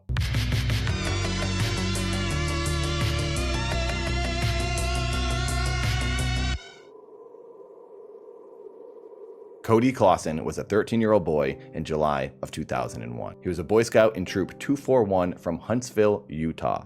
He, along with his father and the rest of his Boy Scout troop, had just made the 5-hour drive north from Utah to Wyoming. They had just arrived at their destination, which was Camp LOLL, a campsite in the Targhee National Forest. This is where the Boy Scouts were going to spend a few days in the wilderness, putting their skills to the test, living off the land, and hopefully earning a few new merit badges. The campsite they were staying at was 1 mile away from Yellowstone National Park. So this is a very big forested area. When they arrived, they started to unpack the cars and they set up camp. Cody grabbed some gear and started following who he thought was his dad. He was following this guy just walking aimlessly into the woods, and then he realized it wasn't his dad, and he looked around and didn't know where he was. He then lost that guy and couldn't find out where the heck he was. So he sat there like a Boy Scout, like he was taught to wait when you're lost and someone will come and find you. But after 30 minutes of waiting, no one came. And then he started getting pretty scared. So he put all the gear down and started running down a trail, thinking he was heading back to camp. He wasn't. He was going deeper into the woods, and he got very lost. Now, the gear he ditched was a sleeping bag, an air mattress, and 2 empty water containers, which he probably should have held onto because he was definitely going to need them. It's getting late, and it's very cold because it's raining and snowing, and Cody is only wearing flip-flops, shorts, and a t-shirt. Cody keeps walking through the night and only gets more and more lost. Eventually, it was so dark, he needed to stop walking because he didn't know where he was going at all, and he was frozen. So he luckily found a rock that was protruding from another rock, and he was able to crawl under using it as a makeshift shelter. He tried to use some of his Boy Scout skills and build a barrier on a wall to stop the wind and cold using logs and sticks, but it was so windy, it just kept blowing all the logs over. So he eventually just gave up and curled up in the dirt and tried to go to sleep. Unfortunately, he was so terrified that he never fell asleep. He said he was religious, and the only thing that brought him comfort was saying his prayers. So he just laid there, curled up, saying his prayers until the morning came. In the morning, Cody was greeted by a family of bears. Thinking, oh God, please don't eat me, Cody laid there motionless as the bears walked right past him and never even noticed. Cody then had an epiphany and suddenly knew exactly where he needed to go, so he started running through the woods. He ran for a few hours, covering a couple miles until he came to a clearing. When he was approaching the clearing, he started hearing the sounds of helicopters. So he started running faster, making it to the clearing so that the helicopters would eventually, hopefully, see him down standing in the middle of a field. He then climbed up on top of a big rock where he took his belt off and used the belt buckle to shine at the sun, causing a glimmer for the helicopter pilot to hopefully see him standing down below. It worked. The helicopter pilot saw the flashing belt buckle and he landed down in the field because it was big enough for the helicopter to make it. Cody ran over the helicopter and the helicopter pilot opened the door and brought him inside. When he was safely in the helicopter, the pilot said to him, "Oh boy, you sure must have earned a merit badge for this one." That pilot's name was Harrison Ford, and Cody recognized him instantly as Han Solo from Star Wars. Harrison lived part-time in Wyoming and would often volunteer his flying services. This was the second rescue Harrison Ford had performed. A year earlier, a hiker named Megan Freeman climbed the 11,000-foot Table Mountain in Wyoming, but she suffered altitude sickness and dehydration and was unable to climb down. So Hollywood actor Harrison Ford flew her off the mountain into the hospital. There you go. Apparently, Harrison Ford is saving people's lives when he's not acting in movies.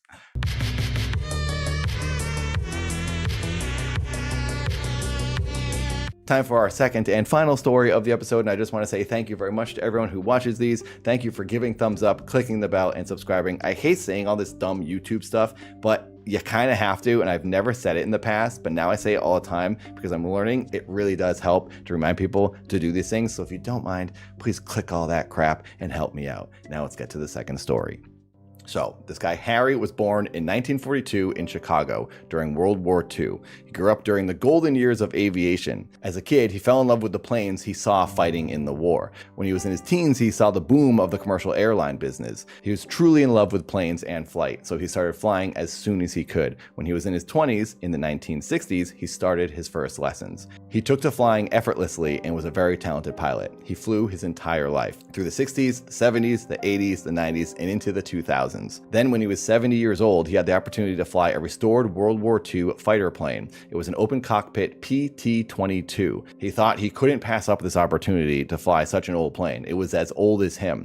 So he went to the small airport where the plane was located and he did a full check of the plane. Everything seemed good, so he started the plane, got clearance to take off, then took to the skies. But almost immediately, something went wrong. The engine started sputtering and stalling. Unfortunately, in his pre-flight check, he had missed a problem with the carburetor. The carburetor's main metering jet got dislodged and turned 90 degrees, causing the fuel-air mixture to be too rich for the engine and not properly run. The carburetor was rebuilt 17 years prior and had not been checked since. The owner of the plane said there was no requirement to do so. And now the plane is crashing. So he radios to the tower, saying he's turning around and coming in for a crash landing.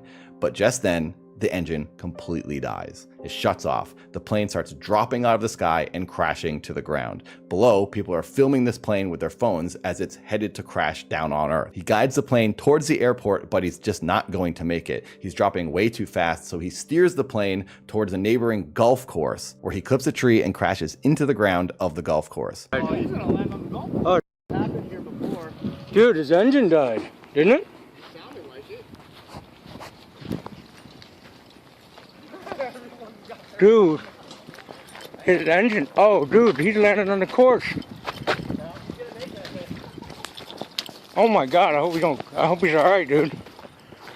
Dude, he's landing on the course. Sorry. Now, some of the people that were playing golf on the golf course at this time and watched him crash right in front of them happened to be doctors. These doctors ran over to the plane and dragged him out of it. He had a broken back, broken ankle, broken pelvis, and a giant gash in his head, and blood was dripping all over his face. The doctors called 911 and he was rushed to the hospital where he made a full recovery. Harry, the pilot, was also Harrison Ford. Harrison Ford has lived a crazy, crazy life. I couldn't believe all these things I was discovering about Harrison Ford, so I figured this deserves to be an episode. There you go, everyone. The fantastic life, the ups and downs and adventures of Harrison Ford. There's probably more, but that's all I can talk about today. Thank you for watching. Click all that crap. I beg you, never stop watching Grave Stories. Thanks for being here. I love you all. Goodbye.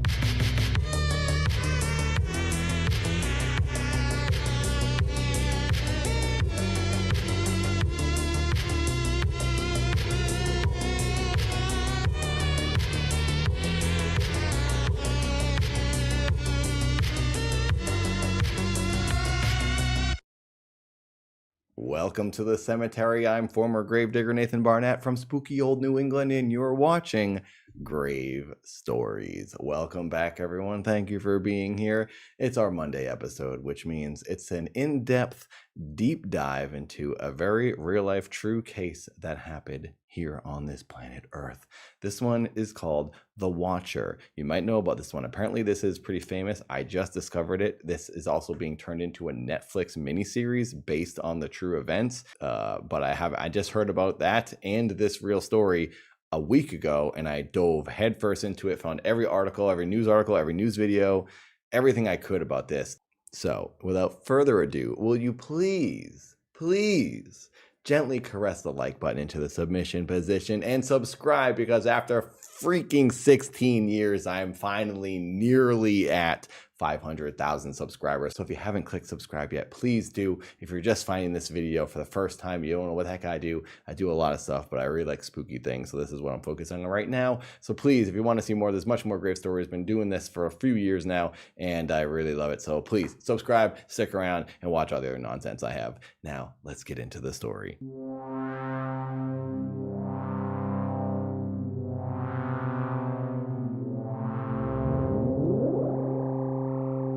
It was the summer of 2014. Derek and Maria Brodus had just purchased their dream house in Westfield, New Jersey. The house was located on 657 Boulevard in Westfield, New Jersey, just down the road from where Maria grew up. Derek was recently promoted as a senior vice president at the insurance company he worked for in Manhattan, and he had just turned 40 years old. And he was now the proud owner of a 6-bedroom home located 45 minutes from New York City. Life was good. They were moving into a picture-perfect neighborhood, a great place for a young family to grow. And Derek and Maria had 3 children, 2 girls and 1 boy. The couple did well for themselves financially. They're moving 2 miles up the road from their $300,000 house in Scotch Plains to this much bigger house for $1.3 million. They even spent an additional $100,000 on renovations. A few weeks before moving out of the house, the previous owners, John and Andrea Woods, received a letter in the mail several days before moving out. In the letter, it mentioned a family watching the house from a distance. This was the first strange letter they ever received while living in the house for 23 years, so they didn't think much of it and they threw it away. So now, when the Broduses are moving in a few weeks later, they're having renovations done, and they receive a very eerie letter in the mailbox. It was late at night, and Derek was alone in the house. He was painting the walls that day and was about to head back home to their old house. Before he left, he checked the mail and found a letter. Standing alone in his kitchen at night with the windows open for anyone on the outside to see, he opened the letter and started reading it. This is what it said. Dearest new neighbor at 657 Boulevard, allow me to welcome you to the neighborhood. 657 Boulevard has been the subject of my family for decades now, and as it approaches its 110th birthday, I have been put in charge of watching and waiting for its second coming. My grandfather watched the house in the 1920s, and my father watched in the 1960s. It is now my time. Do you know the history of the house? Do you know what lies within the walls at 657 Boulevard? Why are you here? I will find out. Do you need to fill the house with the young blood I requested? Better for me. Was your old house too small for the growing family, or was it greed to bring me your children? Once I know their names, I will call to them and draw them to me. I see already that you have flooded 657 Boulevard with contractors so that you can destroy the house as it was supposed to be. Tisk, tisk, tisk. Bad move. You don't want to make 657 Boulevard unhappy. And then it's signed, The Watcher. So now Derek is super freaked out. He runs around the house, locking the doors and closing the windows. He turned off the lights and called the cops. An officer came by and Derek showed them the letter. The officer didn't really know what to say of it and what to make of it. And he couldn't do anything at the moment other than to make sure his house was properly locked up. And he filed a report, and then they both left. When he got home, he emailed the previous owners, John and Andrea Woods, and he asked them about the letter. And they said that they had also received a letter earlier and they didn't think much of it, so they had thrown it away. So the Broaduses went to the police and hired a detective to look into the situation. They were partnered with Detective Leonard Lugo, who told them not to mention the letters to anyone and don't tell the neighbors anything because you don't know if any of them are the Watcher. Over the next few weeks, the couple were pretty on edge and cautious of everyone they came in contact with. This person could have been literally anybody. Derek didn't go away on a work trip that he had planned, and they didn't let the kids wander around the yard too much. But at the same time, they tried to appear in front of the neighbors as if everything was fine. They also didn't spend too much time at the new house, so nothing unusual really happened. But that was until Maria went to the house to look at some paint, and when she went there, she also checked the mailbox and she found a second letter. Now, this second letter took things to a much scarier level. In this letter, the Watcher addressed Derek and Maria by name, and they mentioned all of the kids, their ages, and called them by their nicknames. One of the creepier questions in the letter was if the child who owns the painting easel on the front porch was the artist in the family. So that means that whoever the Watcher was could see into their house and knew their names. So in order to keep up normal appearances, they had to allow some neighbors to come into the house to see the work they had done in the house. Now, was one of these people the Watcher? They don't know. They had suspicions, and they probably shouldn't have let anyone in the house, but they were trying to act like a normal family and be cordial to the people around them. The Watcher also asked again if they had found what was in the walls of the house, but instead of me paraphrasing, let's just read the entire horrifying letter. It goes like this. 657 Boulevard is anxious for you to move in. It has been years and years since the young blood ruled the hallways of the house. Have you found all of the secrets it holds yet? Will the young blood play in the basement, or are they too afraid to go down there alone? I would be very afraid if I were them. It is far away from the rest of the house. If you were upstairs, you would never hear them scream. Will they sleep in the attic, or will you all sleep on the second floor? Who has the bedroom facing the street? I have goosebumps. I can't read this. I have so many goosebumps. I'll know as soon as you move in. It will help me to know who is in which room. Then I can plan better. All of the windows and doors in 657 Boulevard allow me to watch you and track you as you move through the house. Who am I? I am the Watcher and have been in control of 657 Boulevard for the better part of 2 decades now. The Woods family turned it over to you. It was their time to move on and kindly sold it when I asked them to. I pass by many times a day. 657 Boulevard is my job, my life, my obsession. And now you are too, Brodus family. Welcome to the product of your greed. Greed is what brought the past 3 families to 657 Boulevard, and now it has brought you to me. Have a happy moving in day. You know I will be watching. This creeps me out so much. I have goosebumps all over my entire body. I don't know why this story affects me so much. It's just very unnerving. Let's continue. So this is clearly getting scary for the family. The letter was basically a threat, mentioning hearing the screams of the children, saying the family is their obsession and that they are definitely watching them. The detective made a good point to the family when they said the Watcher could see the painting easel on the porch. They wouldn't be able to see that from the street. In order to see that, you'd have to be next door or behind the house, which can only be seen from one of the neighbors' houses. Now, feeling even more on edge and suspicious of the neighbors, Derek and Maria decided to stop bringing the kids to the new house. It didn't feel safe anymore. They wondered if they were even going to be able to live in the house at this point. So now they're not really even at the house, and the renovations have slowed, and the Watcher took notice and sent a third letter. This is what it said. 657 Boulevard is turning on me. It is coming after me. I don't understand why. What spell did you cast on it? It used to be my friend, and now it is my enemy. I am in charge of 657 Boulevard. It is not in charge of me. I will fend off its bad things and wait for it to become good again. It will not punish me. I will rise again. I will be patient and wait for this to pass and for you to bring the young blood back to me. 657 Boulevard needs young blood. It needs you. Come back. Let the young blood play again like I once did. Let the young blood sleep in 657. Stop changing it and let it alone. So apparently the house is really wanting the children inside, according to the Watcher. So at this point in my research, I was feeling that it was one of the neighbors. There is a pretty unique family that lives next door. But Derek and Maria felt that it was maybe another person who was bidding on the house and tried buying it, but lost to Derek and Maria. They told this to the detective, but the detective didn't have much to go on regarding the other bidders. So at this point, the Broaduses started doing their own detective work. They hired private investigators to look into the landlords and a former FBI agent to make a profile of the Watcher. They also installed cameras around the house. The investigators felt that the neighbors, the Langfords, were the best suspects. This is what I think.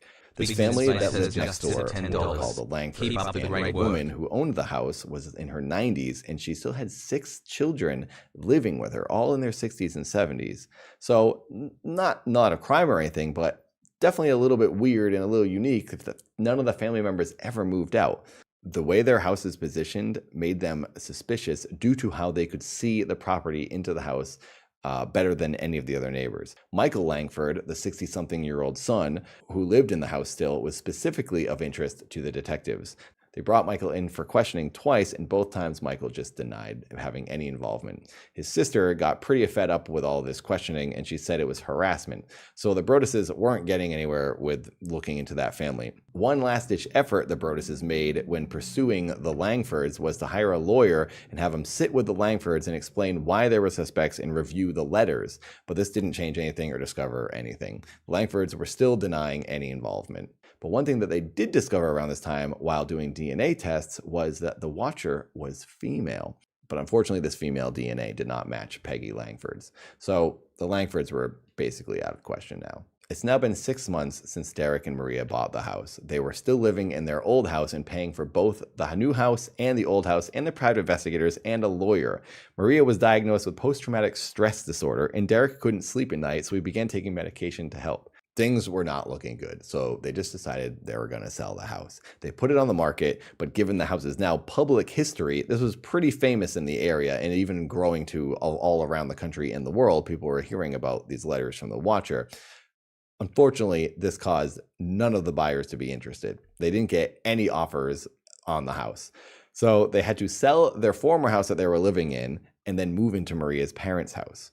Then the Westfield Police Department opted to restart the entire case. They asked Andrea Woods, the previous owner, if she would provide a DNA sample, and they questioned her 21-year-old son.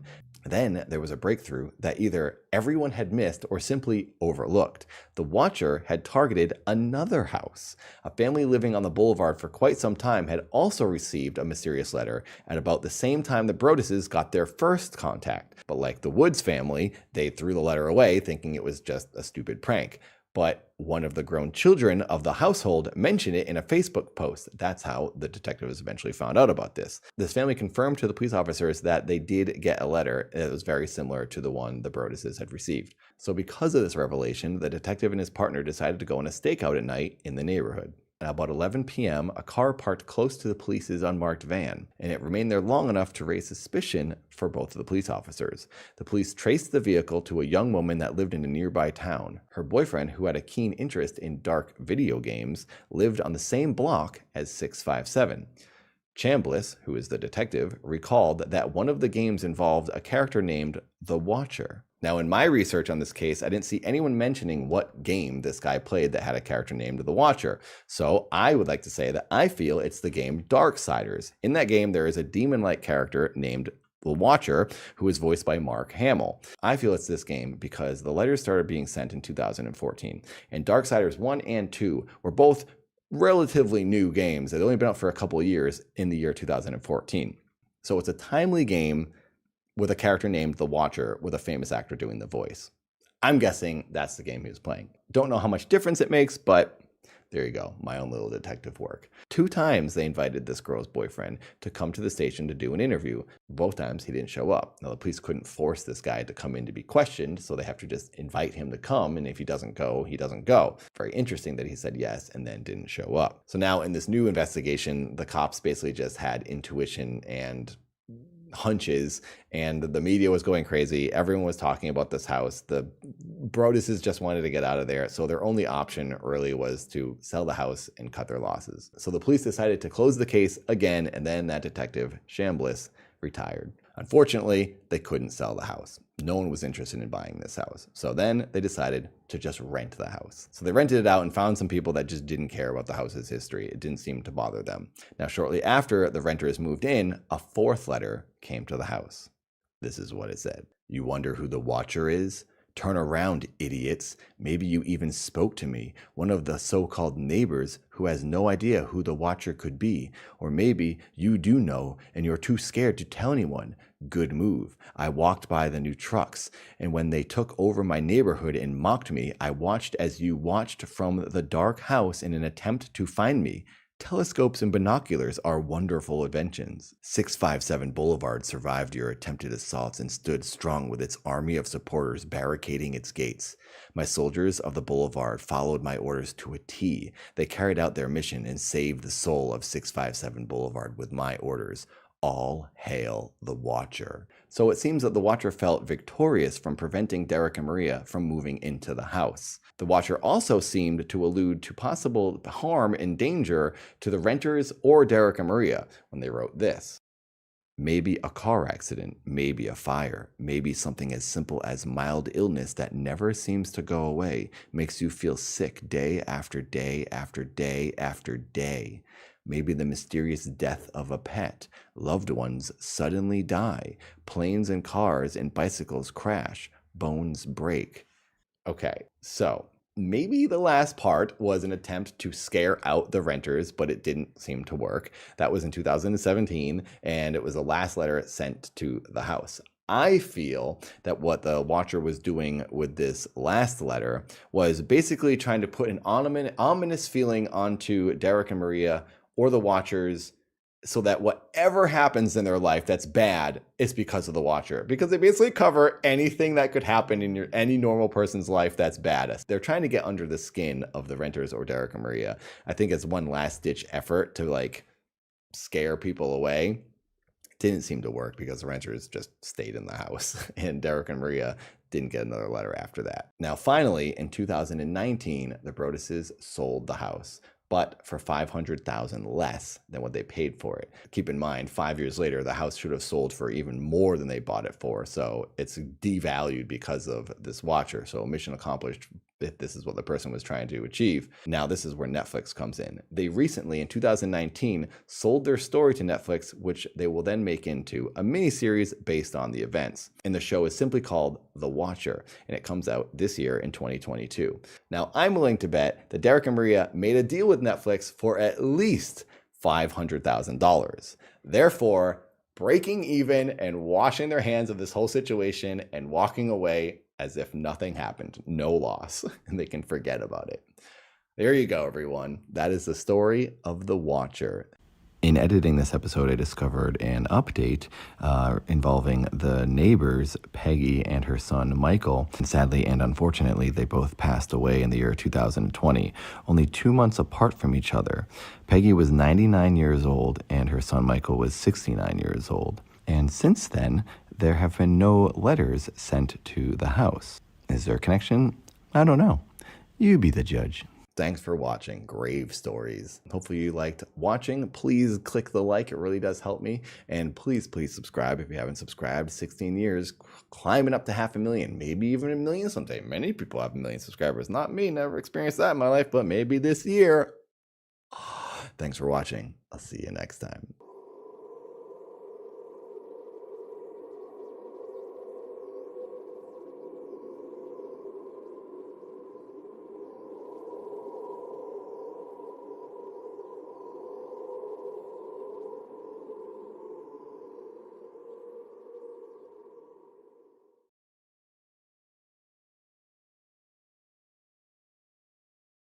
Today on Grave Stories, we dive into the recent story of possessed sheep in Mongolia that have been walking in perfect circles for 2 weeks. Let's do it.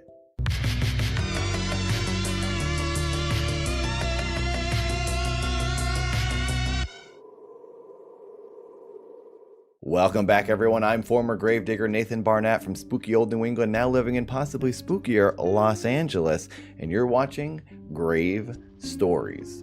Now, to start off, I'll let you know that I'm recording this on November 22nd, 2022. This story just came out a week and a half ago. There's a Twitter account named The People's Daily China, which is China's largest newspaper, and they posted a video of some sheep on a farm that blew up. The video currently has 12 million views, so a sheep herder from the farm in Mongolia shot the video of the strange behavior. There's also security footage of the sheep during the days of them doing this. In the video, we see the sheep walking in a perfect circle, and they've been doing this for 12 days straight, and it's reported that they still haven't stopped. So this isn't a typical Grave Stories episode where I'm talking about some famous ghost case or some weird paranormal occurrence that has been talked about on other channels. This probably isn't being talked about at all, but I found it very intriguing, so I figured I'll do an episode on it. So let's get into the details. Now, is this even a thing worth talking about? Is it even odd enough?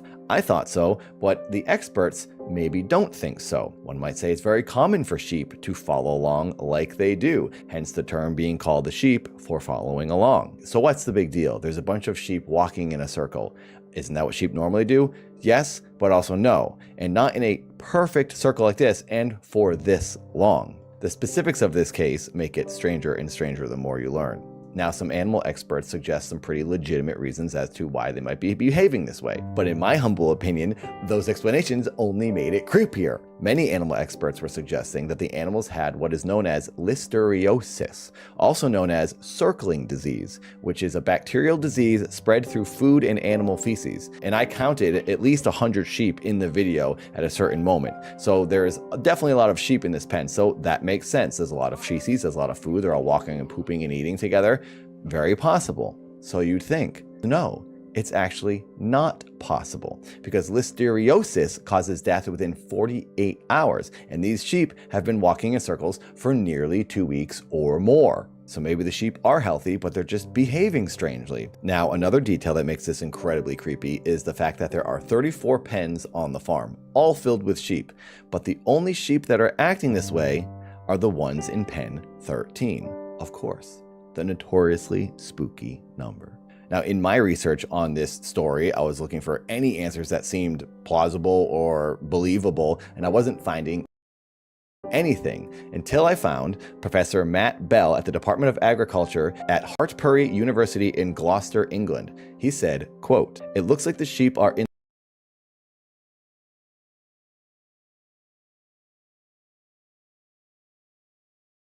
the pen for long periods, and this might lead to stereotypic behavior, with a repeated circling due to frustration about being in the pen and limited. Once one starts a behavior, others quickly join in. Soon enough, the entire farm is walking in circles. But the entire farm isn't walking in circles. Just these sheep in pen 13. Why?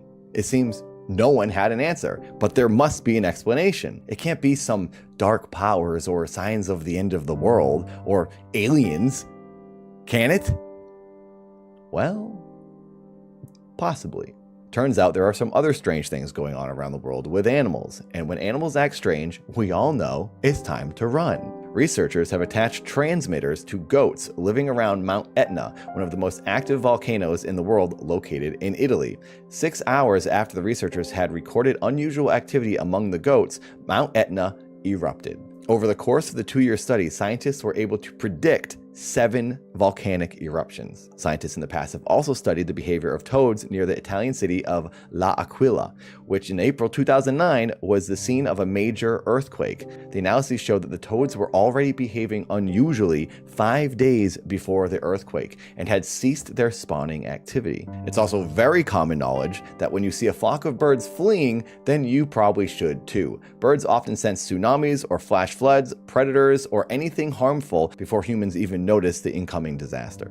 So is the behavior of these sheep something we should be paying attention to? Could it be telling us of some incoming disaster? Now, not only are these sheep in Mongolia acting strange, but the 2 white rhinos in the Nairobi National Park have also been walking in circles, but counterclockwise. Now, this is particularly interesting because these are the last 2 white rhinos left on the entire planet. They're completely extinct except for these last 2 rhinos, which are both female. About 2,000 white rhinos have been killed by poachers in the last 20 years, now leaving them basically extinct. So is the strange behavior of these 2 white rhinos also some signs of something to come? Being that they're the last of their species and a direct descendant of the dinosaurs, I'm willing to bet that they know more than we do.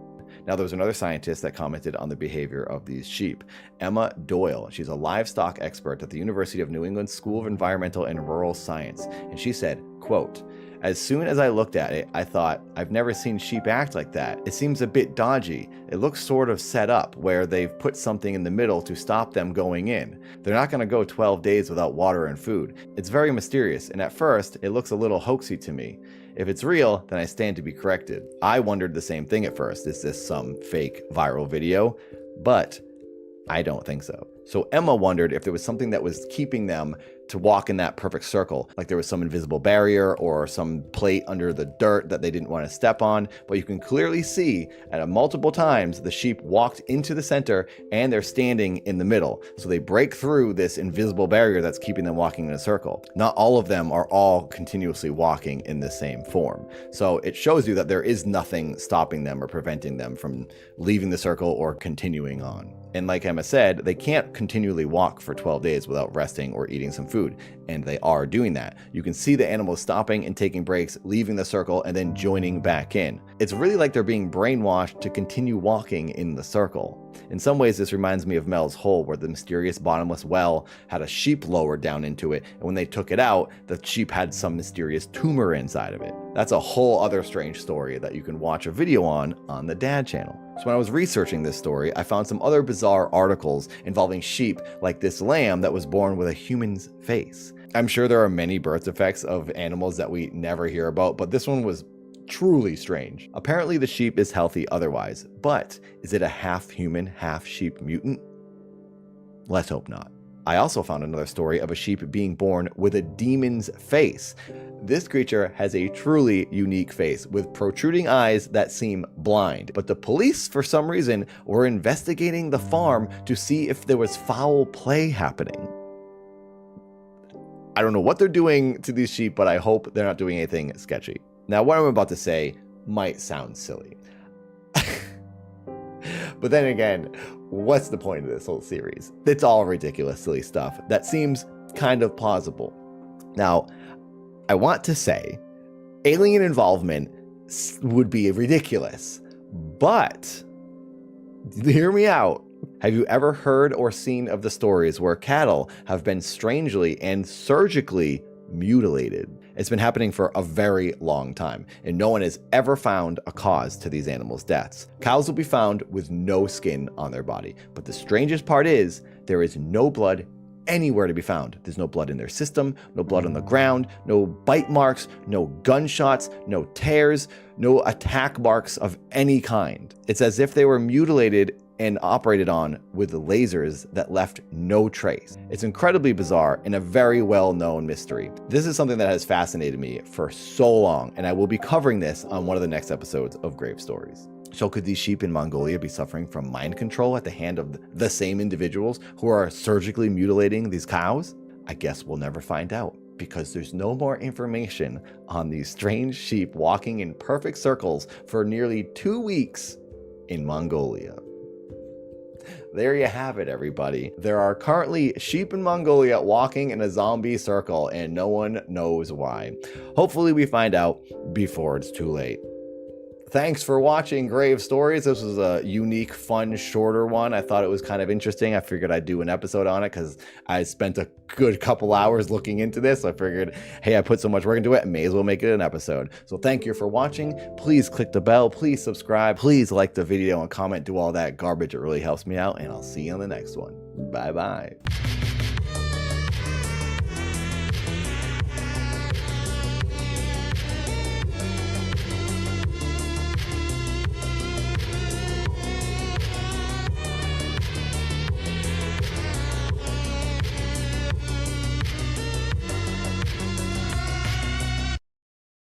Hello, I'm former gravedigger Nathan Barnett from spooky old New England, now living in Los Angeles, and you're watching Grave Stories.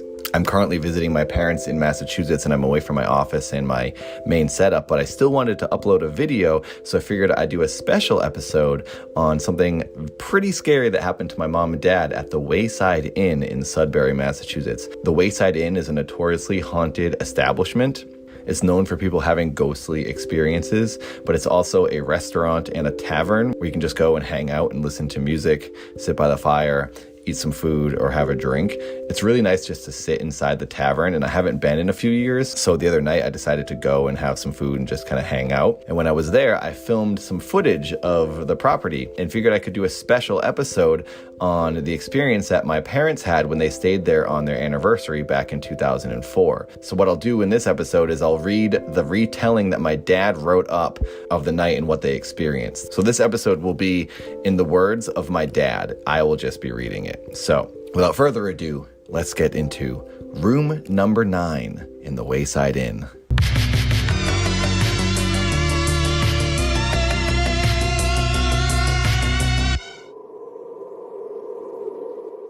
Now, first, I think you should know some interesting facts about the inn. It's the oldest inn in the entire country, and Henry Ford was the last private owner of the inn. He purchased it in 1923 from Cora Lemon. The following year, he purchased 3,000 acres of land surrounding the inn from John D. Pierman, with the aim of developing it into a historically oriented village and museum, which it now is.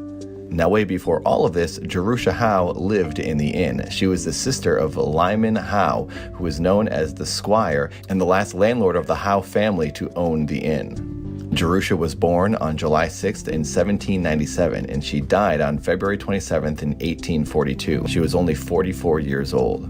Jerusha was far above the typical country girl of the period, according to Harper's New Monthly magazine. Quote, she possessed great common sense combined with refined tastes, musical accomplishments, and rare domestic abilities. She was delicate in person, not of robust constitution, which kept her much at home under the care of watchful parents. She was known as the Belle of Sudbury. Jerusha was an arbiter of taste in the area. She was the first in the area to own a spinet piano, which was often seen covered with piles of old music books. She was also known to sing beautifully.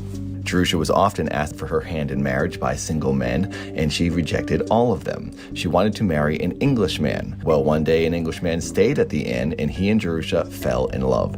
They were together for the time he stayed in the country, but then eventually had to go back to England. They got engaged before he left, and he said he would come back to marry her. Only he never came back. It's unknown if he died at sea or if he just went back to England with no intention of ever marrying her. Either way, Jerusha never dated anyone after that. She died of a broken heart waiting for her fiancé to return. Now, people who have stayed in the inn and workers have had many unusual experiences, particularly in room number 9, which was Jerusha's room, and that's the room my parents stayed in. Now let's get into what my dad wrote about their stay. Everything you will hear from now on will be in my dad's words. Room 9, Wayside Inn, Sudbury, Massachusetts, 2004. It was a wicked cold winter night when my wife and I arrived at the Wayside Inn up in Sudbury. We lived only 45 minutes south, and we decided to take advantage of the inn's winter weekend special, which consisted of 3 days and 2 nights with meals. We had gone to the inn many times over the years, for dinner occasionally, but mostly to sit for a few hours in the original tap room with a great big fireplace. We also learned over the years of the haunting of the inn that was really the main reason for going, because my wife is crazy about ghosts and everything that goes along with them. We live in a haunted house ourselves, but that's another story. The Wayside Inn has one room in particular that is haunted, room number 9. We called for reservations a few months previous. My wife asked if the room was available for the weekend we planned on going, and it was. We both worked that Friday, so we left for our weekend away right after we got home. As I said, it was wicked cold. As we walked from the car across the parking area, the snow squeaked under our feet at every step. It was nice to get inside to our warm room and then to the tap room for some drinks and some food. Many people who have stayed in room 9 said that they saw a woman standing at the foot of the bed or sitting in a chair in the corner of the room. Other people said they were touched during the night. With all this in mind, we settled down in Jerusha's old bedroom after a nice supper and a crackling fire.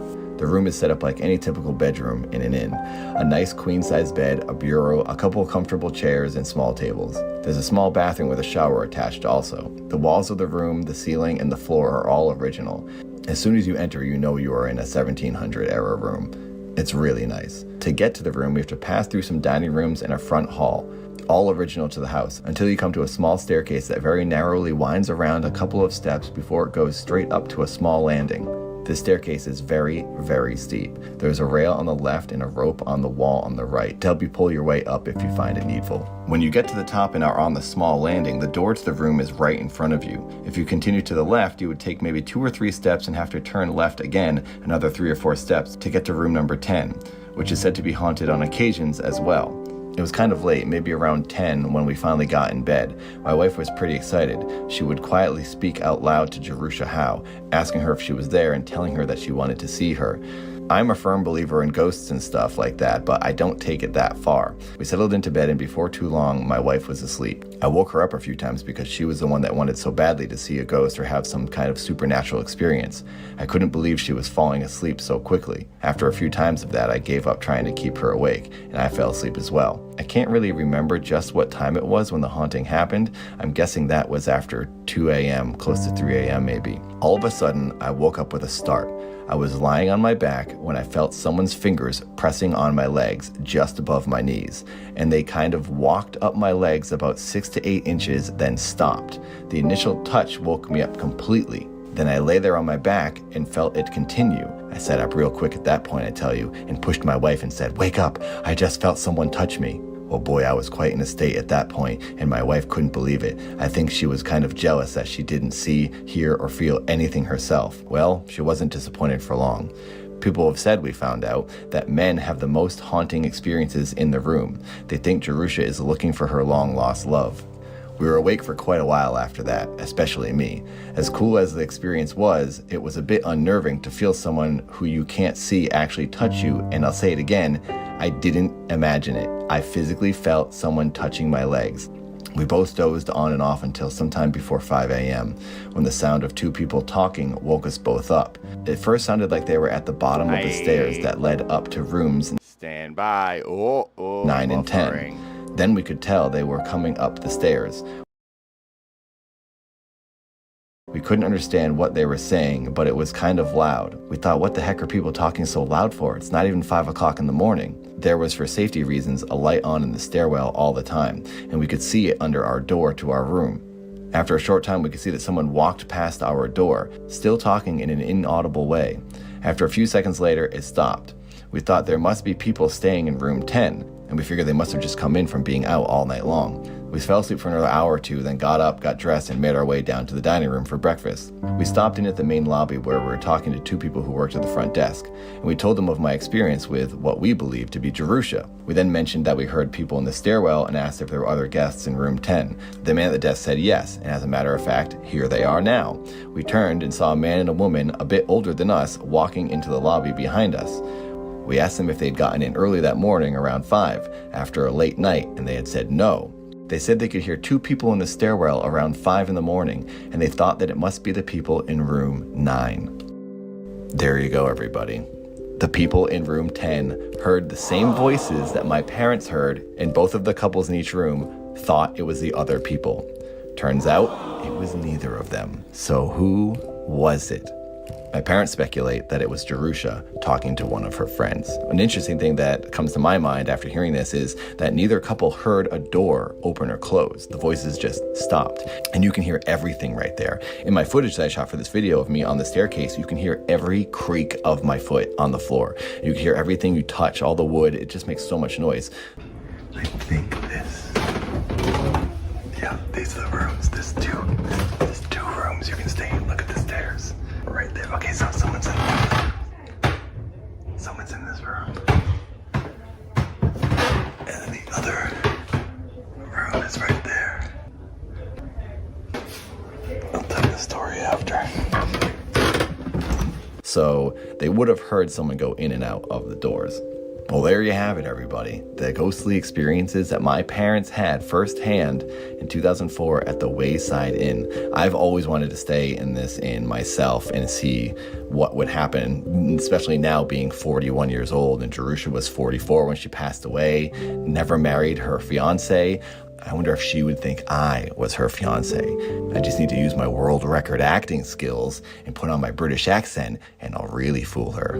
So there you go, everyone. A special little bonus episode. I'll be back in LA in a couple days, and I'll get back to the grind of making more grave stories. Until then, please subscribe. I'm on my way to 500,000 subscribers. I appreciate all the views, all the thumbs, all the comments. If you don't mind keeping me pumping through the algorithm, I'll love you forever. Thanks for watching, everyone. Goodbye.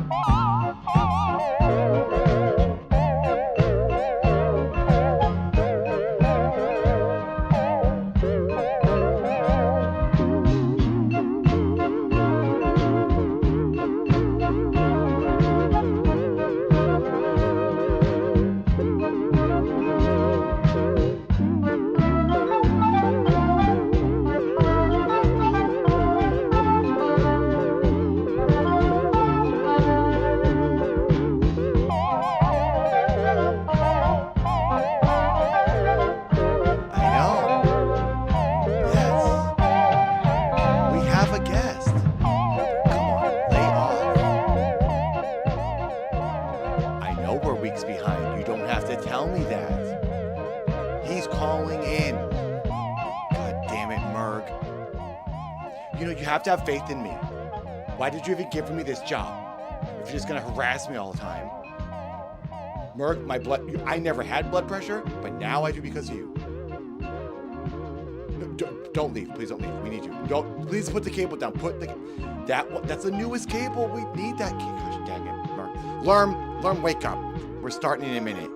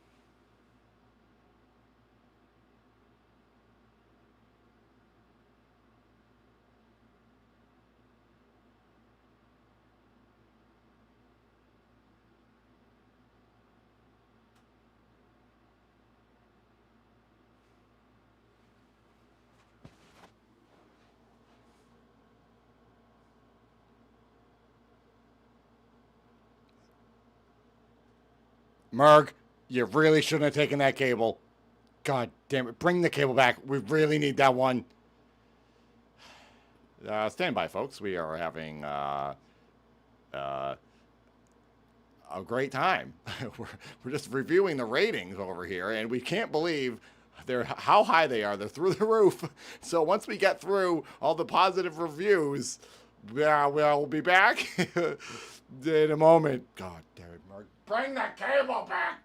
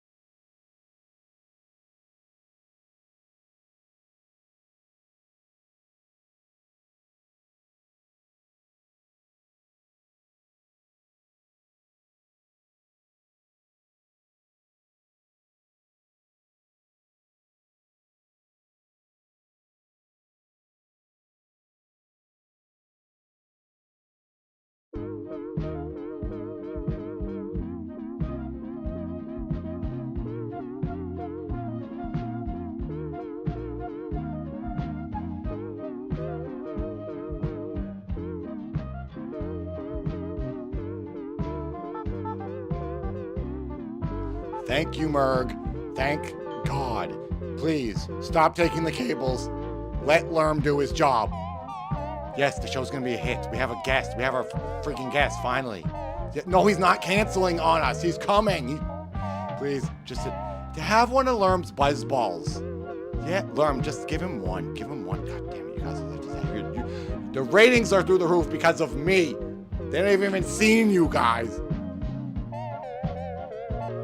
I'm going live. Ladies and gentlemen, welcome back. We read the reviews. The reviews are in. Oh, wow. We are shocked. Thank you for such praise. Now that we know you really love the show, week after week, we have been convinced to come back and do it one more time for you. Stand by. We'll see you in a moment.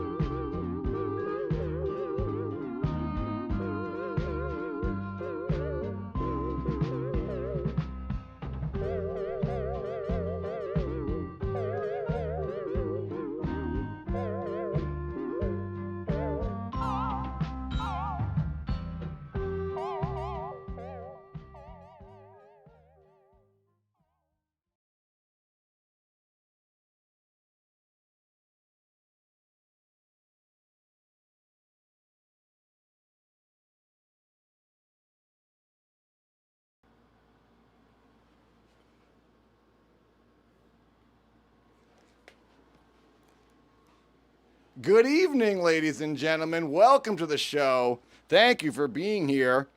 If you're unfamiliar with the program, the show is titled, Hey, Let's Talk About It, with your host, Nathan Barnett. So without further ado, hey, let's talk about it with your host, Nathan Barnett. God damn it. Lerm, you tripped over the cable. Welcome to the stage, your host, Nathan Barnett. Why isn't it working? Why isn't it goddamn working? What did you do?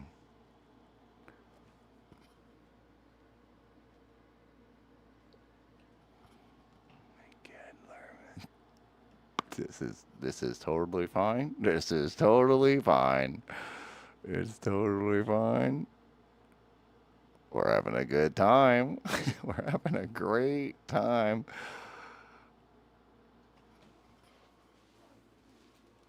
We're having a real good time. I just don't understand why that's not working. Oh my god, step back, step back. We're gonna get canceled because of you, Merg.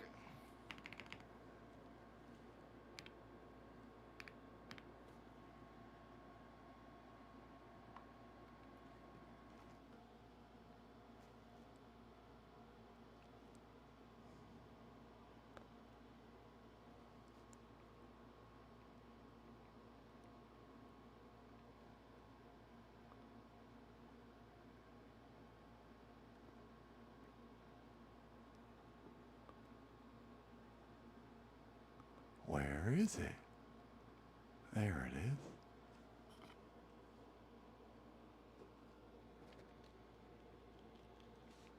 No, Merg. None of them are working. Well, we'll have to edit it into the edited show. I don't know. I'm looking at them. Yes, the files are right there. They're in front of me. I am clicking them. I'm looking at them and I'm clicking them. I mean, I guess we could do it this way. But it's very inconvenient. Well, you're not the one running the show. Well, you're supposed to be, but you're not the one running the show.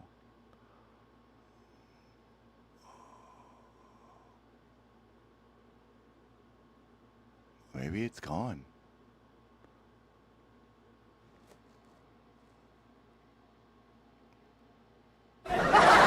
But now they're laughing at us. They're laughing at us.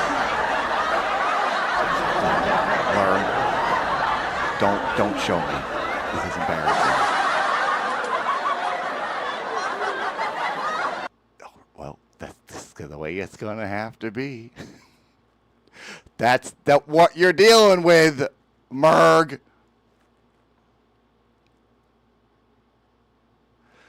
Ladies and gentlemen, put your hands together for your host of my life, Nathan Barnett.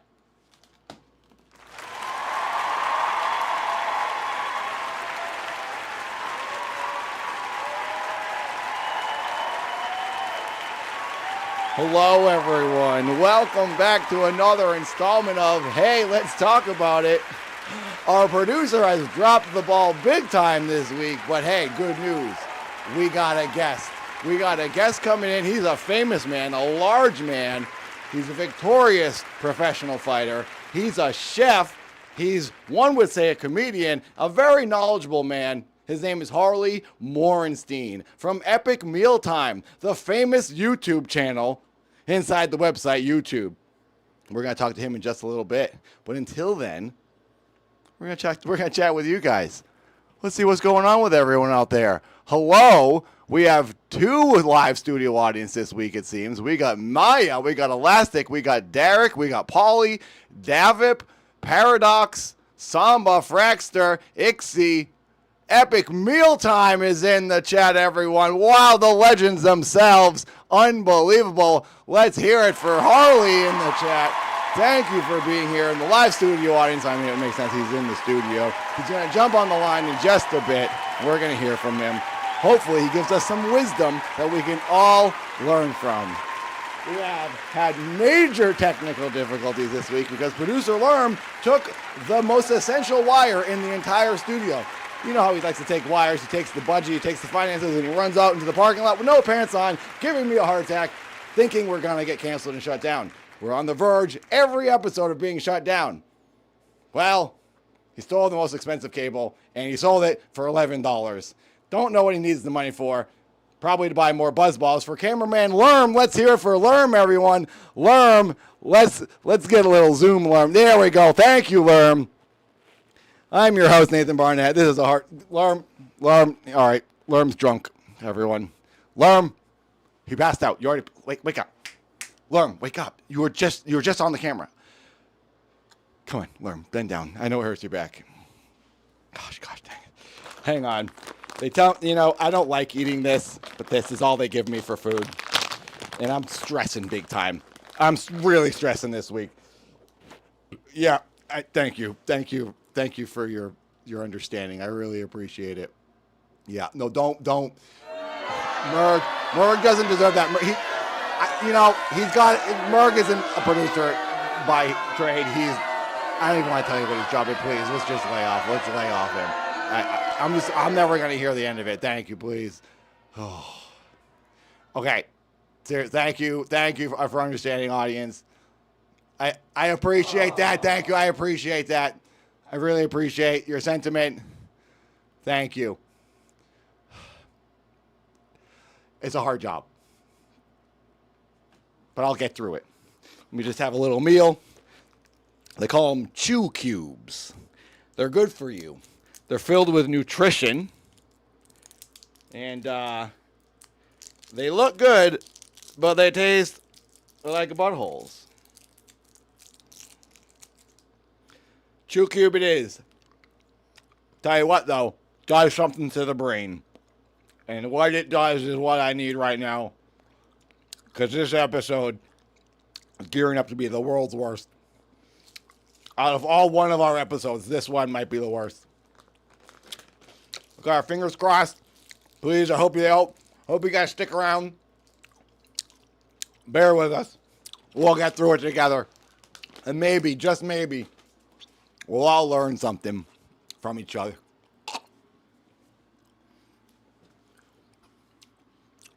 What do you mean there's new chemicals? There's chemicals in this? Yes, it tastes way different. I'm not going to swallow it now. Yes, I will. Ladies and gentlemen, producer Merg is on my back for everything. Now he's my dietitian. Shut the f up. He's going to give me a stroke. Lauren passed out. Oh, he's drunk again. Come on. Up here. Let's just get to it, everyone. Let's get to the call.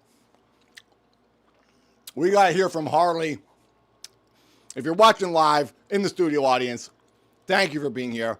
If you're not watching live and you're watching this on YouTube, just know this mayhem will be cut together. Actually, you won't even see this. So I'm a ghost right now. Ignore me. Now, Lerm. Cameraman Lerm, everyone. He's a fan favorite. Don't know why. He's the least favorite guy in the studio. Because I hate him. I hate his freaking guts. All right, we're going to jump on the line here with our first guest ever, Harley from Epic Mealtime. We're going to see what's going on in his life. See if he needs help with anything. Maybe he needs to chat. Get something off his chest. Let me just go to the phone lines here. Hopefully he's around. Looks like he was chatting with you guys out there in the seats.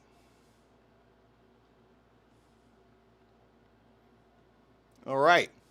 And then so what we will do here is we're going to talk to Harley, see what's going on in his life, have a chat. You guys can wait. If he's got anything he needs help on, maybe you guys can weigh in, give him some tips, some life advice, and then vice versa. Maybe we'll get some people. If you donate $5, 500 bits in the chat, or $5 direct, you can call in and we can give you advice for your life, or you can give us advice and tell us how we can manage our lives better.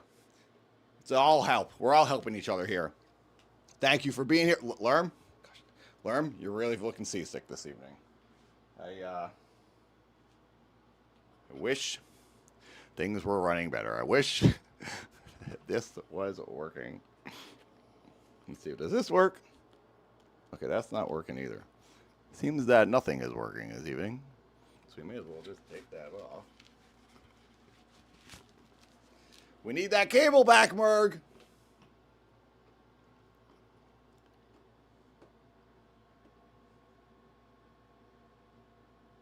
Here we go. That's that.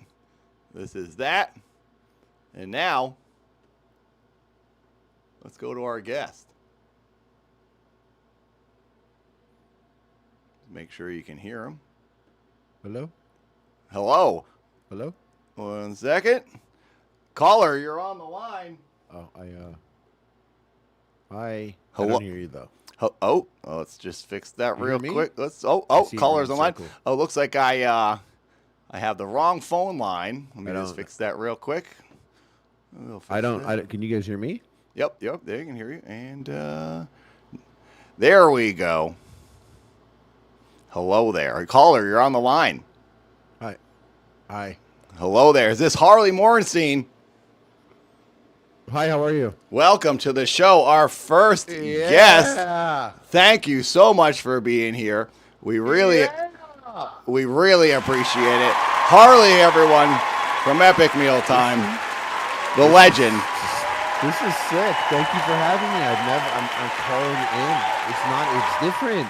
It's not like everything. I'm calling in. This is like the radio of the future. Technically, it is a videographed landline. You are on the landline, and we are visually enjoying what we're hearing. It's like the old times. Yeah. Hell yeah. Thank you, Harley. We Thank you for having me. We have a really excited audience here. They've been waiting for you because we've never had a guest, and I've been teasing the idea of having a guest live on the show, and this is the first time it's happened. So thank you for being our very first. It's all downhill from here. Hell yeah, yeah. Hey, dude, I would have been here last week if you asked. Oh, well, that was my mistake. I thought I messaged, but I guess I didn't hit send. It's all right. It's my fault. Yeah. No, it couldn't be me. Couldn't be me. No. Being a complete. You know what? It's a YouTuber. You're in this line of work, doing this. YouTubers, you know what to expect at this point. I get it. That's it. You know how it is. Stand by 1 second. We're gonna go click on something here. We're gonna do a little copy, and we're gonna do a little paste, and now we're gonna see. Baby. We're going to see if someone does a sound effect, it might show up now. And we're going to do a copy of this. Our producer stole a very important wire this evening. He's a really grumpy guy, and he doesn't really want the show to succeed, and he's made everything a disaster. But now if people do sounds, we might see and hear them. So there we go. We're back online. Fingers crossed. Harley, I got to ask you. Yeah. What's going on in your life right now, and do you want to talk about it? Yeah. All right. Well, you know what? No, you know what? I actually don't want to talk about it, but I think I need to talk about it, and I can't think of a better place to do it than right here with you. Thank you for doing that. Wearing that awesome outfit. Oh, thank you. Wearing my best. Let's try to tuck it in, feeling clean. Cover up. Yeah. No, this is very fresh. That's ketchup and mustard. You look like a delicious sausage. Thank you. Hot dog. A little snap to it. You know what I mean? You're looking lean. Thank you. If you were a hot dog, that'd be a real snap. Is that those are called glizzies, I believe, nowadays? Yeah. Are you a fan of the glizz? Right. I call me Glizzy McGuire, baby. Oh wow! I like that. That's quick. Me Wow. Have you had any hot dogs today? No hot dogs today. Okay. Have you ever made any meals on your famous show with hot dogs? Famous show? Oh, what is it, 2014? Hey, we're back. It's coming back. I don't know if you heard, but 10 to 15 years ago is now retro, so it's a big comeback. Wait. Dude, this is actually important. That's true. Hold on. Wait. I came for something else. I wanted to talk to you about my sleep. Okay. But now, hold on a second. Hey, lay it all on us. I gotta bring the channel back. I've been getting a whole bunch of people being like, recommended this in 2025. Haha, like if you're in 2025. And I'm like, those goofballs with their shitty algorithms, how don't they not have new videos? But now that you say it, it's 15 years ago. I should, what else did I do 15 years ago that I should do? You made a lot of food. Yeah, and I should start listening to Red Jumpsuit Apparatus and driving a Nissan Stanza. Is that what you were doing at the time? No, that's 25 years ago. Time is very interesting. Time is very interesting.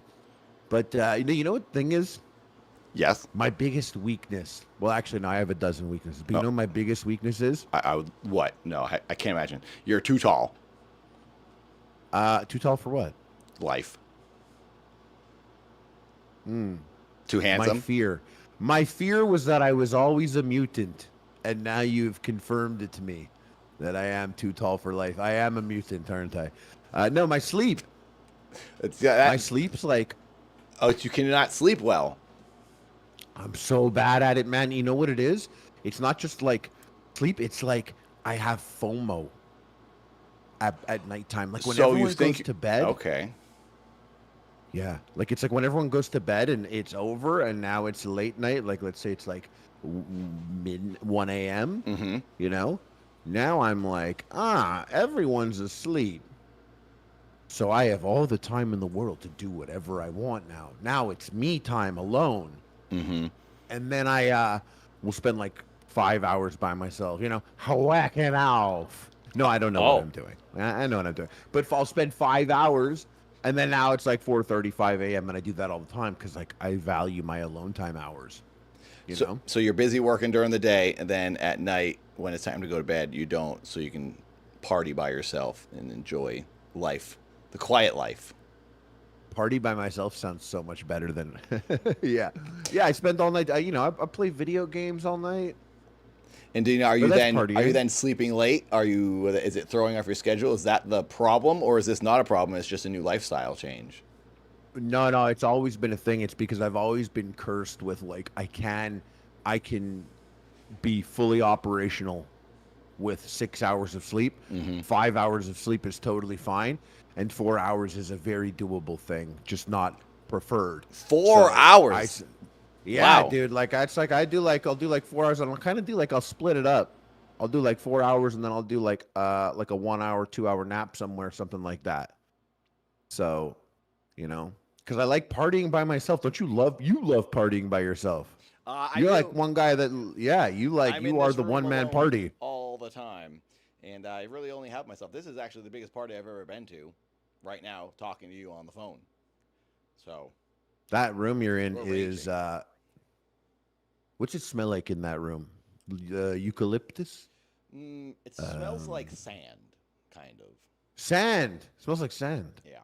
If you ever sniff sand, I don't recommend it. It literally can go into your brain.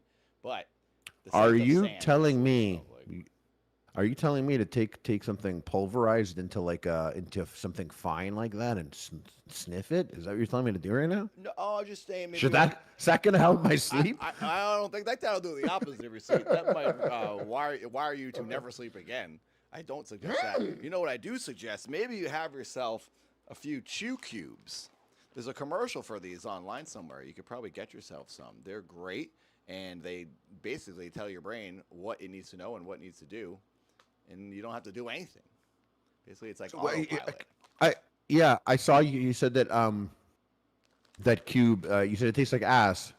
Yeah, it does taste great, but apparently the effects, according to the doctor, I have a doctor that checks in with me every once in a while. I've never seen him, but I hear him somehow, and he prescribes these chew cubes to me, and now I'm doing great, I'm told. See, you all that is bonus. You had me sold at they taste like asshole. Oh, is that? I was like, you're telling me you got these little edible asshole cubes? Is that all you needed to hear? You got these bad flavor? You got these bad flavor. I thought it was asshole flavored. Oh no, I was like, this guy's got asshole flavored cubes. I'm out here licking the real thing when I could just get these yummy cubes. So your favorite flavor is butthole. Butthole is a flavor that I would dabble with. All right. Butthole is a flavor that. Here's a question: would you rather urine? Whoa! Hold on. You got a would you rather for me? I do. It's a juicy one. Okay. I heard it on another program earlier. People were asking, would you rather urine on your lips if someone urinated on you and it only went on your lips, not into your mouth, or wait, someone's pissing on my lips. Yeah. My mouth is pressed tightly shut. Yeah, pucker your mouth and they're whizzing on your lips. But then once they stop, you might accidentally lick and get a little flavor. I already figured that. Like basically a little bit might get into my tongue, but that's on me. Yep, and you'll smell it for sure. And scent is the strong thing over here. So that's, or someone smears poop on your cheeks. What would you prefer? Piss on my lips. All right. You heard it. Poop on your cheeks is too close. How I think, you know what? I think can I modify this one a little bit? I think I can modify it a little bit. Sure. Okay, you ready? It's going to be a lot worse, okay?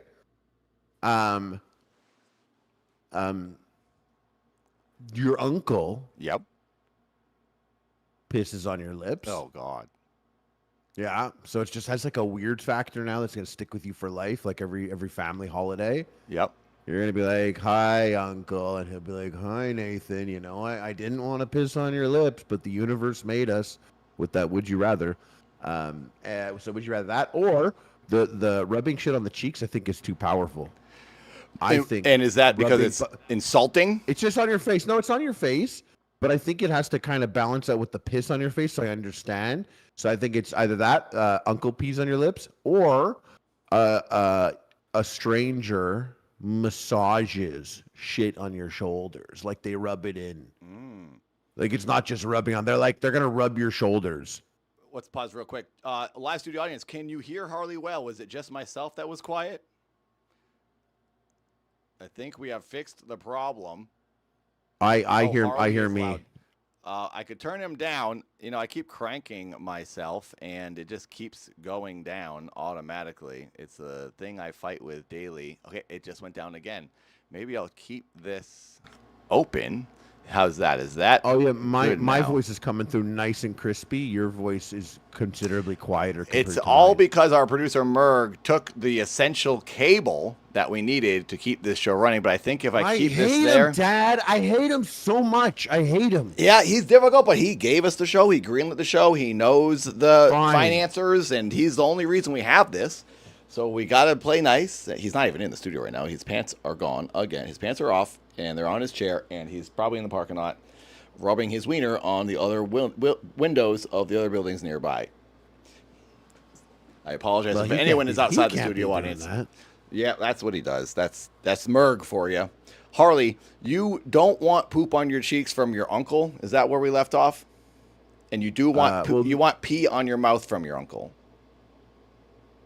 I customized the question for you, but yes, I think I would still choose Uncle Pee on my face over stranger massage shit into my shoulders. Oh yeah, okay. So strangers But I poop get on your to choose shoulders. the uncle. That's I get actually to a good. choose the uncle. That's a good. Yeah. Would you rather? Would you rather? Do you have? I don't know if you talk about this publicly or not. Do you have a wife or a girlfriend? I am not married. Okay, so say you're in a situation with a lady that you care Hold for. on. Okay, sure. Wow. She looks great tonight. Okay, continue. Oh, so this ma'am who looks great this evening, would you rather her to poop into her hands and massage it onto your back like massage oil, or drink your uncle's urine? It could be a shot. I shot would rather glass. have my significant other rub shit on me because Hey, we would Nathan, just have you we would left have too laughs early about last that. night. We'd have laughs about it. Oh, you would laugh with your we'd with have, your we'd lover. laugh. We'd be like, "Oh my god, do you remember 2 years ago when Dad Nathan forced us to do this weird thing where you had to piss on my face?" It wasn't me. Remember- Let's do you place remember when blame on Dad producer did Merg because this is his Do you segment. remember when Dad did that to us? Oh shit! This is I love you. This is a new segment brought on by our producer Merg. As a matter of fact, for editing purposes, ladies and gentlemen, welcome to a brand new segment, courtesy of producer Merg. Would you rather? So Harley, I'm going to ask you, would you rather? And now we're going to cut there, and I'm going to put that before our conversation, and then no one will know that this came from me. Yeah, that's it. This guy knows how to create content. So Harley, is there anything else going on in your life? Anything you're upset about? Anything you're happy about? Do you have any wise wisdom you want to give the in studio audience? And if not, maybe we'll have the audience call in and we can help them through one of their problems. Yeah, like you know what? Let's have them call in. Okay. I got a laundry list. Oh. I got a laundry list of problems, but mostly I feel like it starts with my sleep. Okay. Got to be taking more vitamin D. I got to get some of those edible asshole cubes because those look delicious. Chew cubes. And chew cubes. They're great. And yeah. What about you? What about you? We were supposed to be like 2 weeks fresh off of a battle. We were supposed to be 2 weeks fresh off of another combat under our belts. You know? Yes. So I think know what I I've mean? seen this. I've seen this on other programs. You're speaking of a boxing bout that a bunch of warriors were supposed to enter, and that bout never happened. The man named Dad was supposed to box. You were supposed to box, and it didn't happen. How are you feeling unsatisfied for not having the ability to enter this battle? That's a great word. Unsatisfied. That's the best word actually. A lot of times people, they're like, "Oh, that must be so frustrating," or "That must be so." And there were a lot of sentiments for sure, but yeah, that's disappointed and lack of closure was something. You know, when they were like, "Oh, it's official. It is not happening." I underestimated the bizarre sense of closure that I got from that. I was like, oh, and so it is done. Yeah. And so that was one thing that I really discounted that. But you know, when June 28th happened, I was like, I guess I'm happy that I'm not getting punched in the head by LA Beast right now. Who do you think would have won that match? Well, he put up a video. He's such a beast. You really don't know. Like, he's so crazy. He really, like, he scared me more than like anyone. Like, I would have never boxed him last year or the year before, but I just was like, you know what? God has a mission for me.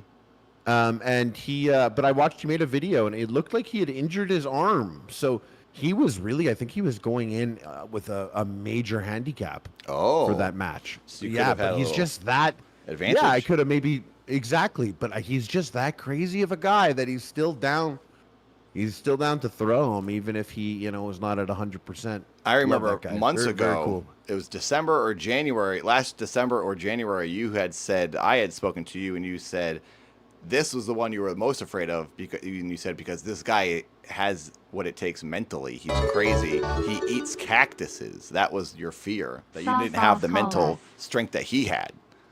And then I looked into eating a cactus. I was talking to ChatGPT, because you know, I don't know if you ever talk to the computer hive mind that is gonna enslave us. You ever do that? I don't know what this is. Oh, I feel like you're tapped into it more than you would realize. But Okay. I talked to the AI, and I was like, hey. You ever see Epic Mealtime? And he was all like, yeah, man. I know Epic Mealtime. I'm the supercomputer. And I was like, oh, okay. I'm that guy, and I'm gonna box LA Beast. You know him? And he was like, bro, you're gonna box LA Beast? LA Beast eats light bulbs. LA Beast walked for 24 hours. You? I've been talking to you for a year now. You're probably gooning on ketamine. How are you gonna box LA Beast? And I literally, it was almost like that. And I was like, wow, thank you. Thank you for so much of your computer opinion there. So you're telling us in preparation for your fight with LA Beast, you asked a robot that knows all if it thought you would win against LA Beast, and it said fat chance. It did. Well, I said it didn't know enough about me. It was kind of locked in on my like 2014, 2015, because that's probably like when it was like Epic Mealtime was a thing. So he was like, so it didn't know about your previous boxing matches then. Apparently. I told him, I was like, you know, I've boxed before, and he was like, running schematics. Oh, he's like, yeah, you did. He's like, okay, so you have 2 boxing matches. LA Beast has 0, but LA Beast eats light bulbs. And I was like, can I eat a cactus? What if I eat a cactus? And he was like, for you to eat a cactus, here's what you need to do. And I really looked into eating a cactus, because if I'm going to box him and he eats a cactus, I should get a cactus. You want to be on par. Yes. So that was my game plan. And that would have been a good video for you to put out too, to like do what he was doing. That'd be good promo right there. To build up to the fight, just that's what I wanted all to the do. things he had done in the past, his famous moments. Yeah, that's what I wanted to do. I thought about making a little video there like that. But then when I found out that like all the spines on their way out can just rip your asshole up, Yeah. I was like, you know what? I'm not trying to turn my asshole into an edible cube, so You I'm know? not going to be doing that. Maybe I can find someone who can make a cake look like a cactus, and I'll be like, I'm gonna eat a cactus, and then it's a cake. And That's it's all cute. actually funny, and it's just like a bacon cake or something. Yeah, exactly. But now you know what? These things, I don't even need to think about it anymore. It's not happening. It's done. That's right. That's right. Wow. Did you earn a little bit from it? I can't remember what if you said you did the same deal as Dad, or you got something beforehand. Yeah, that's good. I got paid beforehand. That's good. I got paid beforehand. But did you And, spend it all in training? Because you went to Florida from Canada and you were living there, right? I did. I think I have like maybe a very small amount left. Okay. Because it was supposed to pull me for the next 2 months. You know. Yeah. The most of it I paid beforehand because I went down to. I was living in a trailer park in Florida. That would have been some Which is pretty just- cool. I watched some of the videos, and it was getting me excited seeing you like leaving your home to go on this training journey. I think it got me excited to be like, wow, you're really committed to it. It would have been cool to see more of those. I know, and I heard Dad talk about it, and he was super committed to it also. And I was listening to him go off on it, and I was like, "Me too, brother." Well, me too, brother. I have a proposition for you. I don't know if the live studio audience would be interested in this, but I don't know how you feel right now now that's all said and done. What if the two of us created our own little miniature indie boxing event that could just be like a live stream thing in some, like we could do it in Ludwig's basement or something on his live stream, and everyone just gets like together. Maybe we all make like $3,000 to pay a 1 month's rent or something, and that's it. There's nothing more to it. Just get like 4 matches. I just think it'd be fun to do like a small little event for like you know Evo. Have you heard of Evo, the video game tournament? It's like a fighting game tournament. It's in Las Vegas often. It started out as a thing in Long Beach, I think it was, or San Diego, in a dorm room. A bunch of college friends started playing Street Fighter against each other, and now it has evolved into this huge video game tournament in Las Vegas, and this could be our Evo. We could evolve our little boxing thing, and I thought it might be fun to focus on the entrances. Obviously, everyone has to box and train to box, but like we really focus on like the WWE wrestling style entrances. And if this got popular enough, and you know, you and I both know a lot of people over at WWE, maybe we could do some partnership where it's a blended thing, especially with that guy Logan Paul over there. Maybe there's some crossover if we focus on the more character angle, so it is more of a pageantry boxing event. This all sounds fun. Yeah, that's the thing. It has to be fun. And like everyone has good promos. Like we're in front of lockers with like mist and fog and we're cutting promos. Like I think here's an example for a promo. Say you and I are going to box and we're backstage. It's like 1980s wrestling promo where we're in the locker room and we're throwing chairs. I'm throwing a chair around. I'm really mad. And then the interviewer comes in and it's like, what's going on? Why are you so angry? And I'm like, Harley ate my lunch. It was in the break room, in the refrigerator, and my name was clearly labeled on it. And then it shows like a flashback of the moment, black and white footage, where like you sneak into the break room and you eat my sandwich, and it clearly says Nathan sandwich. And then I come in later and I see the sandwich has a big bite out of it, and I'm so ticked. And now I'm gonna take you down. So there's a little storyline, a little theatrical storyline, and then I'm cutting a promo on you. Then it cuts to you somewhere else in the other part of the arena, and you're cutting a promo on me. But then while you're cutting your promo live on camera, I come in and I tackle you and I'm beating you up, and now we're at to settle it in the ring minutes after this. So like it's a whole build-up storyline during that night. So then you're cutting to someone else, and then in our 60-second break during our fight, it cuts backstage, and now you see another boxer who's like screaming in another boxer's face because their match is coming up tonight, and that's just a reminder that, hey, don't forget, there's stuff going down backstage. But now let's get back to the ring. We got to see Harley and Dad. Like you format it like a wrestling show, but it's all boxing. I think that would be a cool fun. And if we did it as an indie little program, all you need is a few cameras, and some of these live streamers have pretty advanced setups now. Someone at OTK could film this for us, or Finn over there, they could film this for us. I just thought that'd be a fun thing, but I don't have the capabilities because clearly my producer Merg here is running a shit show, and I can't get anything working over here. But maybe you and I could show up and just offer our bodies and our skills, and we could punch people. I think that could be fun. That too. So I like that. I like that. I'm thinking up some really interesting stuff. Mm-hmm. What would what if you were to do another boxing match?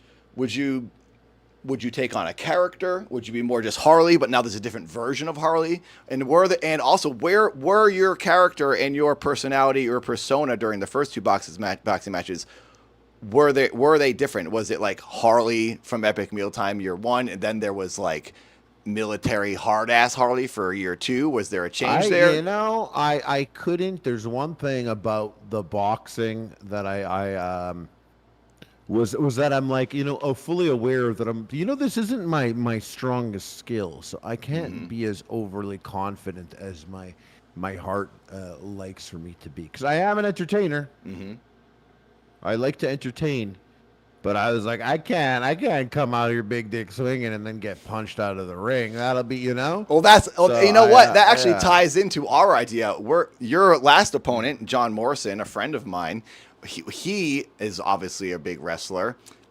He could be pulled into this, and maybe he could be a part of the event. But yeah, maybe you shouldn't will pull him into this. Maybe you shouldn't box another wrestler this coming. I might, time. a couple months ago, John messaged me and he was like, hey, can you tweet this out? It's a tweet here, and the tweet was like, on AEW tonight, John Morrison versus the Costco guys.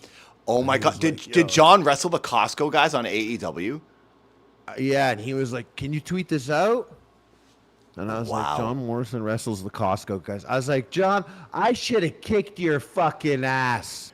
I should have kicked your ass so you don't bother me with tweets like this or not." That's hilarious. Because God, I don't want him to beat my ass again. After he punches you out of the ring, he's then asking you to help tweet promote this shit him. out. Hey, tweet this shit out. I mean, I guess you know what he'll do if you don't tweet it. So I was like, "Yes, sir."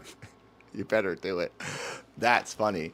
I like that. I like the idea of him wrestling the Costco guys. Someone in our live studio audience said we should just do a YouTuber style wrestling show. I won't get into it all now, but I was talking to the company that was running Creator Clash about doing I had it all planned out. Every match, every YouTuber paired with a WWE superstar who was their trainer, NXT superstars paired up with, like, say, Jenna Marbles and Becky Lynch partner up. Becky Lynch trains Jenna Marbles. I know Jenna Marbles isn't around anymore, but just an example. And then another YouTuber, her opponent, would have another wrestler trainer, and then they train, and there's all content filmed on both of them, training learn how to wrestle, and then they come together and they do the wrestling match with the famous boxers from WWE or AEW in the corners of each other's YouTuber, and then they get involved. The wrestlers get involved. Maybe they like throw a chair at somebody. You're actually getting me all hyped up in this really funny way, because I'm like having this thought about, like, it's like, oh, you and I boxing, you knock me out, and then like, oh, it's Jenna Marbles comes in, and it's like, what? Jenna Marbles is cashing in. She pulls off like a mask, and it's like a big reveal that she's back to the internet. And she's like, she's cashing in, and she has her gloves and knocks you out. Oh, they would be incredible. Yeah. I think some sort of wrestling YouTuber show would be amazing, and it had to be obviously wrestlers that would be interested in doing it. I drink a cup of pee. Oh no! But do not put your poop on my face. Oh, we had a live studio audience member somehow got their hands on a microphone, and they just said something about peeing on each other and not pooping on each other. I think they were making a comment on what you were talking about earlier. Sorry for the technical difficulties, everyone. Let's hope that never happens again during this live broadcast. Everyone just stay in your seats and be calm, please. What I was saying is I'll wrap this up, but this little sentiment I have on my mind. I was planning a little wrestling show for a long time, but then Creator Clash 3 came around, and it put that show on pause because we had to focus on that. But that's still something I would like to do with someone. I'd like to organize this with, maybe it's AEW that's involved or WWE, but like YouTubers wrestling. Matt Pat was interested. I did a Zoom call with Matt Pat because he was interested in being a part of this as like a host. It was like a lot of big names, this was a big thing. No one's ever heard of this. This is the first time I've ever mentioned this, actually. But maybe we could do some sort of combination of that and the boxing with you and I. I just think you and I should do something, because I got really excited to do this boxing, and I know you did as well.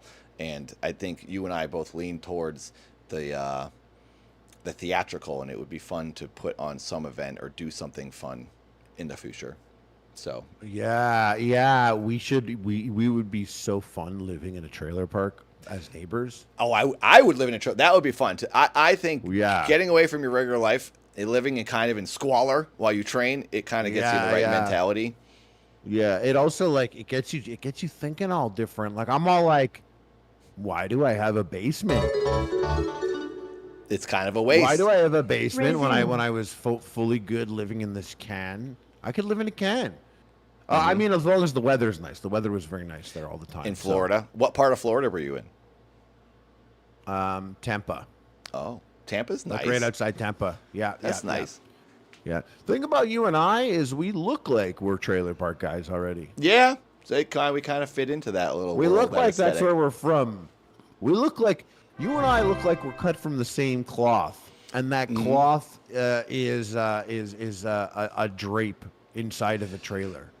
Yeah, That's the cloth we're cut from. I feel like I'm living in a trailer now from the 70s.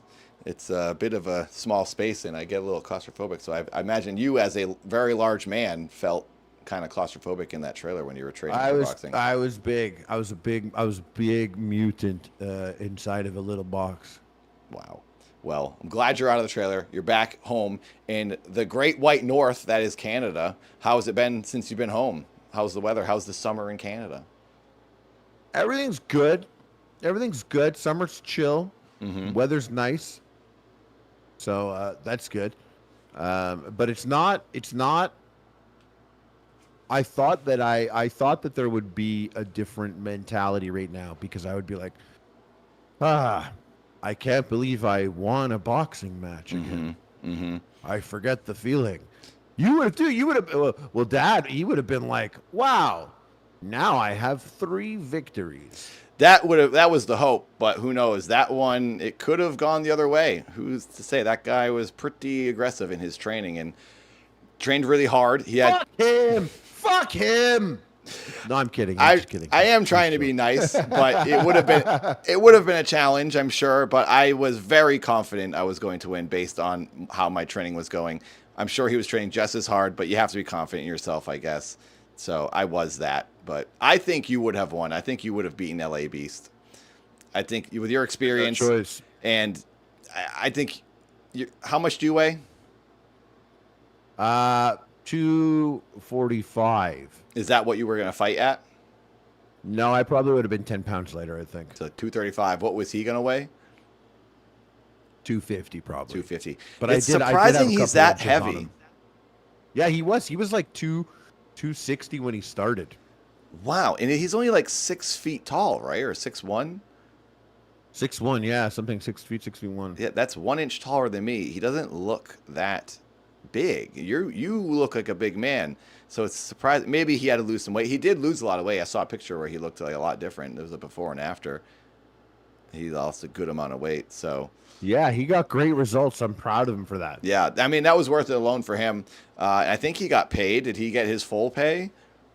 Do we even know that? I don't know. Yeah. I don't know. Well, it'd be nice if everyone got something out of it, so it's worth their time. But what are you going to do? Time to move on and pursue other things, I guess. Would if someone else presented the idea of you boxing LA Beast, like another promotion, maybe some bunch of misfits out there, if they presented the idea, would you be up for having that match? It's offered me a boxing match. Nathan, I don't Oh. need I a would relationship severely with a consider couple, it. but if One you want moment. to partner up or We have something, I have an idea. live studio audience. Thank you for your donation.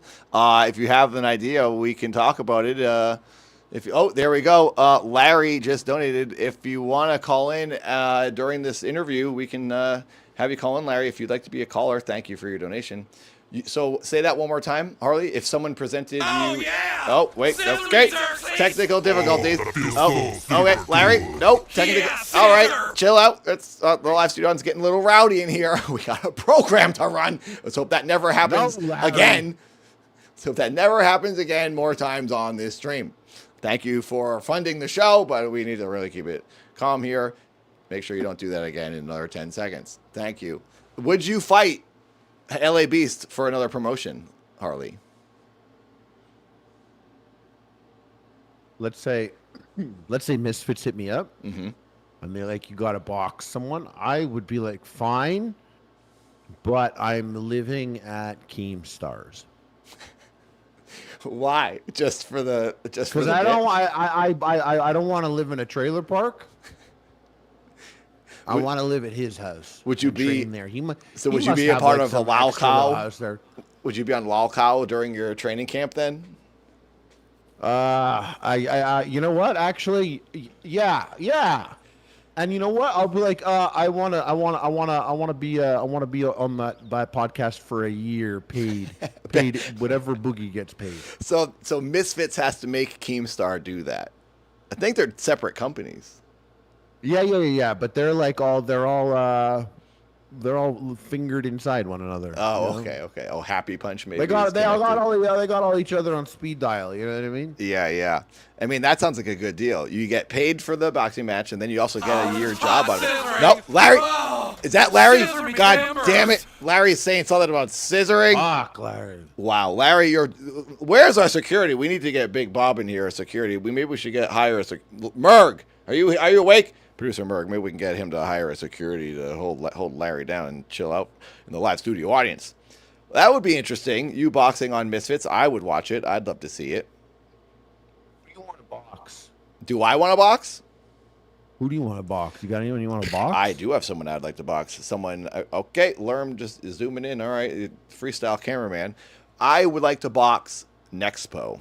Nexpo, it has it coming to him. Nexpo is a little chode, and I really want to knock that guy around. He spread lies about a friend of mine, and I'd like to teach him a lesson. He's a younger man, a heavier man. He spread lies? Lies? He said a bunch of lies on the internet, and there was a lawsuit involved. He said, okay, all right, that's pretty disrespectful. He said, sorry, the live studio audience is getting really keyed up in here. He said that my friend's wife was brainwashing him, and he was being poisoned, blah, blah, blah. And I think that's a lie, because that was a very nice woman, and that man was lucky to be with her. So Nexpo needs to be slapped around and stop spreading misinformation. You sit on a throne of lies. Okay. Yeah. Or we're going to fuck his ass up. Yep. Nexpo, you're going down. He's very antagonistic. He shows up in these live shows. He's on Instagram. He's saying all kinds of garbage. So Nexpo, you got it coming to you. This is like a multi-year battle going on here. I think it would be the natural progression to fight Nexpo. And he's a really popular guy too, so all of his fans would see how weak he is, and that would be very satisfying for me. So we'll see. Just like my fans learned about me. No, you're not a weak man. You're a smart, emotional, educated man. That's what we learned like about you. chill and very chill and funny and a good DJ. A good DJ. Wow. I got a great bass on Arrakis. Like, I'm chill, dude. I'm a chill guy. And you know what? If anyone ever fucking told you I wasn't chill, that's a great litmus test. Because then you know they're not chill. Is that maybe? That's when you know they're not chill. Maybe that's chill. Maybe that's how you find your next opponent. If someone says you're not chill. Yeah. Well, that's going to be real hard because no one would say that. Well, maybe we'll have somebody call you out. Maybe we should have an audience member. Does any audience members out there? Larry, you want to get on the line? Do you have something you want to say to Harley? You want to call him out? You want to box him? We got any influencers in the audience? Daddy, chill. Okay, now there's a woman moaning in the audience. She's telling you to chill, but I'm pretty sure Harley is chill. Wait, I thought that was Larry. No, oh, they're saying Daddy chill or Larry chill. Oh, maybe the woman is. Oh, I see. It's the woman next to Larry in the audience. She's telling Larry to chill out because Larry keeps like interrupting. That's what I'm hearing. Interesting. Yeah, Larry. I thought this Larry wanted to get scissored. Larry, is that it? Larry wanted to get scissored. Am I understanding what's happening? I never understand what's happening. I don't think anybody understands what's happening. Okay, good. If there is someone who wants to call, we can take calls anytime. Putting that out there now in case you're not, and no one understands what's happening. We're having a hard time. Oh, yeah. All right. Okay. Larry's scissoring someone again. We have someone in the live studio audience that says, Shireen Smith says, Harley is handsome! Exclamation point. I know of Shireen. I love Shireen. Wow. Shireen, Oh, so you know Shireen. Is Shireen a fan of yours? I know of Shireen. It's deeper than that. Oh? Is there a little love romance going on with Harley and Shireen that we might want to talk about? Well, I was just going to say that not every person who's a fan is someone that I also message with, but I do message with Shireen. Oh, Shireen So is maybe remember. is almost so obsessed with you that it turns negative. No, never. Okay. I don't think I ever had one something like that. And then I'm looking. Oh, I know another. I know this Skylar the Scientist. I know this person as well. Hello, Skylar. Cool Welcome to the chat. show. Welcome, Cool everyone. Chat you got here. Oh, we got a question for you, Harley, from the Nightly Void. What is the most underrated breakfast food? Is there a chance that person asked me that today? Oh, am I having deja vu? The Nightly Void. Have you been in the Void earlier today? Oh, well, I said the answer before. I said oatmeal. Oh, really? Do you like oatmeal? Yeah, because I underrated oatmeal. I was always like, oatmeal's fine. But then, like, when I started to actually training, I was like, you know what? I'm trying to like exert all this energy, but I'm not having a good breakfast. I need some carbs and protein. So I got into eating oatmeal with protein powder, and it's such an easy, simple breakfast. And I really like protein powder flavors and stuff, so you could always switch it up. And I was like, wow, it's so what's the word when something can bend in ways that would please the situation? Malleable, maybe? Versatile. I was like, wow, it's so versatile.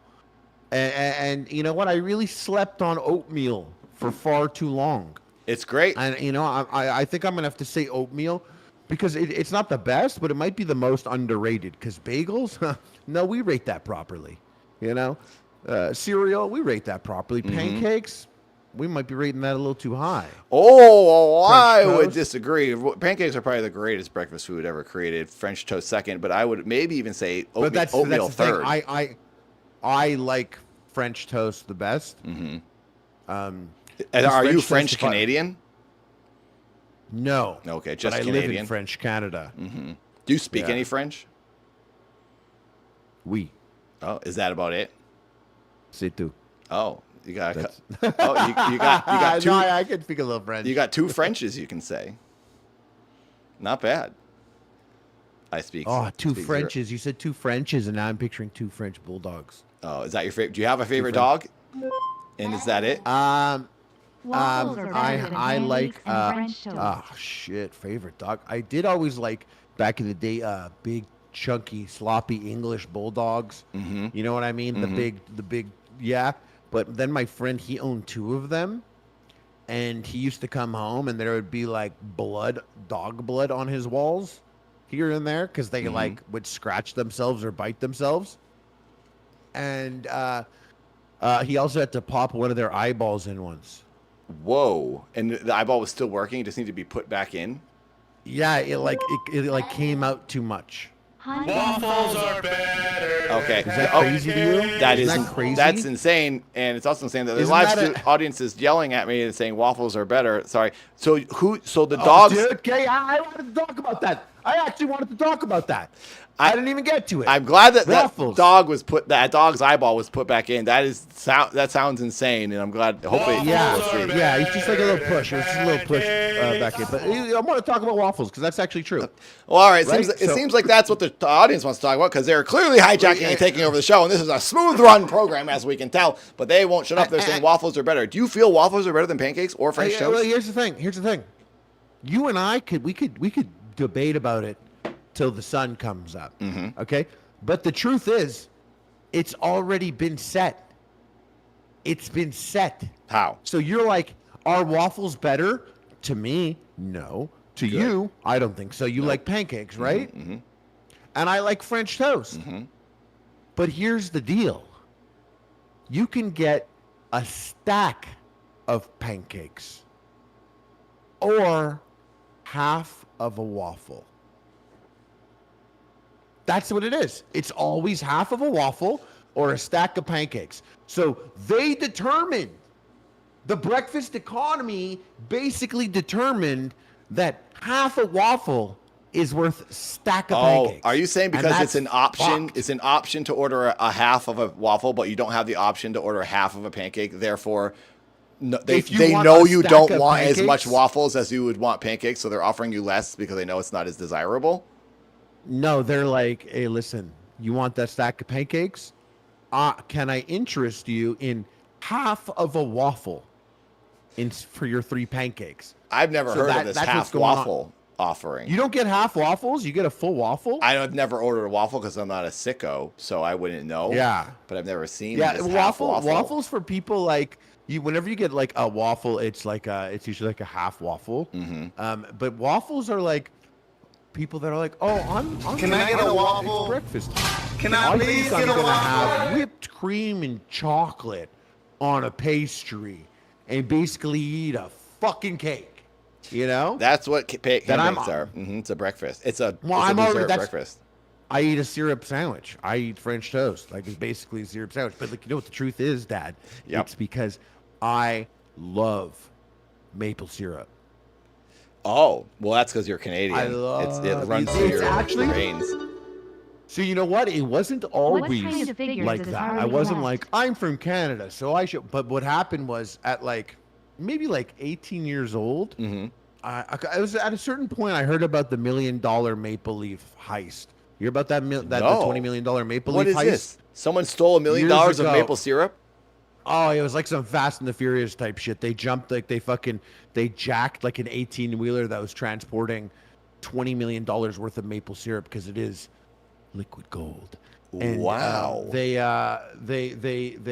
jacked it, and it was a lot of maple syrup. And I remember being like, "Wow, maple syrup that expensive, eh?"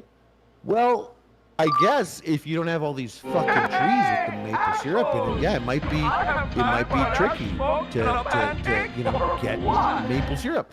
Therefore, I think I'm going to actively appreciate maple syrup more because I live in Quebec and there's a ton of maple syrup, and I'm like, you know what?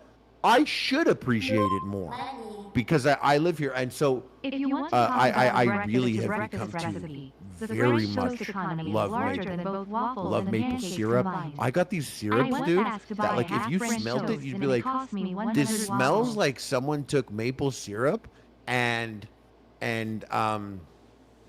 lit it on fire." It literally smells like a fire. Wow. But also sweet. I bought these maple syrups, bro. I like to buy these like a little flight of maple syrups. Maybe not just from here. It could be from Vermont even. You know, Vermont or Quebec. These little, and it's like a flight of little crazy maple syrups with some extreme taste. Some that it's like, dude, you shouldn't even put that on a pancake. That should go like in an old fashioned or something. That should go like in an alcohol. But I like that. I fucking love maple syrup. So, you know, I as well waffles, love maple pancakes, syrup. French toast. Yeah, I'm all about it. I love maple syrup so much that I'll even eat the fake ones with a smile on my face. The junky maple syrup you're saying, not the natural stuff from the tree? I would go to IHOP with a little razor and scrape the top of the table and break it up into a powder and snort it up. So all That's the how much I hard love maple syrup. Wow, Harley, you are Yeah, dedicated to the maple syrup.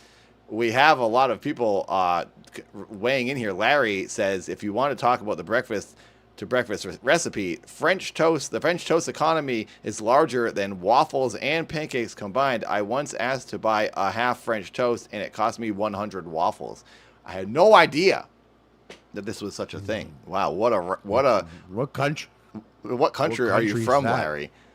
I don't know. Larry is a bit of a wild card in the audience. I don't know if Larry even knows where he lives. Thank you. Well, so someone said something else, and I didn't hear what it said. I was so invested in your maple syrup heist story. I never heard that, and I'm glad I now know. Oh yeah. Actually, it's a little thing. We're actually working on a little video about that actually. Oh, on the maple syrup heist. Yeah. You met Justin, my did. cousin, my business partner there. Yeah. You met him. Yeah. So he came up. We were talking about it earlier. We wanted to do a little thing about it. So I'll put something together and then I'll send it to you. You'll see it. Nice. You'll love it. Yeah. You know, a little maple syrup heist syrup's documentary. awesome. Is that what this is? Yeah. Yep. This sounds thrilling and exciting. Do we have any other Canadians in the live studio audience? Any of Harley's neighbors here this evening? Bonjour. Larry is from America. Okay. So that makes sense as to why he's... As a Canadian, how are you feeling about Americans nowadays? There's a little bit of a rivalry going on. There's a little bit of America making some missteps and bothering some Canadians. Is it a little... Do you feel a little weird? Okay.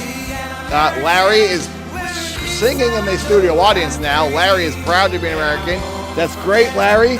But please do not disrespect our Canadian... Thank you, security. Okay, I don't know who that is. So I assume someone is taking the role of security and just shut Larry up real quick. How do you feel about Americans right now, Harley? It's cool. It's cool. Hey, sometimes we might have an attachment to a country and we don't agree with the country's actions. But it doesn't mean that I will think of the people there differently. Everyone's humans. They're just, my American brothers and sisters, they're humans. And so, case by case, a case by case basis. Yep. And we can't all control my friends are American, so the elderly that are in charge. So we hope they kick the bucket soon and we can all move on. And then maybe we can all get along again. Controlling the elderly would be such a fun superpower. It would be. Maybe if we give them enough maple syrup, they'll do what we say. We could brainwash them. Give them I like to imagine cubes. just controlling the elderly, like as a superpower. Just even being like, being able to like form a phalanx of old people around you at the snap of a finger. Like you can control, like, fling their bodies into like a protective mush around you, because they wouldn't be like hard-bodied old people. They're old people, but it'd be cool if you could you control old people to the point that you're like, and like Iron Man, when he puts all the parts of the Iron Man suit on his body, snaps onto his legs and stuff like that. Imagine that, but it's like old people, like, and even making into like a big mech, a mech warrior elderly. Yeah, and you're just made up of all old people. That would be incredible. That sounds like a comic book right there, or an anime. And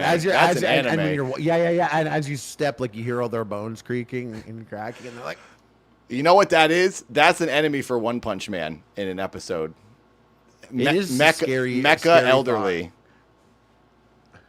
I like that. It seems we have a live studio audience member who wants to jump on the line. Let's see if we can get Earth 4K. And we got someone. Okay, Power Rangers. I know this guy. This guy's chill. Earth 4K is chill. They're always here. This guy? Yeah, Earth's always in the live studio audience, chiming in. That's so it's so nice funny. to hear. So Earth is a fan of Harley as well. I was streaming today, and he came in to be like, "Hey, I'm here to tell you, Nathan's tonight." Oh, he gave you a little reminder. Yeah, Harley did. Yeah. Harley. That's what I texted you. Remember, I texted you. I'm like, "It's tonight, right?" Because I got this asshole in the chat right now telling me to not forget. No, I'm kidding. He's kidding. That's pretty funny. Yeah, Harley missed last week because he fell asleep. He had traveled the day before, so it's all good, understandable. Flying is exhausting, and we're just happy. Can I just tell everyone that I've been in so many situations where there's like a YouTuber thing, and they're like, and it's like it was supposed to be 4 YouTubers, and there's only 1 YouTuber there with me, and I'm like, I thought there was a couple others. And they're like, yeah, they didn't show up. And I'm like, a YouTuber just doesn't show up? And they're like, nope, said they were going to be here, and we're just used to it. And I'm like, wow, YouTubers are so fucking dumb. And then it came to last week, and for some reason, they just did not get up. And I wanted something else. Oh, did you just yell something, Harley? Yeah, I was like, no, it's me. I'm the dumb YouTuber now. When you get loud, we lose you a little bit. No, I turned my head away. Oh, you're preventing us from blowing out. Yeah, I didn't want to hurt someone's ears. Thank you. That's something that you're wearing some sick ass headphones, dude. Thank you. Yep. Headphones are so sick. What are those headphones, dude? I don't know. They were just here. We're actually looking to get a new headset, a nice little headset that kind of comes around, a little sleek design that we can wear, but it's not in the budget yet. We are still scraping along on loose change on the show, so hopefully some week we'll get a new headset. Fingers crossed. Yeah. This is like headset looks like it's from the future in that room. Yeah, it doesn't quite match the rest of the production, so we're just looking for something that suits us a little better. Something more my style. But hey, it's doing the job. It's getting it done. Let's see the live studio audience member Earth. Let's see what they have to say. I think they want to maybe ask you a question or give you some advice. Let's add them to the line here. Earth, whenever you get a chance, you're coming in on the line. I think. Oh wait, we're adding in a couple. Am I supposed to be here? Hey. Who did we add? An extra person? It's yeah, Earth. Nicholas the Oreo. And Nicholas the Oreo looks like he got called. How did you get in here? I don't know if he's in there though, but he definitely got called. Yo. Oh wait, here we'll do this. Oh, he so is. Nick, I didn't know how you got on here. You have hacked the production, but if we don't mind you being here. If you want to wait 1 minute and just hold your breath, we're gonna see what Earth has to say. Then we can go to Nicholas. Yeah. Did we just call Nick? Did we just call Nick? I have no idea what happened. Did we call Nick and he picked up the phone and we're like, hey, hold on a second. I thought we were calling Earth. My mom does this to me like 3 times a day. I blame it on producer Merg because he took the essential cable from the studio and things were haywire this evening. Anyway, caller Earth, you're on the line. Hey Nathan. Hey Harley. Hey Nick. Welcome to the show. Hey, huge fan, Harley. Ever since Epic Mealtime, back in the day, all the bacon on bacon stuff. Your intro to Crater Clash 1, outdone by the intro to Crater Clash 2, Solid Snake. I mean, you're just punched out of the ring. Oh, sorry, didn't realize you were live. It was amazing. Have a good laugh, though, guys. Have a good laugh about it. It's an honor to be able to. yeah, I know. And now that Creator Clash is over, Nick, you ruined it. That's on you. Hold on a second. Wait, we'll get to that. We'll get to that in a second. Yeah. Wait, hold on, Harley. Mr. We sold out the arena. My bad. Earth. What's on your mind, Earth? So I had a 2-part question for Harley and then a legit question. I know I've been calling in with prank, music calls, but I got a legit question this week. All right. Sure. So two-part question, Harley. So I've been getting into using my charcoal grill and smoking ribs and different types of ribs and stuff. I wanted to ask you because Nathan's like a vegan, or he doesn't eat meat like that, and you're like a meat eater. So what do you recommend? What's your favorite thing to cook on the charcoal grill? I'm so sorry. I'm so sorry. I've changed since the air fryer existed. I don't do anything outside the air fryer. Oh my god, dude! I thought you were gonna say you were a vegan. Holy shit! I'm so. You know what? Hey, I wouldn't be so bad. So then, all right, then let me follow it up with what's your favorite thing to make in the air fryer? Since I got one of those too, and I love it as well. I like to buy bison. I put bison in there for like 10 minutes, like 6 minutes on one side, 4 minutes on the other. Just flip it one time. Comes out so fast. It's not as good as on a barbecue, but it's really, really good. And I just got used to eating that when I was gonna cosplay as an athlete one more time. What cut of meat were you eating from the bison? Just like steak? Yeah. There's bison steak, and okay, it tastes just like beef steak. Maybe like a dash of like Oregon taste. Yeah. Oregon, but tolerable. Oregon. Like the and then the state second or part, like a body organ? To sell propane and propane accessories. Okay. No, wait. Am I saying Oregon weird as a Canadian? Maybe. Oregon. I thought you were saying ORGAN. That's what I'm saying. Yeah. Like the body it tastes part. like an organ, like innards. Is that a thing? You can eat organs? Like it's just a vague category of meat? Like a liver. A liver. Gizzard or, turkey liver, kidney. I had no idea that was like a category of meal. Isn't it? I don't know. I haven't had. It's kind of an obscure one. Last thing I ate was a chicken chimichanga 24 years ago. So I don't know. I'm out of the game. A chicken chimichanga. And know whose chicken chimichanga that was? Lerm, stop zooming out on me over here. Dewey from Malcolm in the Middle, the little kid. Yeah. His dad owned a restaurant that I worked at in Milford, Walter Massachusetts. No, technically, yeah, I guess. Yeah, all right, yeah, I guess. No, Walter White made me a chicken chimichanga, and that was the last meat I ever ate. It's like, why go back after that? Right? Make a T-shirt. That's a good T-shirt today. It's a true story. So anyway, yeah. Oh yeah. So bison in the air fryer, and was there another question? Am I fucking Yeah, up the yeah. show? Isn't that animal the second... extinct? I didn't know you could even eat bison. No, they That's farm real? them. Yeah, they farm them. Yeah, oh yeah. Which animal? A bison. Like, because in the Yellowstone TV show, they're protected in that. They sell it at Whole Foods all the time. Yeah, yeah. Really? Wow. I thought they were like gone. I thought like Harley ate the last one. Like it's gone. I spent all the last money I had and the last these little Bitcoin dust that I had on the last bison, and then I ate it. Wow, sad, Harley. No, why? Sad. Why? This is crazy, guys. So bison are they were threatened with extinction, and then now they have been bumped up to near threatened. So thanks, Nick. Now I'll have a little bit of guilt as I'm eating this near threatened species. Oh, is it Just about to go out again? Near threatened. No, apparently they're coming back. There's like, the counter just goes like one under every time Harley eats one. It's just like there's like an alarm that sounds every he time. eats like the essential alpha male that impregnates all the herd. He keeps going for the king. The ones that breed taste the best. Yeah, that's the thing. Wow. But I think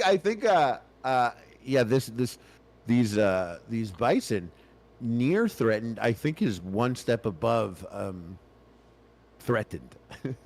That's stupid. I think it's near threatened with extinction and threatened with extinction. So they're nearing threatened with extinction, but I imagine that now, in some weird way, this is almost worse because they're probably like in a factory being like churned out slaughterhouse style and chopped up and it's like, thank God the bison are not extinct.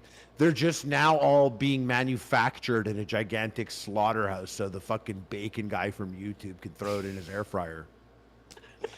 Yeah, they're not threatened anymore because they're all in prison and they're awaiting death. So like, I wonder if is that a thing when they count like a population of an animal? Do they count all the ones that are like on factory farm property as well as part of the population of the earth? Because that's not really living, and I feel like you can't count that as part of the population of like it's like like cows, a stability. A stability thing, like once the population is stable, I think more so than the number, because there could be issues. I think like when they don't want to. What animal that didn't want to fuck was it rhinos or something?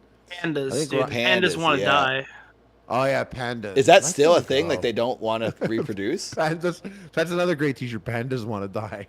It's like the most. It's the emo animal. They're in the woods listening to My Chemical Romance. It's so sad. Or The Pandas Cure. wanna die. Why? Let's make it a better place for them. Aren't pandas the most vicious bear? Or is that a lie? This is a grizzly bear, I think. Maybe. You're Or a thinking polar of, no, bear. I think you're thinking of polar bear. Polar Yeah. bears are like there was things to do, like if it's a grizzly bear, stand still, or if it's a brown bear, if it's a grizzly bear, run. There was like different things to do, and they're like, and if it's a polar bear, you're dead. This is a polar bear, just dig your grave. Yeah, polar bear, you're straight up, you're dead. They're Just gonna kill you. wait to die. I've heard that. I've heard polar bears are crazy.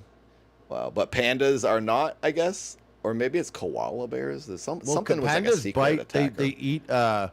They eat bamboo shoots, which is Oh yeah, so really they're super- vegetarian. So I guess they're not coming after Yeah, anybody. but they pulverize that. They don't want to breed. They're like fucking like.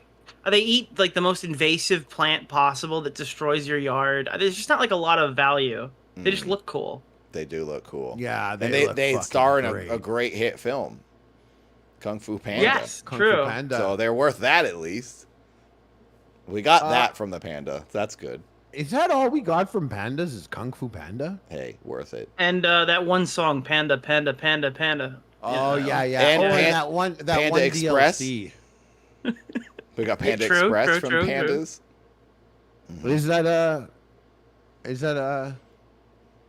I don't think they Warcraft served Panda there. Oh yeah, then there's the Panda World in WoW. Mists of Pandaria. Of course. How could I forget We got the that. Mists of Pandaria? Pandas have given us a lot of good things on this earth. Wow. Yeah, and then they took it away. Yep, because they're grumpy. Like WWF. Earth, what was your second question? So the follow-up question was, I'm in America. Will you adopt me so I can get out of here, please, Harley? You know what? I'm just kidding. I'll survive. I was gonna ask for a trade. We should. I got a kidney. I got a good kidney. No, I want your citizenship. We should be able to trade citizenships. That would be a good thing. I think that they should. I agree.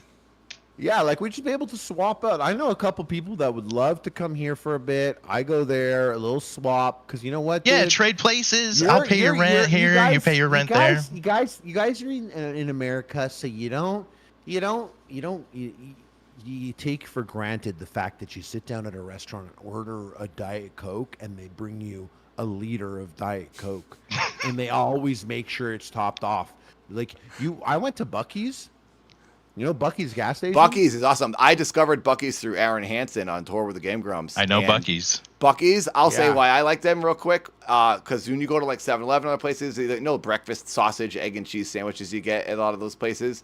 There's never a vegetarian one where it's just egg and cheese. They always throw sausage in. So I had to like take the sausage off and I can kind of taste the oil from it, which I don't love. But at Buc-ee's, they had vegan patties, and I'd never heard of that before. I never saw that, and I would get them all the time on the Grump store. So you would think that like most places would have the vegan option. It's 2025 for crying out loud. You'd think everywhere. In California, there's a lot of vegan options everywhere. There's all right, but that's Impossible meat California. everywhere. Yeah, I know. But every time I go, I eat like I'll go to my friends' houses, and they'll be like, "Do you want?" I had this place called Mr. Charlie's. That's literally McDonald's, except everything's Impossible meat. Yep. Veggie Grill. Have you ever been to Veggie Grill? Yeah. That's like the vegan McDonald's. I'm a huge fan of food technology that makes things taste like the food that they are not. Here's a question for you, for all of you on the line. So they're talking about growing meat now. Like you grow like a cow leg in a box, and it's basically a cow. It's flesh, but it's not a birthed cow. You don't have to like murder it and then eat the meat. It's literally just the leg grows like flesh, like a plant, but it's actual meat. So it's kind of like a plant, but it's also technically meat. Would you eat that? And how do you guys feel about it? Will I live long enough to like have the repercussions of whatever super cancer comes from it? Who knows? I feel like COVID-5 will come find out around. that this is like the start of like a pandemic. It feels like, I don't know, if you do that wrong, I feel like something's gonna happen. Yeah, you got a parasite worm growing on your brain after. They're like, oh yeah, bison's not extinct. Yeah, we're growing all their legs in this vat. We just have tons of body parts of bison for the parts that we like to eat only. You know, when I expected Jurassic Park to be real by the time I was like entering my 30s, I didn't expect they would go and individually bring back each limb of their dinosaur bodies. And then so they assemble could make the whole slowly. thing. Who wants to eat dinosaur? Like a Lego. Like a Lego. Who Oh, wants to God. eat a dinosaur? It's like Harley's mecha elderly warrior that you slap all the elderly people together to form a giant elderly. That's Dude, what. If they're cloning, is. if they're cloning dinosaurs, I could finally bring my channel back. You just do dinosaur lasagnas. Yeah, we do a DLT. DLT, dinosaur lettuce and tomato. Dino lettuce tomato. Yeah. They would get views. Mastodon burgers. Oh, that sounds yummy. T-Rex It tastes wet. Tastes like a wet carpet a bit. Oh yeah, wait. Hold on. I went to Buc-ee's, and there was 125 gas pumps. All these fucking big ass trucks at the gas pumps, and I had 2 white Monster energy drinks and a C4 also because I was driving a whole bunch. And I got like this a brisket sandwich, and I got a bunch of jerky, and I'm like, I'm sorry. Everyone here has a smile on their face. This is U.S. motherfucking A. I got all this brisket on me and jerky and all this energy drinks. And what? I'm supposed to feel bad? I'm supposed to feel bad that I'm in the USA right now, 125 gas pumps. Everyone's got an F-150 or F-350. USA, baby. You were USA. chugging energy drinks during your training? That was on his way home. This is on the long, sad drive home. Oh, Harley, you I sound amped up for the long, sad drive. My arms are cradled holding like jerky, brisket sandwiches, and energy drinks. And I'm like, USA is fucking awesome. Harley, you And sound said more went- American than anyone I know, and you're a Canadian. And you said that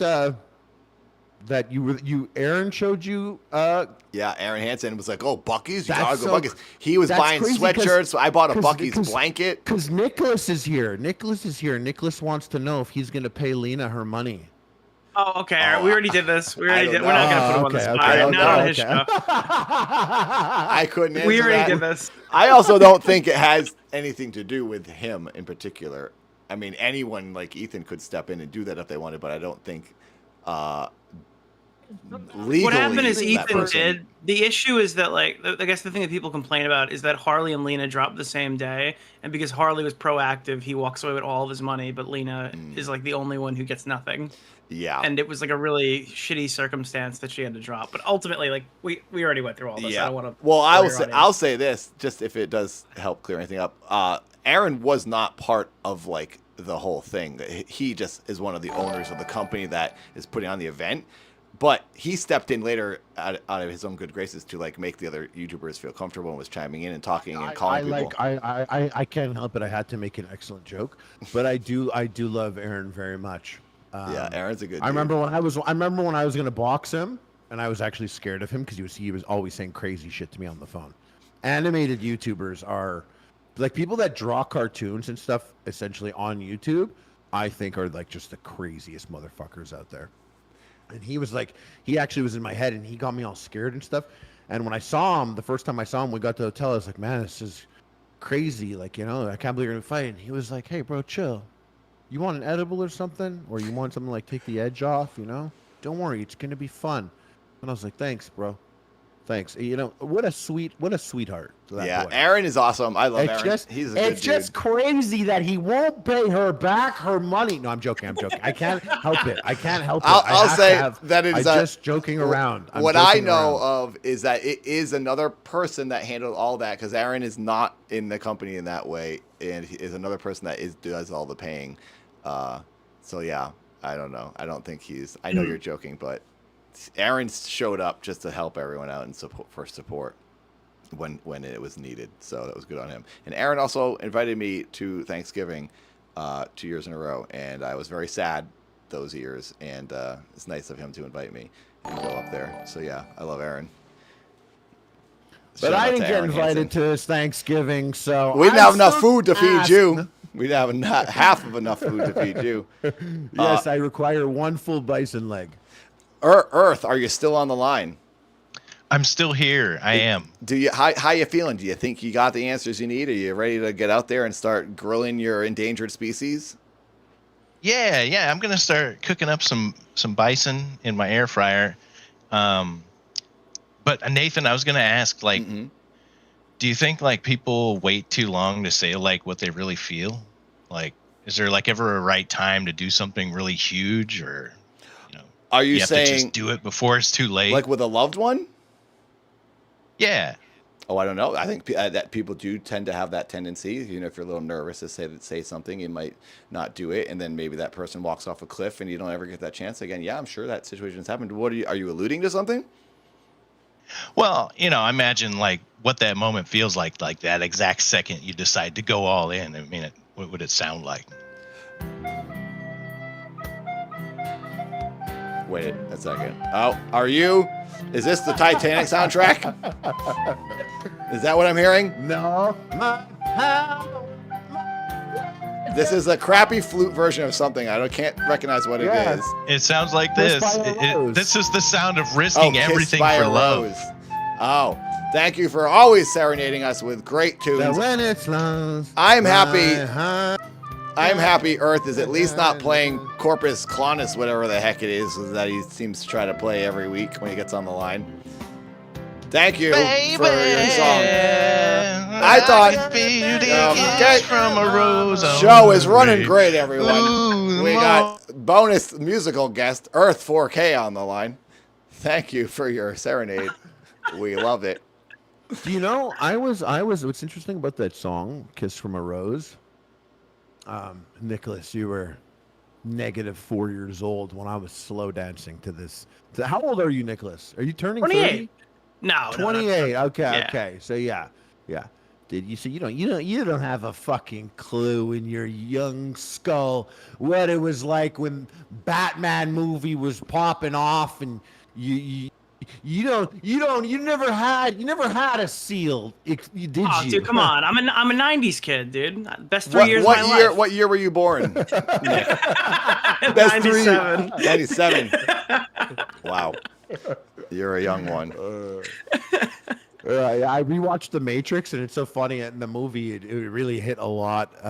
What they said, that he was like, "This isn't your society. We're really the year is 2300." Blah blah. He's like, "What you picture of society it's your society's pinnacle, 1999." And I remember hearing that this time and being like, "That might be right." 1999, like you were 2, I guess.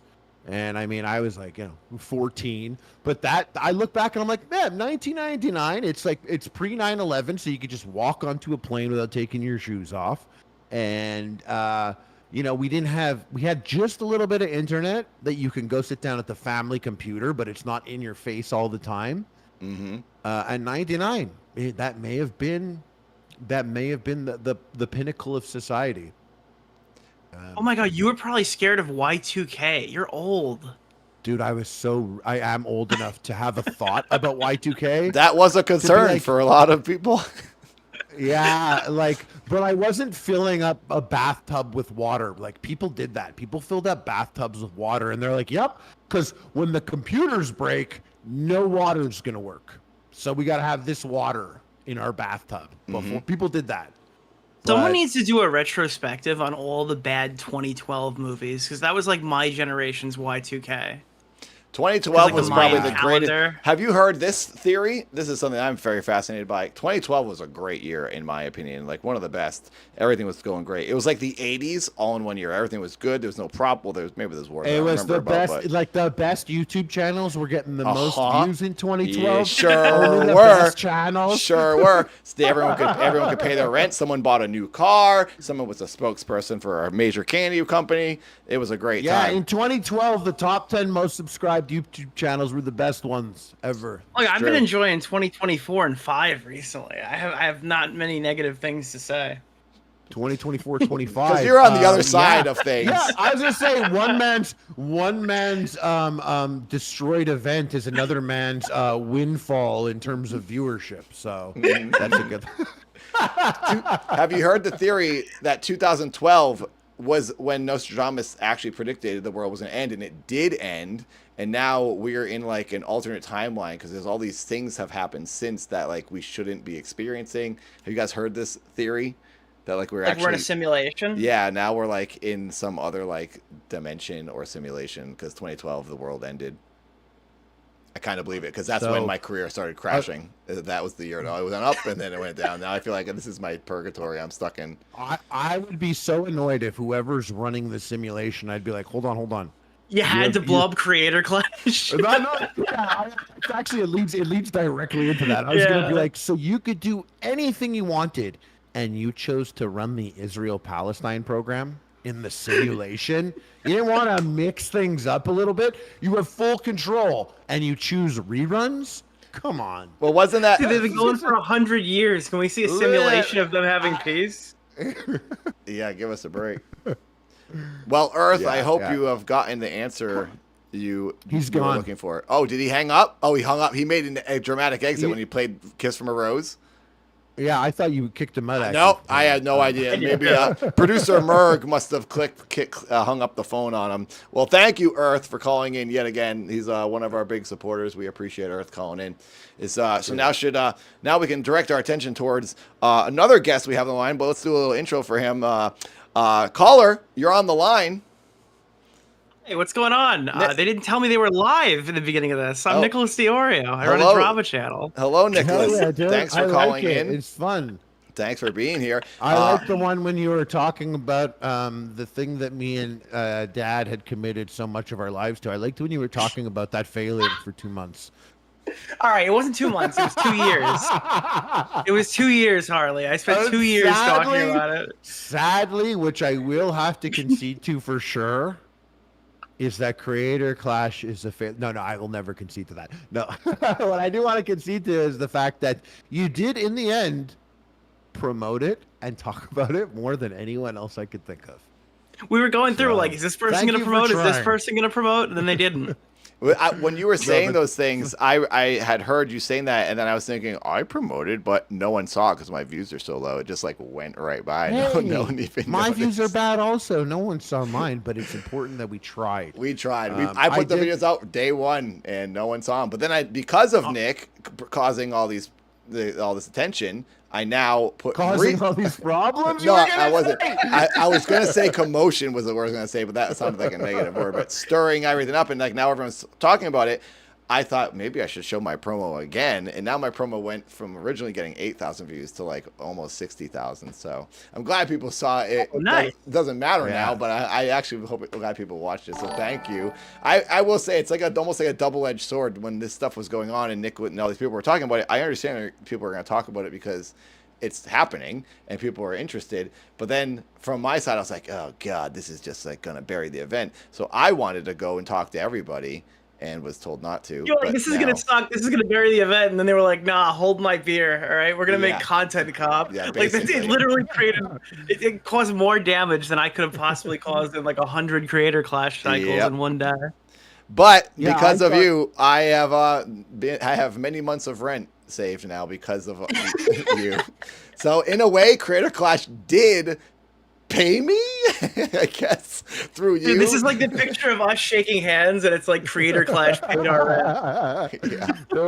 I did when during the whole time, like I always went and just went on whatever show and said whatever, and I never really got like the same directives, I guess, as Dad did. Maybe I didn't keep as open of a dialogue. I don't think they would go to you and say those things because they know you're gonna do what you want. I was pushing people. I was like when Nicholas was talking about it, or even like when Willie Mack was like, put a request for them to go on his show. Like I hit them up and I was like, oh, you guys got to go do that. Someone's got to go do that. Just go on there. And the sentiment was like, nah, we don't want to dedicate time to this thing. We want to focus on the event. And I was like, that's the narrative out there is just whatever they do because no one else is there. Like who's the mouthpiece for the event? Because I'll be honest, every time I'm talking, I'm fucking up. So someone should go on the show and talk about that. Someone should go and just do it. And did they ever try to like shut you down from coming to talk to me? Because obviously they tried to shut Dad down from talking to like Keemstar. No, they didn't. But I did get hit up like later. I don't think they maybe they didn't. They didn't like how it went. I think someone else watched it, and like they had hit me up and they're like, hey, is it helpful? Like it was. I think the question was kind of like, is it really helpful to talk about this stuff here? I think because we spoke about the gala and the second one, and they were like, is it really necessary to talk about this? Is that helpful? Well, did you book us another gala this year? Then yeah, I think it's probably pretty necessary to talk about the gala from the last event. Yeah, I was like, I actually think it's helpful to fully talk about the whole thing. Like I think it's just to talk about it. If not, then whatever is said will just be what is the narrative.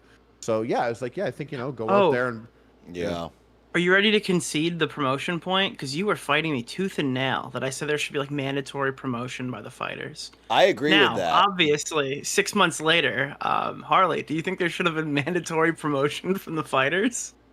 To be fair, I did say that you'll never get that from YouTubers. I didn't say that the idea was bad. I was just like, good luck.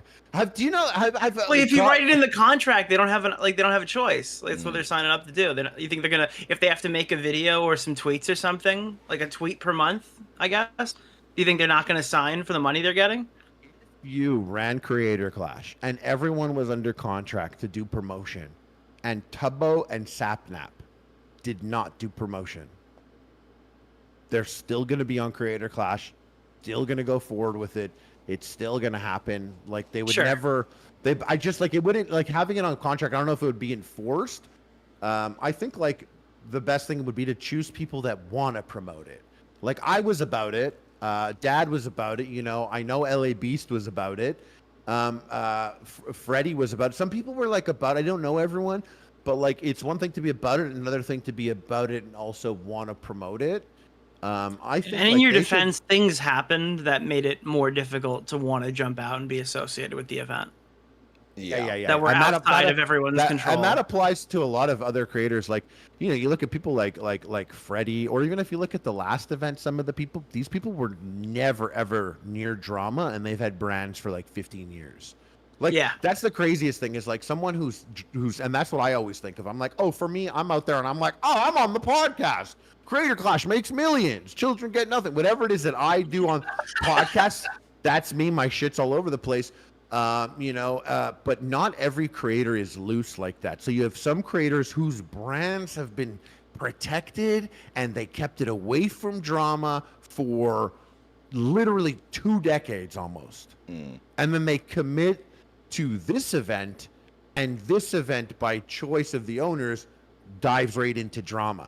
Now, anyone that's like, I'm really excited for my boxing match. People are like, oh, so these are your thoughts about the Middle East. And you're like, what? I'm literally just, it was not, like I saw some tweets from some of the fighters. They'd be like, something random, casual about Creator Clash. And all the mentions are like, oh, really, motherfucker? Oh, you got mogged too, because you asked them specifically if anybody else had a problem with like this, with all this stuff that's happening, and now it's all come out from like every fighter who's ever spoken about it that they all had a problem with it, and they're like, no, it just seems to be you, Harley. It's just Harley Morenstein seems to have a problem with it. It's kind of weird, you know? That's literally that is literally what happened. I was like, so is everyone cool with it? They're like, everyone loves it. Everyone actually loves it. I heard they that. love what's going on. I was told that same thing, and I was thinking, or maybe I'm remembering that. Sorry, I try to even say that because I don't know if I'm remembering you saying that that was said, or if they said it to me too. It's been too much time. But I was going to say, for something we were saying a second ago, I was going to touch on, it's hard to get people to be in a boxing event to then agree to do the promotion, because it's already hard enough to get people to even say yes to this. Like, people often comment when they see the card release. There's a lot of comments on the internet saying, why don't you just get PewDiePie versus Jacksepticeye? It's like, because they don't want to do it. You don't realize how little influencers want to do this. No influencers want to do this. The year one, I saw like so many of the woes of like people getting injured. S-Fan was supposed to box, and then he couldn't because he got injured. Is that true, or are they potentially cherry picking which people they want based off I think of it's who true, they because are? so many people in the Discord leave, they drop out, they're like, I can't do it, I'm too busy now. Like, also, most influencers like, I don't want to get punched. Mega64, perfect example. Mega64, friends of mine, other kind of like OG YouTubers, Rocco was almost doing it. I was texting him like crazy, trying to convince him to do it. Aaron really wanted him to do it. He was almost did it. None of the other guys in Mega64 wanted to do it. I talked to Ed Bassmaster, he didn't want to do it. James Rolfe doesn't want to do it. Matt Pat told me he didn't want to do it. Like, no YouTubers Do they want to not get want punched. to do it in this new event or in the previous two events? All 'Cause three. I could see this year might be a little more difficult. All three Definitely times. not in the next one. This is from the beginning. From the very beginning, I wanted to box Ed Bassmaster way back. And he's like, no, I'll do a dance battle with you. And I was like, okay, I don't think anyone's going to care for that. But most YouTubers or influencers in general want to get punched in the face for like nearly no profit, because They can go and do like a brand deal somewhere or do a YouTube video and get $20,000 in a day. They don't want to get punched in the face and do 8 months of training. So to get a YouTuber to then sign up, to then also agree to, you have to do promo, and even if that promo sort of goes against your schedule and your branding, like it's going to mess up your actual channel, I don't think they want to mess with their analytics and stuff for this boxing event that they don't really want to do. So I think it's almost impossible to get a YouTuber on board and have them make videos for it and stick it out. For the videos and stuff, I'm not talking about everyone has to make like guaranteed training footage. I'm just saying like at the end of the video, like Ian is somebody who was like running the event and he couldn't even shout out Creator Clash in the content cop. Well, that's the thing. I thought, hey, by the way, yeah, when he like, told me check out about our that, event. I thought that was the plan. When he said he's going to do that at the Cameron trip, I was like, oh, he's definitely going to use this as a promo. It'll get a lot of attention. That makes sense. And then there was not one mention. And I'm thinking in my head, okay, maybe because adjacently, people are going to know he's doing Creator Clash, but like people aren't going to remember that. They're going to watch this one video, then they're going to be like, I haven't watched you in 10 years. Now I'm watching this video. They're not going to know about Creator Clash unless you say it. So yeah, it didn't even help. Yeah, I think there's probably a happy middle ground between making like legitimate scripted or film documentary type content and just not saying anything at all. I think a couple little even scheduled tweets that come out, and this could be something that Creator Clash supplies, literally. They should have a press package. You think that you would be able to hit up one of the founding members of the Dream SMP and ask him to tweet your tweets? Are you talking about Well, we hit him up and told him to come to Turkey Tom's Rager, and he showed up at VidCon, so I don't know. Who, Sapnap? No, Dream showed up at Turkey Tom's party. No way! I was going to ask how VidCon Dude, everyone was. just kept rolling up and taking pictures of it. It was really funny. That's sick. Did he have a mask on, or did he take it off? No, but he came with he had like a security detail. Yeah, because he doesn't want to. That's weird. He didn't need security detail. Now that I think about it, he could beat the shit out of all of his fans, I bet. Probably. Well, no, dude, I saw there was an army of them. So I walked into VidCon for like 20 minutes or whatever just to get my badge and walk out. And I went in there and there was like an army of like 200 children standing in line to meet him. It was so funny. That is funny because I would have stood in line, I think, too. Dude, could you imagine it's just you and a bunch of kids just be like, oh yeah, I'm gonna meet Dream, let's go. I did see a video recently of Sapnap, and he was talking about, and he was like, I got robbed. Did you see that clip? He was like, I got robbed. I was supposed to box. I got robbed. And I saw it. I was like, that's him. That's Sapnap. That's what he looks like. That was what he said. I go, dude, he looks like oh, I forgot who it was, but it looked like him if he was mewing. Shoot, I forgot. He's just a super duper famous guy. With like millions of subscribers, and I've been adjacent in this event alongside him, and I never saw it. And then the video came up. I'm like, so that's him, eh? And I was cracking up so hard at Tubbo when he at least was we saw Tubbo because at least people asked him his questions, so he was forced to talk about it. But your best line throughout all Creator Clash 1, 2, 3, everything was when he was there and he's sitting down. He's like, Asina,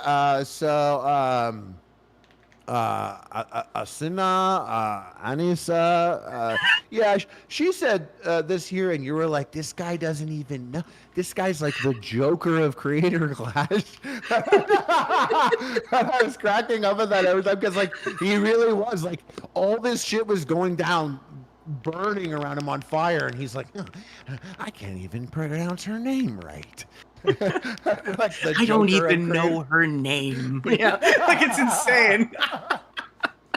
The Joker. But like they're obviously living a better life there, right? Because he literally doesn't even know the drama happening. He doesn't even know he probably doesn't know who iDubbbz is either. He probably doesn't know who iDubbbz is. He's never even heard of the country of Israel before. No, he probably didn't even know that in 2012 Epic Mealtime was pretty popular. Dude, he probably thinks that you're an offshoot of who's the guy who throws the eggs at stuff? How Too Basic. He thinks that you're How Too Basic. In fact, if he's Joker of Creator Clash, then Dad, you're Batman of Creator Clash. Is this Tubbo you're saying? Tubbo, yeah. Tubbo was the Minecrafter, one of the Minecrafters, right? Yes. Yeah. And is he a young? Yeah, he didn't know Anissa's name. He's like, I think like Asina said that. Oh, did he say this on like a podcast or something? No, he was like a on a clip. stream. He's like, I think Creator Clash might be canceled. I don't know. I haven't talked to like Asina yet. Oh my gosh, you know what? I think, okay, then this has got to be the guy, because when it was all canceled and said and done in the Discord, Tubbo, I think it was, or Sapnap, one of the Minecrafters, finally, for the first time, I could even go look it up in the Discord, they said their first message, they said, what? Question mark? It was like they never knew anything about the event the whole time. They were like, what? Hey, yo, is this FR? Like, it was like, so Yeah. like, hey, yo, is this for real? And it was like the first time that they mentioned anything in there that Discord for months. Here it is right now. It was like well into the cancellation. Everyone's talking about it. They're saying when the announcement's going to go out. We're all like, oh, but boo-hoo, this is a bummer, whatever, it's over. And then, people were chit-chatting. And then for the first thing Sapnap says is crud.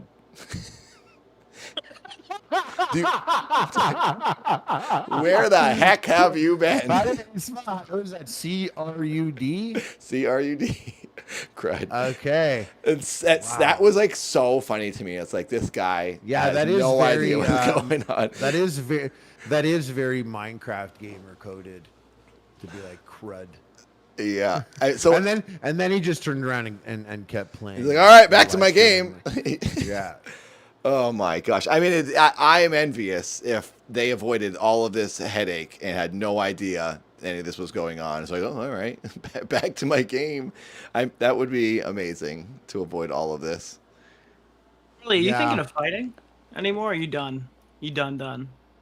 I'm like to like shift gears and go back into it. It would have to be a thing. Like I did have a buddy of mine was like, hey, what if we bunch of people, we did a little boxing thing, like, just because you guys all trained and stuff. And it's been like 2 months that I've basically stopped hardcore training, and I'm like, I'm gonna be 40 in a week. So being a boxer that's no once excuse. Come on, look at this call. That's no excuse at all. He has Dad had a he has first so much round more knockout over the age of 40. Yeah, but he has so much more energy than me. I need even on my best bag of Coke, I couldn't dance like that. By the way, that's another great T-shirt, in California, you'll have a lot of access. Hey, if we do our event, if we do our own boxing event, then you can work on your cardio. We can train together. You can get that ultimate cardio. And you know what? And since our failure, Dad, has led to Nicholas putting his kids through college, he should he should be a commentator on the event. Dude, could you imagine that? And then it goes full circle, and somehow this event, not even being a charity, loses money, and then I'm responsible. I did think a great name for a boxing event that was made of Creator Clash people. If it did happen, it should be called No Charity. All profit. I still can't believe all they ran profit the tagline. boxing. Dude, the tagline "Influencers will pay" is still the funniest shit ever. I can't believe they ran that this year. Luna will pay. Only. Wait, do you have you heard anything? Because there was a rumor that I heard from Dad that the contract specifies the payouts for an event that doesn't happen are only half. So unless you're like Harley or Dad, who got their 15K up front, everybody else just kind of got fucked. Have you heard any reports that like they're only getting $7,000 from them? I have not heard anything of that. I don't know exactly. I actually am surprised. I thought we were getting zero. Like I thought it was going to be, no matter what, I thought it was going to be zero. I didn't know. And they haven't even asked you for the money back, have they? They haven't been like, oh, you should probably give back the training money. No, they were cool on the phone because we had a very civil conversation, and they were half cool. And they were like, okay, well, if that's the case, then all right, let's just, go our separate ways about it. So that they didn't ask. They didn't say anything about it. I heard another rumor that I'm not going to specify any information on from a completely separate party. It's a full rumor, though, but let's hear it. What you got? Wait, do you think? I don't know. Let's hear. What was the rumor? Well, I heard some interesting, unrelated rumor about a specific sponsor that came in from Creator Clash 2. Yeah.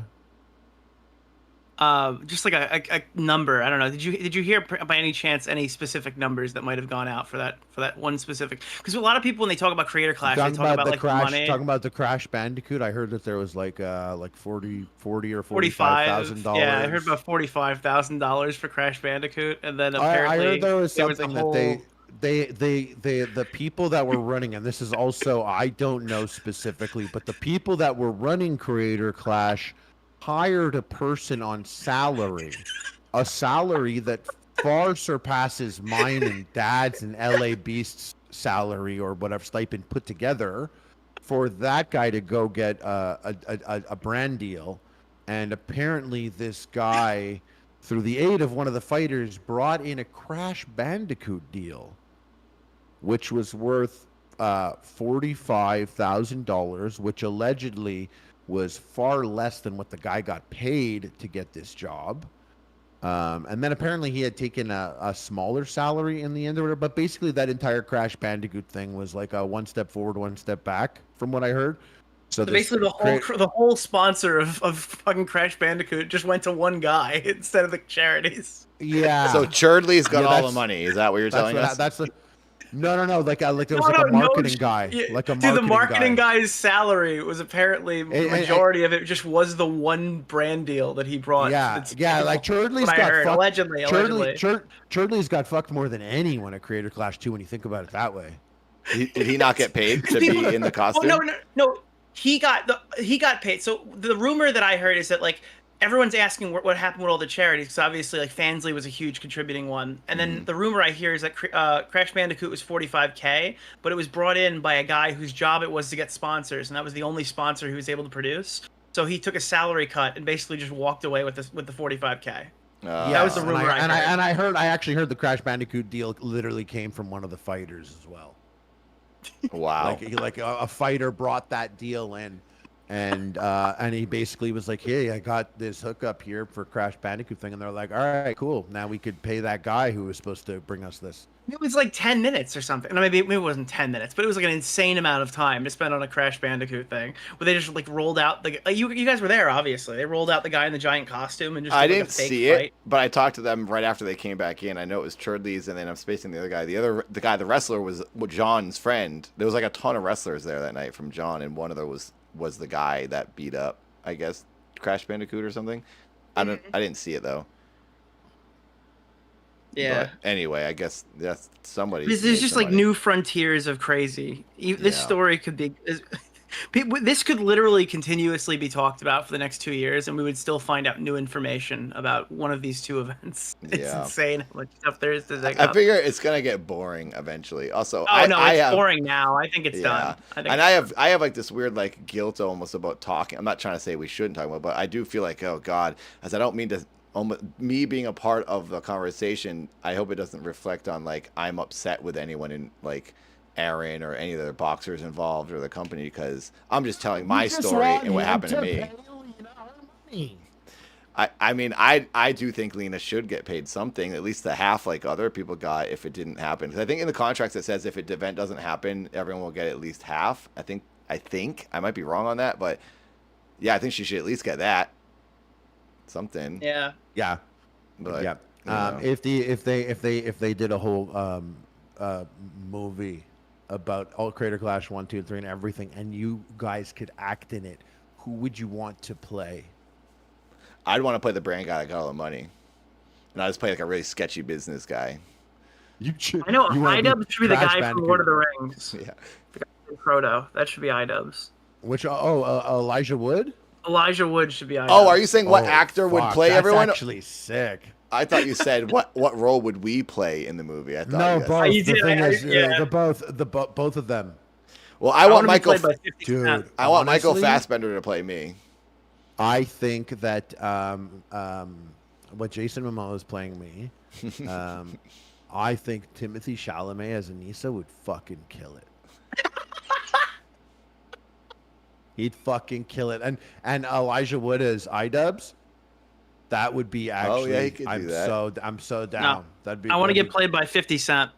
50 Cent. Maybe not 50 Cent, but absolutely a black man. We will No, have did a black you see? man Did play you see 50 Cent's new movie? He's doing a movie with Bryce in Hall? Street Fighter? Bryce Hall. Oh, really? No. Wait, He's I just- he's what doing a happened with movie by the this? people who made Saw, and 50 Cent like it's a bunch of TikTokers, locks them in a house, and then like kills them. But That he sounds tried to crazy. have this movie, but he tried to block it from coming out, didn't he? I didn't know that. No, I had no idea. Oh, I think he tried to block, or unless maybe I got by like some fake headline bullshit thing, but I thought that he tried to stop him. Wait, dude, you're actually destroyed.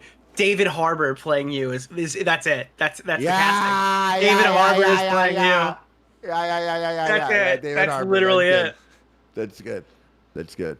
And I played David Harbour because at one scene I'm like, it's David Harbour as me, and he's on the elliptical, and Stranger Things comes on, but it's me playing Stranger Things, and he's like, love that guy. We have someone who's donated $5 that has a story from Creator Clash 2. Thank you, Killer Wolf, for that donation. I think I'm going to bring in this caller here and see. This is an audience member to see what they have to say. Where is this message? I know him. Let's see if I can do this right this time and add the right person.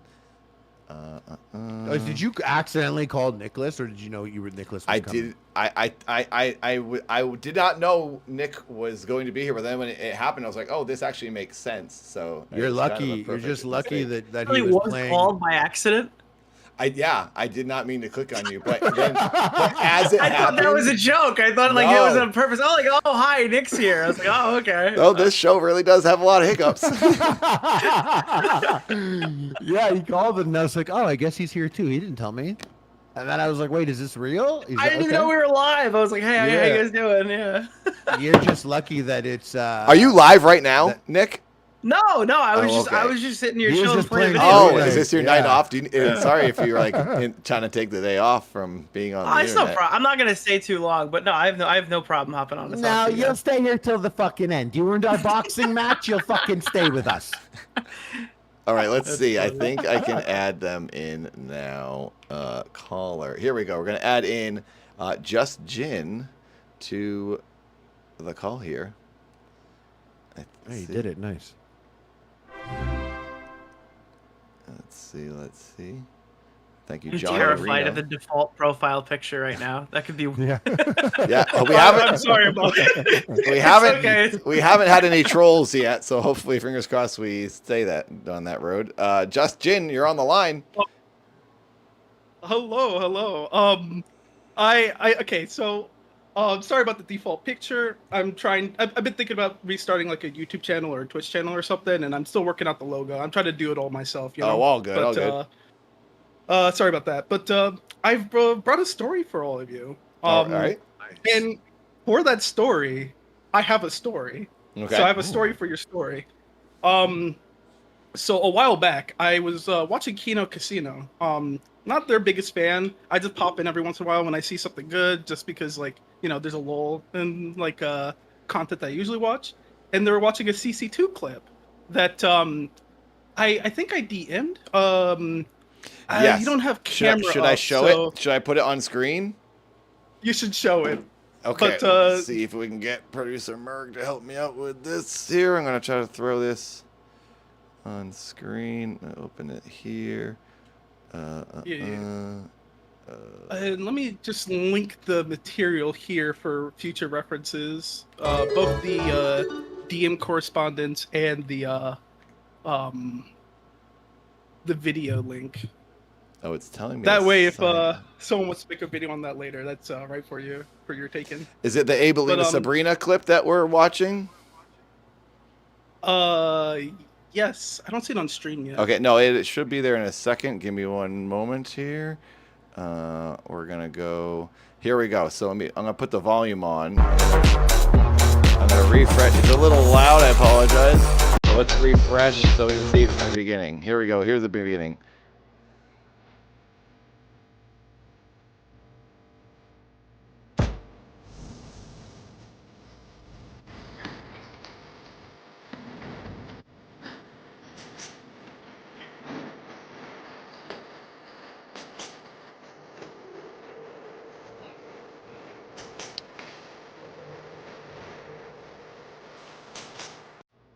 All right, that is the clip.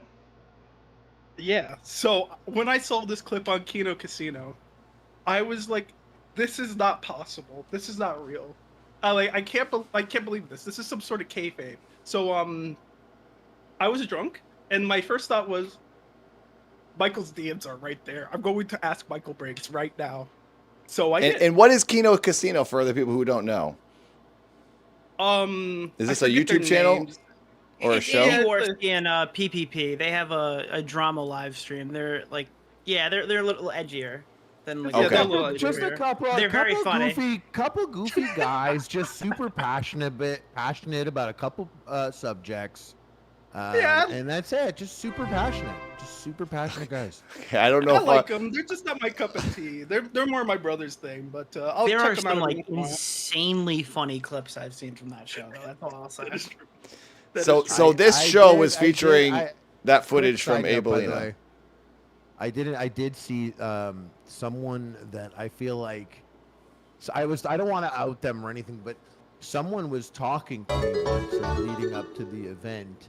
And they were Yellow like, super chat to match the yellow. Oh yeah, shirt. they were talking about the people that put on Creator Clash, and they were like, oh yeah, this, and then I saw this thing, like I was watching Kino Casino, and I saw this thing or whatever, and then I saw in their face that they regretted having said that they were sitting there watching like full on Ian and Issa hate content for leading up to the event while they're participating in the event. And they were not a person that I would imagine ever watching that show.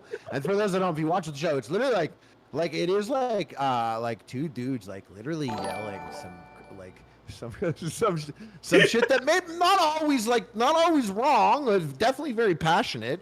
But it is like one of the more like if you were them, these are the worst type of haters to have. Just such big energy to just. I would not want the Kino Casino to hate me, bro. Oh, dude, that's funny story. story. And yell about you for 3 hours. Did you ever hear? Did you ever hear Coach Red Pill? No. He went by Gonzalo Lira. He was in he was a YouTuber who moved to Ukraine because he was crazy, and he died there as like a wartime journalist, but for Russia. It was an insane fucking story. But he calls me up one day, and I hardly know him, and he's like, if you find out that either the guy Ethan Ralph or anyone from the Kino Casino talk about me, you have to alert me immediately. I'm being noticed and my life is in danger. In like a war-torn Ukraine country, that was his biggest thing that he was worried about was the Kino Casino. So not a channel you want to get on your bad side. 100%. Wow. Okay, so here's a controversial. Is that like a fair word to give on the Pitsea for their channel? Or is that no? Yeah, no, passionate and controversial. Okay. I don't think the average Ethan Klein viewer is like watching their regular coverage. Okay, so this channel that showed the Abelina Sabrina boxing clip that we just watched, and then now you have a follow-up that you wanted to mention after that. Yeah. So I saw them show the clip, and I was in disbelief. They were just kind of like, they're kind of half going along with it, like, oh yeah, that happened. I can't believe like Anissa would let that happen. And I was just like, no, that is some cap right there. I don't believe this happened. I don't believe what this. happened? I watched the video at a delay. What happened in the video? Yeah, what was the questionable thing in the video? So like the premise of the video is like, oh my god, she's so cute, she couldn't hurt her fly, and then she hurts Ian. Oh, so she's supposed to be the one that beat up Ian in the end when we see him all bloody. To that degree, yeah, in a sparring match, and I was like, I don't believe that. Like, someone should have stopped that. Wait, and they're saying that I saw the picture of Ian dripping in blood. They were saying that was That's from what they were saying? Abelina Sabrina. That was the joke of the video, I guess. Is that Abelina Sabrina thrashed Ian in that? Okay, I didn't pick up on that joke. I saw him dripping in blood. I was like, where did I never seen that picture? Oh, you had it in the thumbnail. That was when I'll tell you how that happened. I fought the guy that did that to him. Barber? Oh no, the cool sexy barber. So that is my coach's mentor, Grisha. Barber. Grisha was training Trevor for this year. Trevor, who was going to fight Ren, who I was training with from Corridor. Grisha is a crazy dude who's a trainer who was my coach's mentor, and he sparred with Ian, and that is why Ian looked like that. And then I found out firsthand, Alex Wasabi fought with this guy. There was a night Alex Wasabi, my friend Steven, and Ren all trained with this dude, and we all got beat up. Like that guy effed us up. So that dude Grisha just wants to show YouTubers this is what you're getting into, and then you decide if you still want to do it, and that's what happened to Ian that night. That's a little story behind that photo. But yeah, that photo got a lot of attention a couple years back when Ian posted that because he got wrecked from Grisha. I'm pretty sure that's who it was. News. So yeah, I think that's silly. Oh yeah, I think it's also silly that they tried to spin it to make Sabrina look better. It seems like Michael was really against this. Like looking at his DMs. So then you just sent me a DM between you and Michael Briggs, which was Ian's coach. And what is this conversation? Because I can't. It's a lot, and I know if I could read it all, I had to zoom in. Well, what's the synopsis of this conversation with you and Michael Briggs? Yeah, so I'm just like, hello, big fan. I just sold this clip on Kano Casino, tried to be honest and deferential. And I just want to know the story behind this. And then he types back, I could read this. I'm not really good at reading aloud, but I could read it. Go for it. Yeah, thanks for the support. Actually, that was from when they went down to Cali without me to promote CC2. They went to the gym with the coach that was training Chris Raygun and Sabrina. Then the coach down there beat the shit out of Ian and gave him a bloody nose in a sparring session for some reason. It was totally unnecessary to beat him that badly to prove that you're better than him, which I think goes along with your story there. That kind of clears away some doubts on that for me. Yep. Then they also filmed him letting Sabrina punch him during a round of sparring just so she could get some work in. But then they edited the footage to make it look like Ian got beat up by a girl.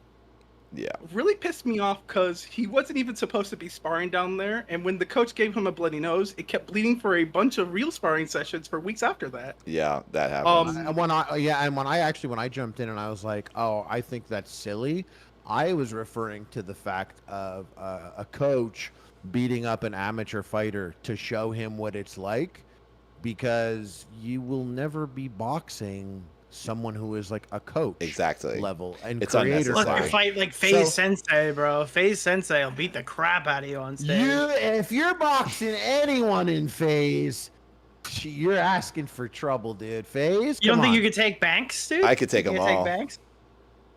I wouldn't be phased by FaZe. If I was at a FaZe party, I'd be like, I make more money than all these people in 2012. Have you ever been to a FaZe party, Harley? Turning 40. What do you mean? Oh, 40-year-olds aren't supposed to go to FaZe parties. That's right. No, they don't get invited. Is what I meant. Unless they sneak in the back. Unless they sneak in the back window and they're like, "Hey guys, you forgot my invite." I saw. Yeah. Whatever you do, don't look up Conor McGregor. Do not. He's doing Misfits. Is he doing Misfits? Is that what you're saying? No, his dick's on the internet, and it's crazy, dude. He was lifting weights with it. Do you see that on the picture? Cock, bro. What the fuck? Yeah. You don't do that, right? You guys don't do that, do you? I don't think it's possible. Why did he do this that? conversation took a left turn. He lifts weights with his dick. He lifts weights with it. I've been blown away. I hit up a couple friends. I'm like, did you see Conor McGregor's dick? Have you been lifting weights with your dick and not telling me? Are you guys working out your boners and not telling me? How weak is my boner? It's never lifted a single pound. This is why the Creator Clash fighters needed $20,000. There's the new interesting fighting techniques that can only be taught by the champions. Boner training. It's crazy. He was lifting weights with it and then also took a picture. I don't know. That was really crazy. I didn't. This is the first I've heard of this. I just heard today though that he's probably joining Misfits and he might be like the headliner of the next event next month. No, his dick is on the internet. That's not why he's viral. That's not the reason he's trending. Oh, is Harley making this? Is Harley making this up right now? No, he's not. He's really not. It's don't Google. It's real. Don't Google it. People are gonna have to Google. We gotta find out. He texted him with a boner. Yeah, he was lifting weights with his dick, and he sent it to Azalea Banks, which is crazy. Because obviously, The she's thing gonna with be Harley is crazy. you don't know if he's ever lying, and this sounds like a Harley just random story. But then if it ends up being Just true, put it's gonna in be so Conor funny. McGregor boner on your phone right now. I want to see you seeing it. Okay, I'm doing it. I'm doing it. And also, it's on topic of Phase. I was watching this video. I think maybe I don't know. It was like, Jack Doherty's girlfriend. Oh my God, it's real. Left him to be with someone else or something like that. And I forget, but they were like, "How did you guys meet?" And it was like, "Oh, we met when she was the hostess at FaZe Rug's birthday party." And I was like, could you imagine you have your wife and you're like, how'd you guys meet? And they're like, oh, we met when she was the hostess at FaZe Rug's birthday party. I'd rather be like, we met in line at the bathroom in this terrible nightclub, or we met on Fucker, this grimy dating app. I don't know if I want to be like, we met at a FaZe party, FaZe Rug's birthday party. Should have been there. Sick. You know what's funny? A friend of mine had a birthday party, and I didn't go, and I saw the pictures, and I was like, that's fucking FaZe Censor. Like right in the middle of the table. It was just Doug Censor Martin. I have no idea how the fuck they knew him. It was the weirdest fuck. They were all sitting around the dinner table. It was just FaZe Censor right in the middle of the room. One of the sickest internet beef videos, early internet beef videos, was that guy taking his computer all the way to Rogers so that they could look at the text message on video to prove that, I think it was like Sniper Wolf or something, was texting him when like she said that they weren't texting or something. So he brought his computer, he brought his tower to the mobile phone store to be like, can you go through this and tell the audience that everything here is true and these are the text messages and they're not photoshopped? And the guy's Connor's like, training regiment live from Wes Anderson room was It was like not on my Verizon. bingo He went card, into the but across Verizon one store. He's of like, I my need you to fingers. prove that Sniper Wolf texted me. Well, ladies and gentlemen, it's true. Conor McGregor, there's a picture here. I don't see it. It's censored. It's like some news. Hold it up to the chat. Hold it up to the It's camera. like a Don't news. do that. Well, I actually could because it's censored. Some news outlet has. Shout out to FaZe. But we don't know where it came from. You know what I mean? If it's like revenge porn, you want to be like, yeah, you There. want to not. So You don't want to flash. Conor McGregor, I guess apparently is in a think- beef with a rapper because he or someone sent. Azalea Banks. Oh, she's a rapper. Okay. Nathan, do a backflip. Do I it. see. There was something I wanted to comment on. Caller, are you still on the line?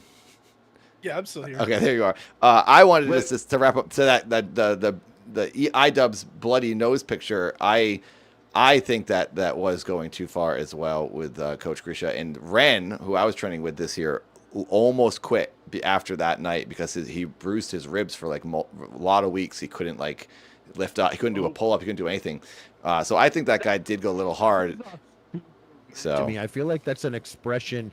Maybe I don't know the space, but like that's like you just want to. I mean, I get it. Maybe you just want to beat the shit out of some YouTubers. Yeah, I mean, for I guess getting in on it. when but you're an that is older kind guy of- and you're grumpy and these guys are getting paid and you've been doing this your whole life. Yeah. Well, but listen, still, he it's might have beaten assault. the shit It's out been- of him, but it's he might been- have beaten the shit out of him, but at least he didn't remind Ian of his dad. Okay, that's why he was allowed to stay employed. Nathan, come on, do a backflip. That was a crazy Do it. comment, dude. Yeah. Why? Okay, does anyone know why it was always Denny's? Like the whole event would be like on fire, and everyone would be, and they would go have dinner at Denny's. My theory is that because Denny's is fucking sick. I heard just that that- Anissa, I think that Denny's is her is favorite sick. restaurant. Denny's is sick. 24 hours. You know what Denny's has? Denny's near the trailer park that I was living at in Florida. You know what they had? They had a business conference room at the Denny's. They were like, book our What? business conference room. Yeah, you could like take meetings at the Denny's there. So I like to imagine Creator Clash always took place at one of these Denny's that had like a conference room. And they're all there, and like they're all sitting at a table, and like Aaron's there, and Crash Bandicoot's there, and Ian's like probably wondering why I gathered you all here today. We're not paying Lena. Oh my god. It's time to get down to the brass tacks. Lita's not getting the funds.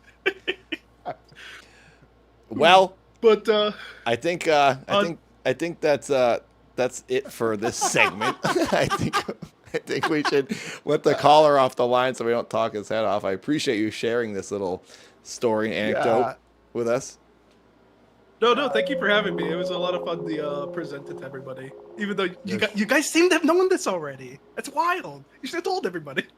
Yeah, Anyways, I didn't know about the Which Kino part? clip, but I knew that the coach goes crazy on YouTubers. Brad, we were trying to steal money from charity. We weren't going to blow the event up until the timing was right.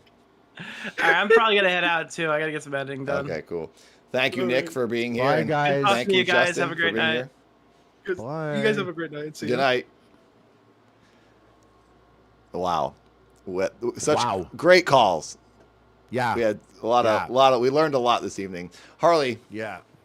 We need to wrap this up, and we need to hear from you. How are you feeling after our call? Do you feel better? Do you feel like you've gotten things off your chest? Do you think you're feeling motivated? Do you want to get back in the ring? I loved calling up Dad leading up to the fight. We stopped speaking a bit briefly there in between the creator clash. I will say coming up. those calls we had from all the creator clashes. You and I would jump on the phone often, and I love those calls. It helped keep me going, and it was nice to talk to you all the time when we were training together or training alongside each other. Especially this time, I felt like we've just been through it so many times. Well, twice, third time, but like I really felt like that. So. Getting on the horn and shooting the shit with you, Nate, always a fucking blast. And I'm really happy that you had me on. This was fun. Thank you for coming. I will. Two things I'll say is, first, I hope we can figure out something. Maybe we can do our own little event, small scale, big scale, whatever. I think small would be fun. Just do something to entertain people. And second thing is, I think that 2012 is coming back. I think it's time for you to revitalize and show all these young Zoomers YouTube channel. Show them how it's done, Harley. Show LA Beast, the real original food eater. Although I guess he's kind of an original as well. Yeah, he was there pretty early too. Yeah. I'll call him up to come and enjoy it with me if I'm gonna dust the channel up. Yeah, have him make him. That would be a great first episode if he made a meal with you as like your first guest. Yeah. That'd be pretty great. Yeah. Well, Harley, we appreciate you being here in the studio. Thanks for having me, and shout out to everyone that hung out and called in. It's been fun, and hopefully we'll see you box. Hopefully we'll see you box soon. You got it, baby. All right. Okay, bye. Thanks. Talk to you later. Bye. Bye.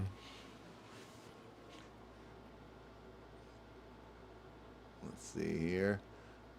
Ladies and gentlemen, that was Harley Morenstein. Great guest. Our first guest. We got the biggest celebrity around right now. We are honored. That was incredible. The people love him. Thank you, live studio audience. Thank you very much, Harley, for spending the time with us.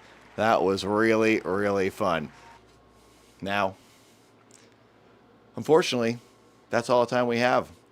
We got to head back. I need to shut down, and we're going to continue on next week. If you watched this live, thank you for being here. If you're not watching this live, you can watch it live on Mondays, live on Twitch.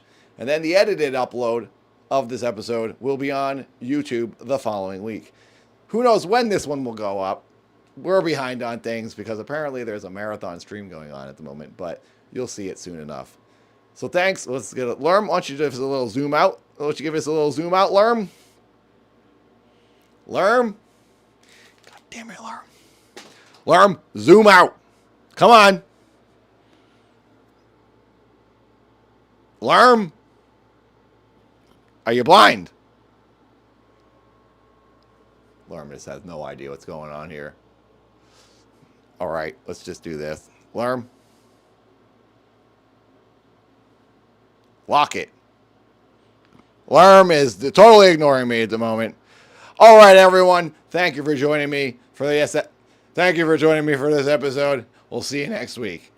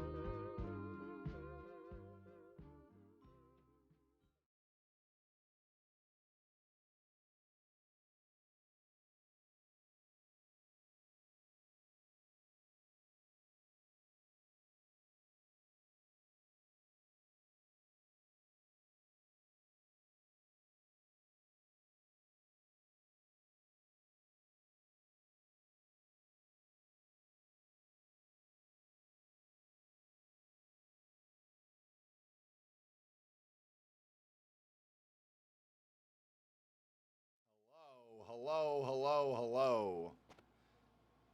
Welcome back to the stream. Thanks for taking that break and watching that show, everybody. Wow, that show is pretty unique. Pretty interesting stuff over there.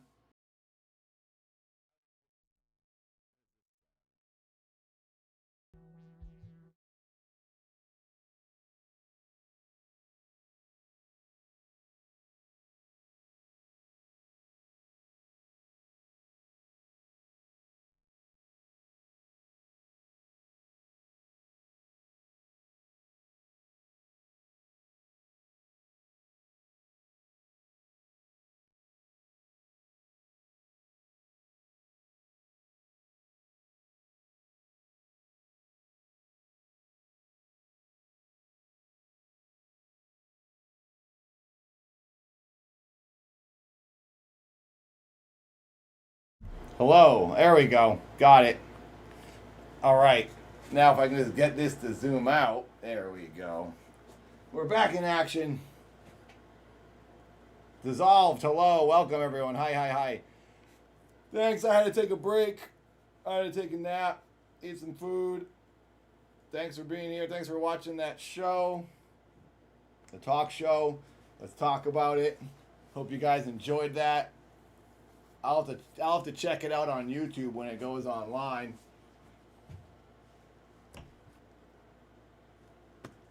Oh, let's read the chat. What is everybody saying? I bought Lerm too many buzzballs. That you sure did, Derek. That guy apparently has a hard time on that show. So I think 0 buzzballs is what he needs to have in his diet. Why is that red box active in the background? Oh, this? You talking about this? Let's see. Right here? This is orange. That's orange. I don't know what you mean. It's not on. That's that device is not turned on.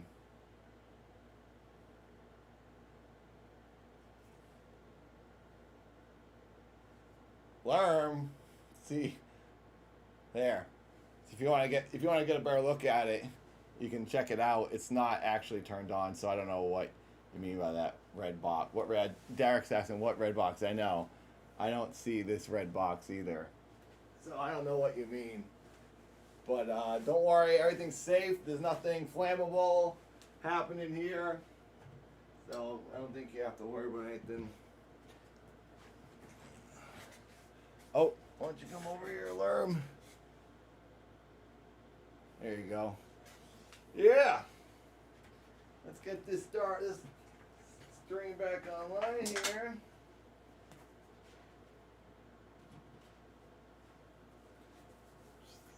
Put my pajamas on because it's late night now. Thanks for watching, everyone. Tiger, hello. Welcome. Welcome, everybody. What a night. What a show.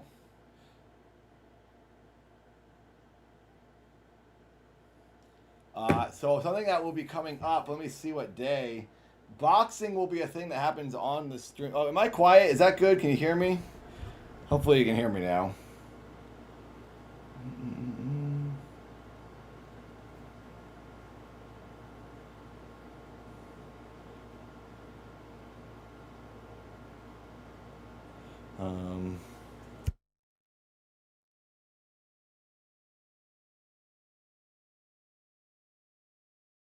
So it seems Wednesday might be the day we have some boxing. Need advice of something? Maybe you can help me next week. Oh, KT Blues, if you want to call in, yeah, next Monday we could do a call. If anyone in the audience wants to call in, we'll have call-in available again on the show. We'll have to go see what they're doing over there on the show. Hour drive was Harley. Harley was on the call. You'll see the edited version on YouTube. It'll be a much punchier, tighter episode. Long, rambly call. Carl has just tipped $5. Can you say the never get murdered again line? I love that character. For the YouTube upload. Thank you, Carl, for donating. Thank you, Crow, for saying that. Thank you. How do I sound? It keeps turning it. It's turning down, so hopefully you hear me enough. Just talking to people in my Discord about your videos to see if they remember you. You don't realize the amount of 90s kids who grew up with your videos. Well, thank you, Raider. Thank you for saying that. I'm glad you guys even know I exist. Genuinely. I really mean that. Thank you for watching. Because not a lot of people know who I am. So if anyone ever does, it's awesome. It keeps turning down. I'm watching it turn down. If it turns, I'm going to actually just turn it back to I'm going to go low. And now I'm going to trick the mic.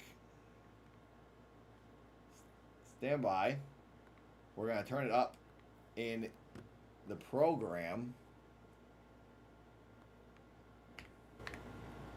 How does that sound? Is that better?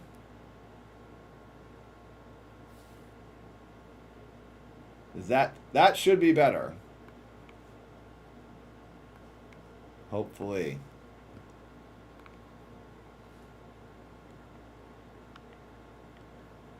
Because the mic keeps turning itself down to like self-regulate. It's really annoying. It's really annoying. I don't know how to fix it or stop that. So, looks like we need to add an hour and 10 minutes to the timer. So we will do that. I think when we stream again, I might be ending soon because I am pretty beat from these past 4 days. Some days are going to be shorter than others. Some days are going to be 12 hours. I think I should wrap up so I can get sleep. I was considering taking tomorrow off, but I feel bad only 4 days in taking a day off. I just want to make sure I can get through this. So I'll be streaming now at this point for about 13 to 14 days total. And I think I could use some breaks in between to keep me going and to keep it interesting and entertaining and give me some events to do and things to do. Wednesday, we're going to have my coach come over. We're going to have my friend Steven, who's another boxer, come over. We're going to do some training. I'll do like whole training routine that he puts us through, and then we'll do some sparring so you can see me do some boxing against my friend. So I was thinking of taking tomorrow off before I box on Wednesday, and then Wednesday night we watch Passions, the show on YouTube. Every Wednesday we do that on YouTube, but this time it's going to be on Twitch and YouTube because we're doing this big stream. So Twitch 20 Twitch subs missing to 1K. Wait. I'm number 15 on Blurp with 12 points away to be number 14. Wow. If we get 20 more subs, we're at 980 subs on Twitch. Yeah, you're right, Fraxter. If we get 20 more subs on Twitch, we'll hit 1,000, and then we'll have the hot tub party. I still don't know what YouTube wants me to do for their reward for hitting. Who is this? Chris United Mission? I can't read that. Welcome to the party. Thank you for being here. Thank you, Crow. Sean, hello. Holly, hello. Welcome to the party. I appreciate it. We had a big raid just now on Twitch. Everyone check out our raider. Can we get a shout out for the raider? Can any mods do that? Thank you very much. I missed the name. United? Christian United? Yeah, I got a lot of blurps here. We got an hour and 10 minutes we need to add to the timer. So I'm going to do that now while we enjoy this raid. Look at all these new people. You guys just missed it. There was just a talk show going on in here. And now it's over.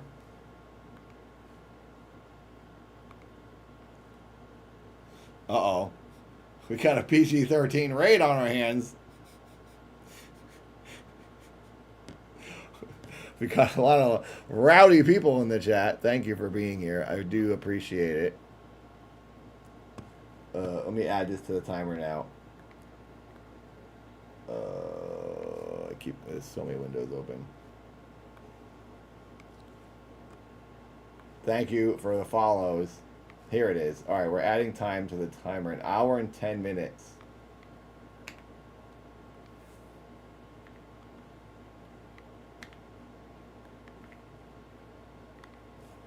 Let's see if this goes.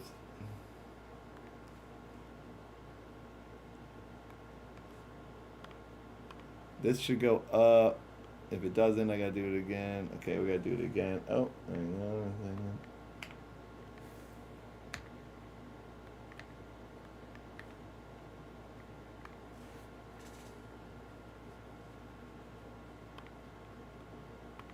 This should go from 8 to 9. 18.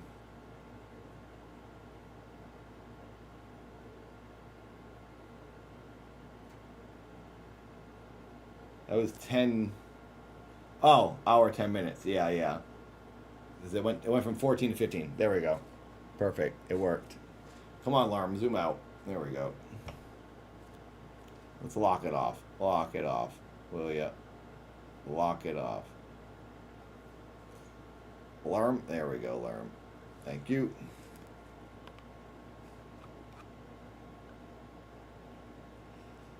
It moved, Tom. The timer's gone up. We were getting subs earlier. If it didn't move, I will fix it all after the fact. I'll fix it tonight. I check all the things when I end the stream, and then I add them after. I mean, in general, it stays the same. Oh, because we're not getting more. I see what you're saying. Yeah, it is adding. It's just, we're fighting an uphill battle.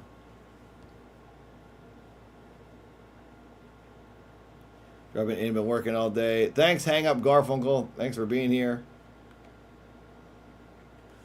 Thank you, everyone, for watching.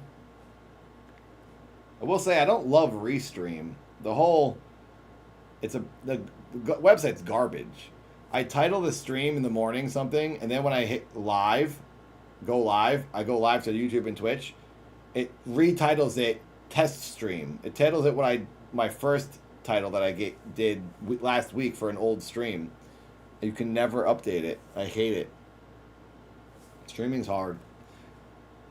I'm a geezer that can't figure it out. All right. Well, I think I'm going to wrap it up. It's about 9 o'clock here. Shorter day today, but we're going to be back on Wednesday because I think I'm deciding to take a break.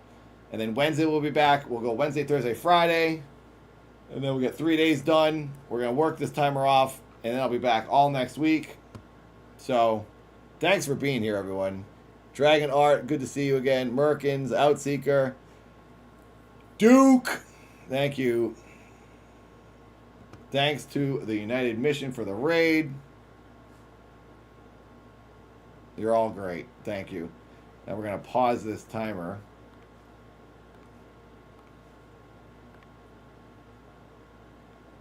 $5:15:15:44. We'll remember that. Oh, I added that so I can refresh this.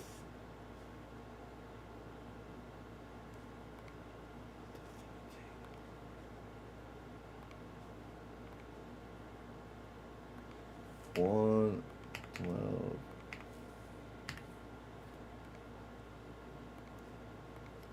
Boom.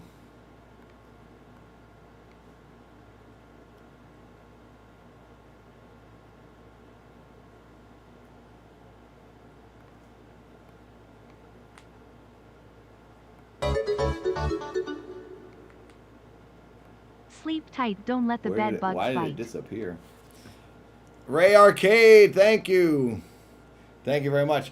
Who should we raid? I'm going to try to raid someone on YouTube and Twitch. Who's live on YouTube that I can raid? And who's live on Twitch that I should raid?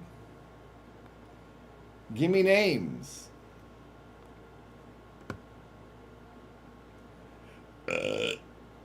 Thank you, Dissolve. Thank you, Toffee. See you, Josh, Elastic, Doctor.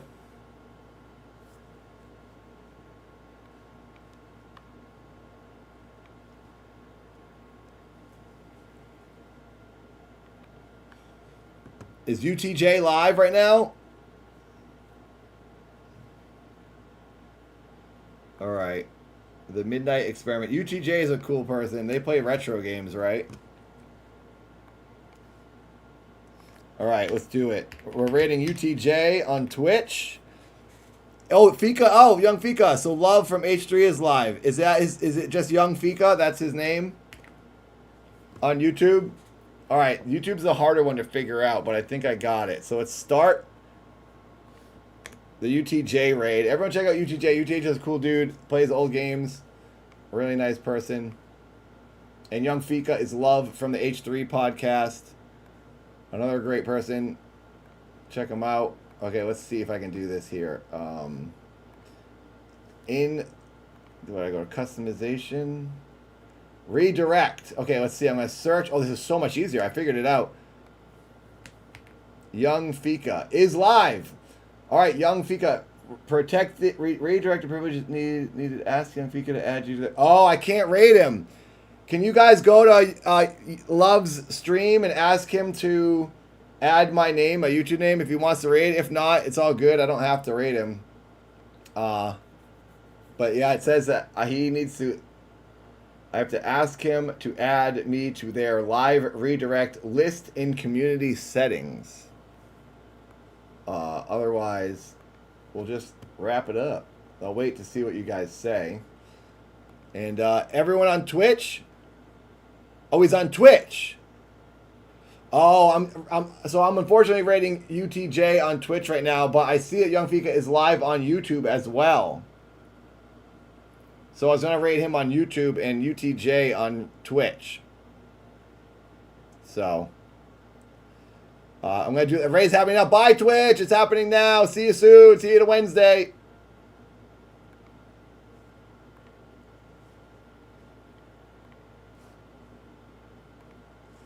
All right. So, we might hear UTJ. Okay, we have it turned down. If you guys can get... He's doing it. Okay, cool. Thank you guys on YouTube. Thanks for asking Love to do that. I'll refresh my page, and then he'll probably show up as available to do it.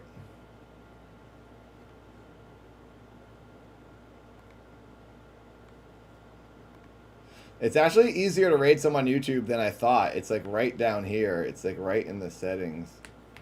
It's in the live stream settings. They should make it easier than it is, but you know, maybe eventually they'll make it even easier.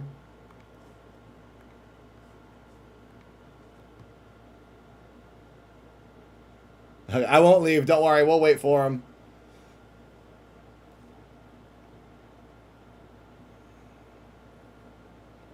Hello, Raphael. Good to see you. Thanks, everyone who watched today. And sorry it was a little bit of a shorter day. I've recognized that today I am getting pretty burned out. When I slept till 12:30 today after last night's stream, I realized that I probably need more rest than I'm giving myself. So I'll be back on Wednesday. This is technically 10 plus days I have to stream to work this off. I'm going to have to pause the timers and not let donations affect the timer soon, because Katie and I are moving into an apartment in August, and that's like a few weeks away.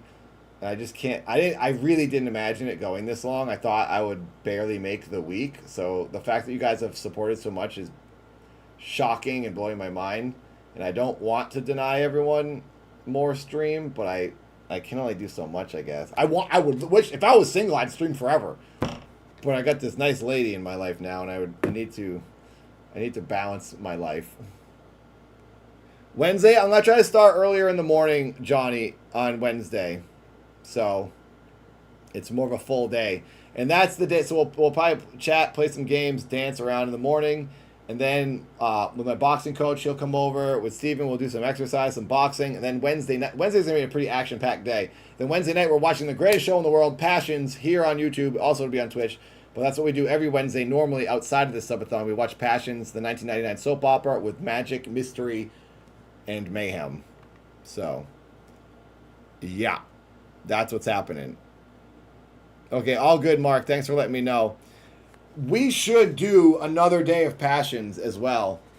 see how I feel on Thursday. Maybe we'll just do some extra passions. We got to also try to beat Cyberpunk. That's been fun. We finally saw Keanu Reeves today in the game. We didn't get the answer, Josh, on the apartment. Katie and I were texting about it all day while I was streaming, and I had to update some things. So I was kind of stressing. I had to send more documents and more things, and I think I got all the stuff in. And since it was like around 5 o'clock when they got the documents, Katie and I think maybe in the morning they're going to call us. So Katie needs Nathan time. Yes, exactly, Miss Blue. So I will see this lovely lady tomorrow at some point on my day off now. So thank you for allowing me to have the day off tomorrow from the stream. If you are allowing me, if you want me to stream, I apologize. But 44 and doing the streams I used to do straight for months straight are harder and harder mentally. Thursday passions. We can do more passions on Thursday if you want to. I'm down. I am always down for more passions. Always. All right, I'm going to check Love's channel again, see if we're able to do the raid. It might take him a minute. It is kind of a pain to figure out. Oh, there. Oh, no. I lied. It's not there yet. Oh, he hasn't. I don't think he's added me yet. If he wants my name, he might have to find... Here, my name... I had to change my name. It's Nathan.Barnett. If he's trying to find my channel name, maybe it's because I had to update it recently and put a dot in the middle. So if anyone wants to copy and paste that for him to find. If you guys are still here on YouTube, it would be nice to send everyone over to Love. Love is live on YouTube at the moment, and I feel bad wasting all of these viewers. And you can go party with him. Or if it doesn't work out, just go over to Young Fika's YouTube channel and check out his stream. Big Brain, I used to sleep on stream when I did these. I would sleep on the floor here, not on the couch. And I would sleep, and it would like, that was another reason this is going to be so long is because I'm not burning off 10 hours a night on the timer sleeping on camera, which I kind of want to do some nights to burn off some of the hours. So we will sleep on camera, yes, because I need to get this stream over with. See ya, Scribble. But yeah, I used to sleep on camera every single time. Bubba, thank you for following on Twitch. Thank you very much. Let's see if we can do it now.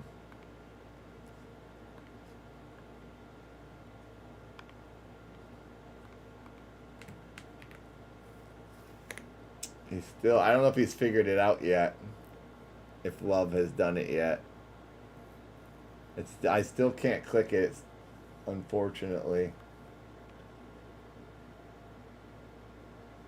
YouTube is a pain. It's not easy. The live streaming is kind of clunky. The settings are hard. He is almost done. Do not give up. Okay, thanks, Joey. He's fighting for his life to get it. I'm sure it's a stress because I have myself, I understand. It's a nightmare figuring things out on YouTube streaming. But he is showing up at least. I'm seeing his stream, Lazy Cooking. Mastering the art of lazy girl cooking is what he's doing on the stream. You think he might have just got it? Okay, I'm going to refresh again, and then hopefully he shows up. It's still not showing up. Let me try it again here. Let me cancel all this out. Ooh, we're 10 likes away from 400, by the way. If you haven't liked, give a like, and maybe we can hit 400 before we end. Alright. Customization. Redirect. Find Young Fika. Oh, I still can't click him. I can see him, but I can't click him. Maybe I should refresh my whole page. Hang on. I'm going to do a full refresh. All right, full refresh has happened.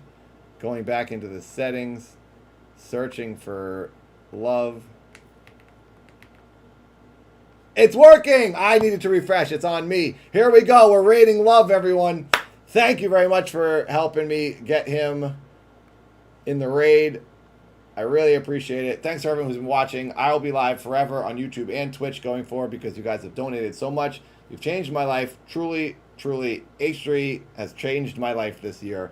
So I really appreciate it. Thank you very much. And Nicholas the Oreo, and all the people from all the audiences everywhere. Like, I can't say it enough.